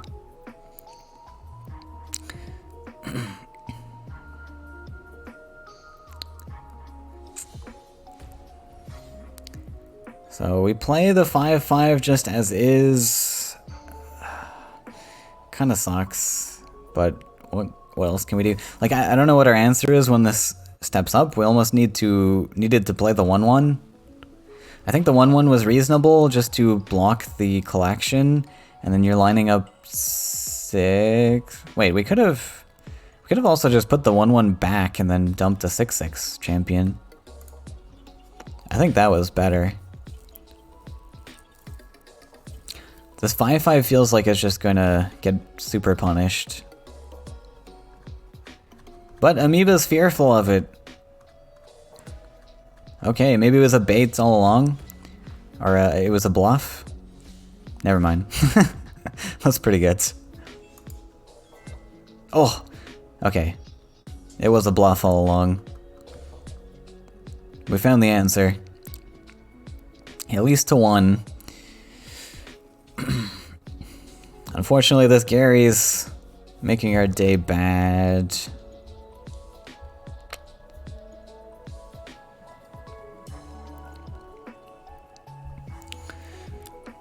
That's super awkward. The chieftain probably has to go center, because we don't want to put it here on C2, because then the Garridan can collect and value trade it. So it kind of just has to go center. I don't think we want to build another land either as Martis.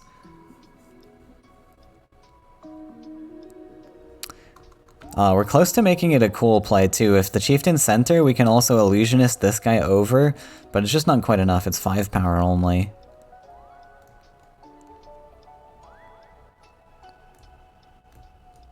I guess we could use that to protect the chieftain though.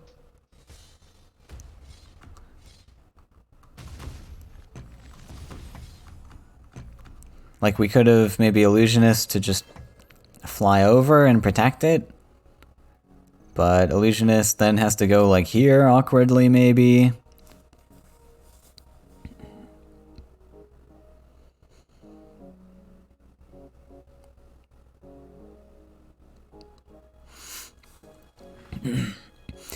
Ulani drawn. That's pretty good.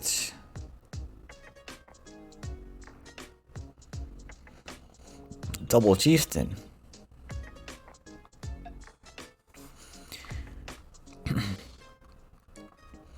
So does he clear this or does he go for a collection? I think it's a pretty open trade. We give up a collection for that. There's value to both, I think. We just played Ulani, so we have a lot of weight in hand, so we could go for a collection instead to just get more resources to play stuff. Looks like that's what he's doing. Might get punished a little bit. I mean, we'll see. Obviously, he didn't have an answer. Martis didn't have an answer this turn, so maybe we won't have it a second turn. If we can get Spirit Theft, it's pretty big. We do not. But that's okay. Now we can at least save our champion, or our chieftain, sorry, and then develop more stuff. Shield mates. If we want to play this, we have to stop our collections this turn. To be fair, we don't really need the collections though. I think we can forego one this turn.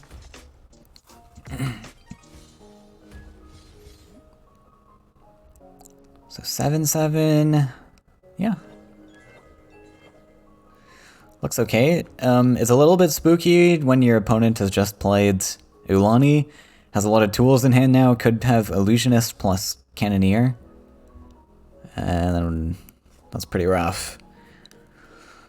But it doesn't look like he does. We have Illusionist. We've got double champion, double chieftain as well. So chieftain plus Gary can clear this.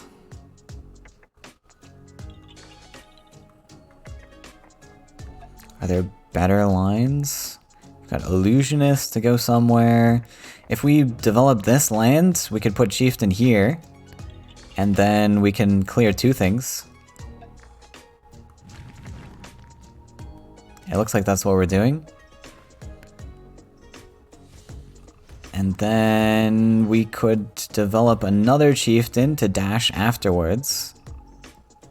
Oh no, we can't, because this guy's in the space. That's pretty cool. Oh, what? Oh, okay, we're sure. We're doing it this way.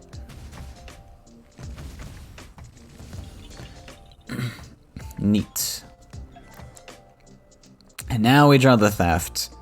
Very sad. Oh, that would have been so good last turn. We could have stolen the Gary. Chieftain! We're just gonna chieftain back and forth. We can do it here, but the illusionist goes in an awkward spot once again.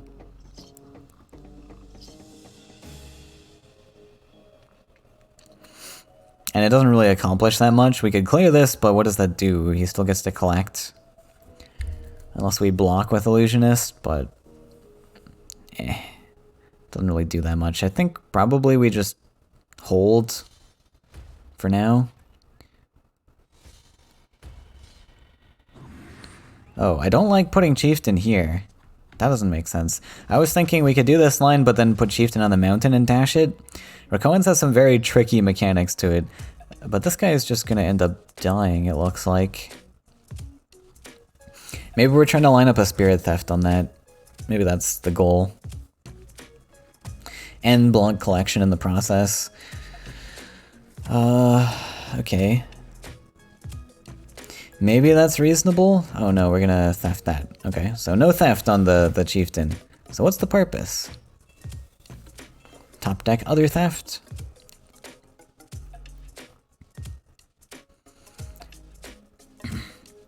So we'll just copter here maybe?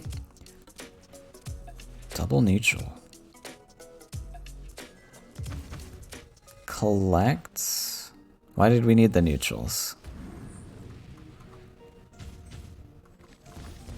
Oh, because we did have to hit. Yeah. Okay, fair enough.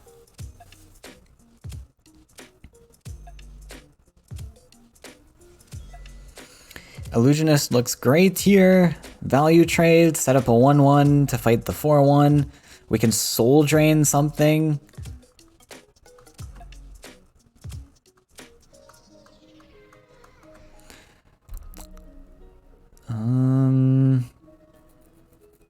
I mean, all we have in hand are illusionists, I guess. So we might as well.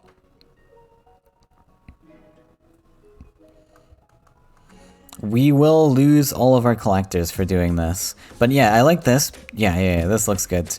We set up one on the right side to collect. Does this look good? Okay. Wait, what was this guy again? This was shield mates? Okay, maybe we were setting this guy up to fight this one. Because we could plant the 1/1 somewhere here, soul drain this or something, and then he just maybe moves on to double collections or something. And we're in a good spot now here too, where we can illusionist a second time. Because this probably won't get answered. I would assume not. Never mind. I lied. We're gonna get coptered. Oh, sad.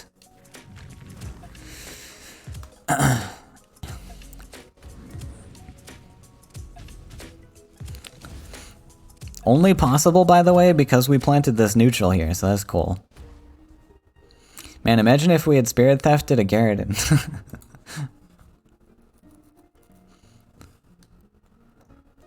Okay, we got a Ulani.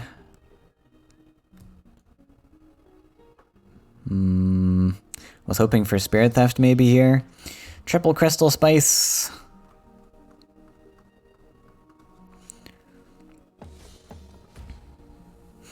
Line that up for Illusionist.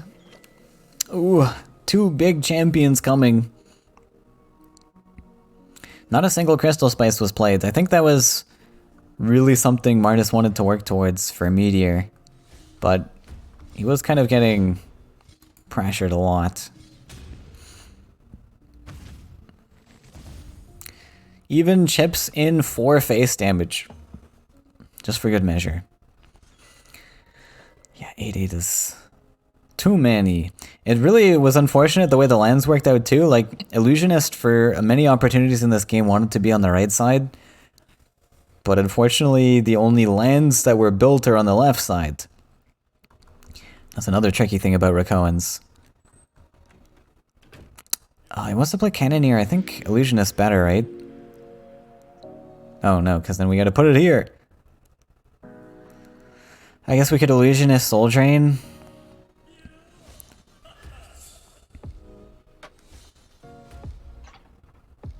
Do this.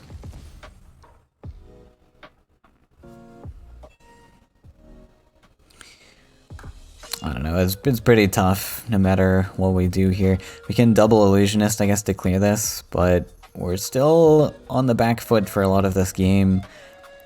Guess to dump 6-6. No, 7-7 with this on board.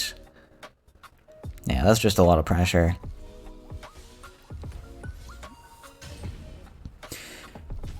So that looks like it. I don't think Martis is going to be able to recover from this one, but he put on a very good show in the past matches. I was happy to see the Doomsday. Not something you get to see every day. And there was a cool lethal at the end.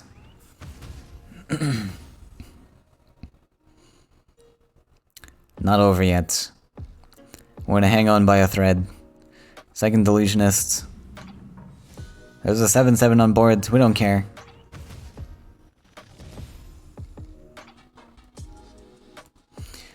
Four Illusionists played this game. This card used to be so terrifying when it was 1 lake, 1 desert. 1 Faeria representing 4 damage. Insane. Can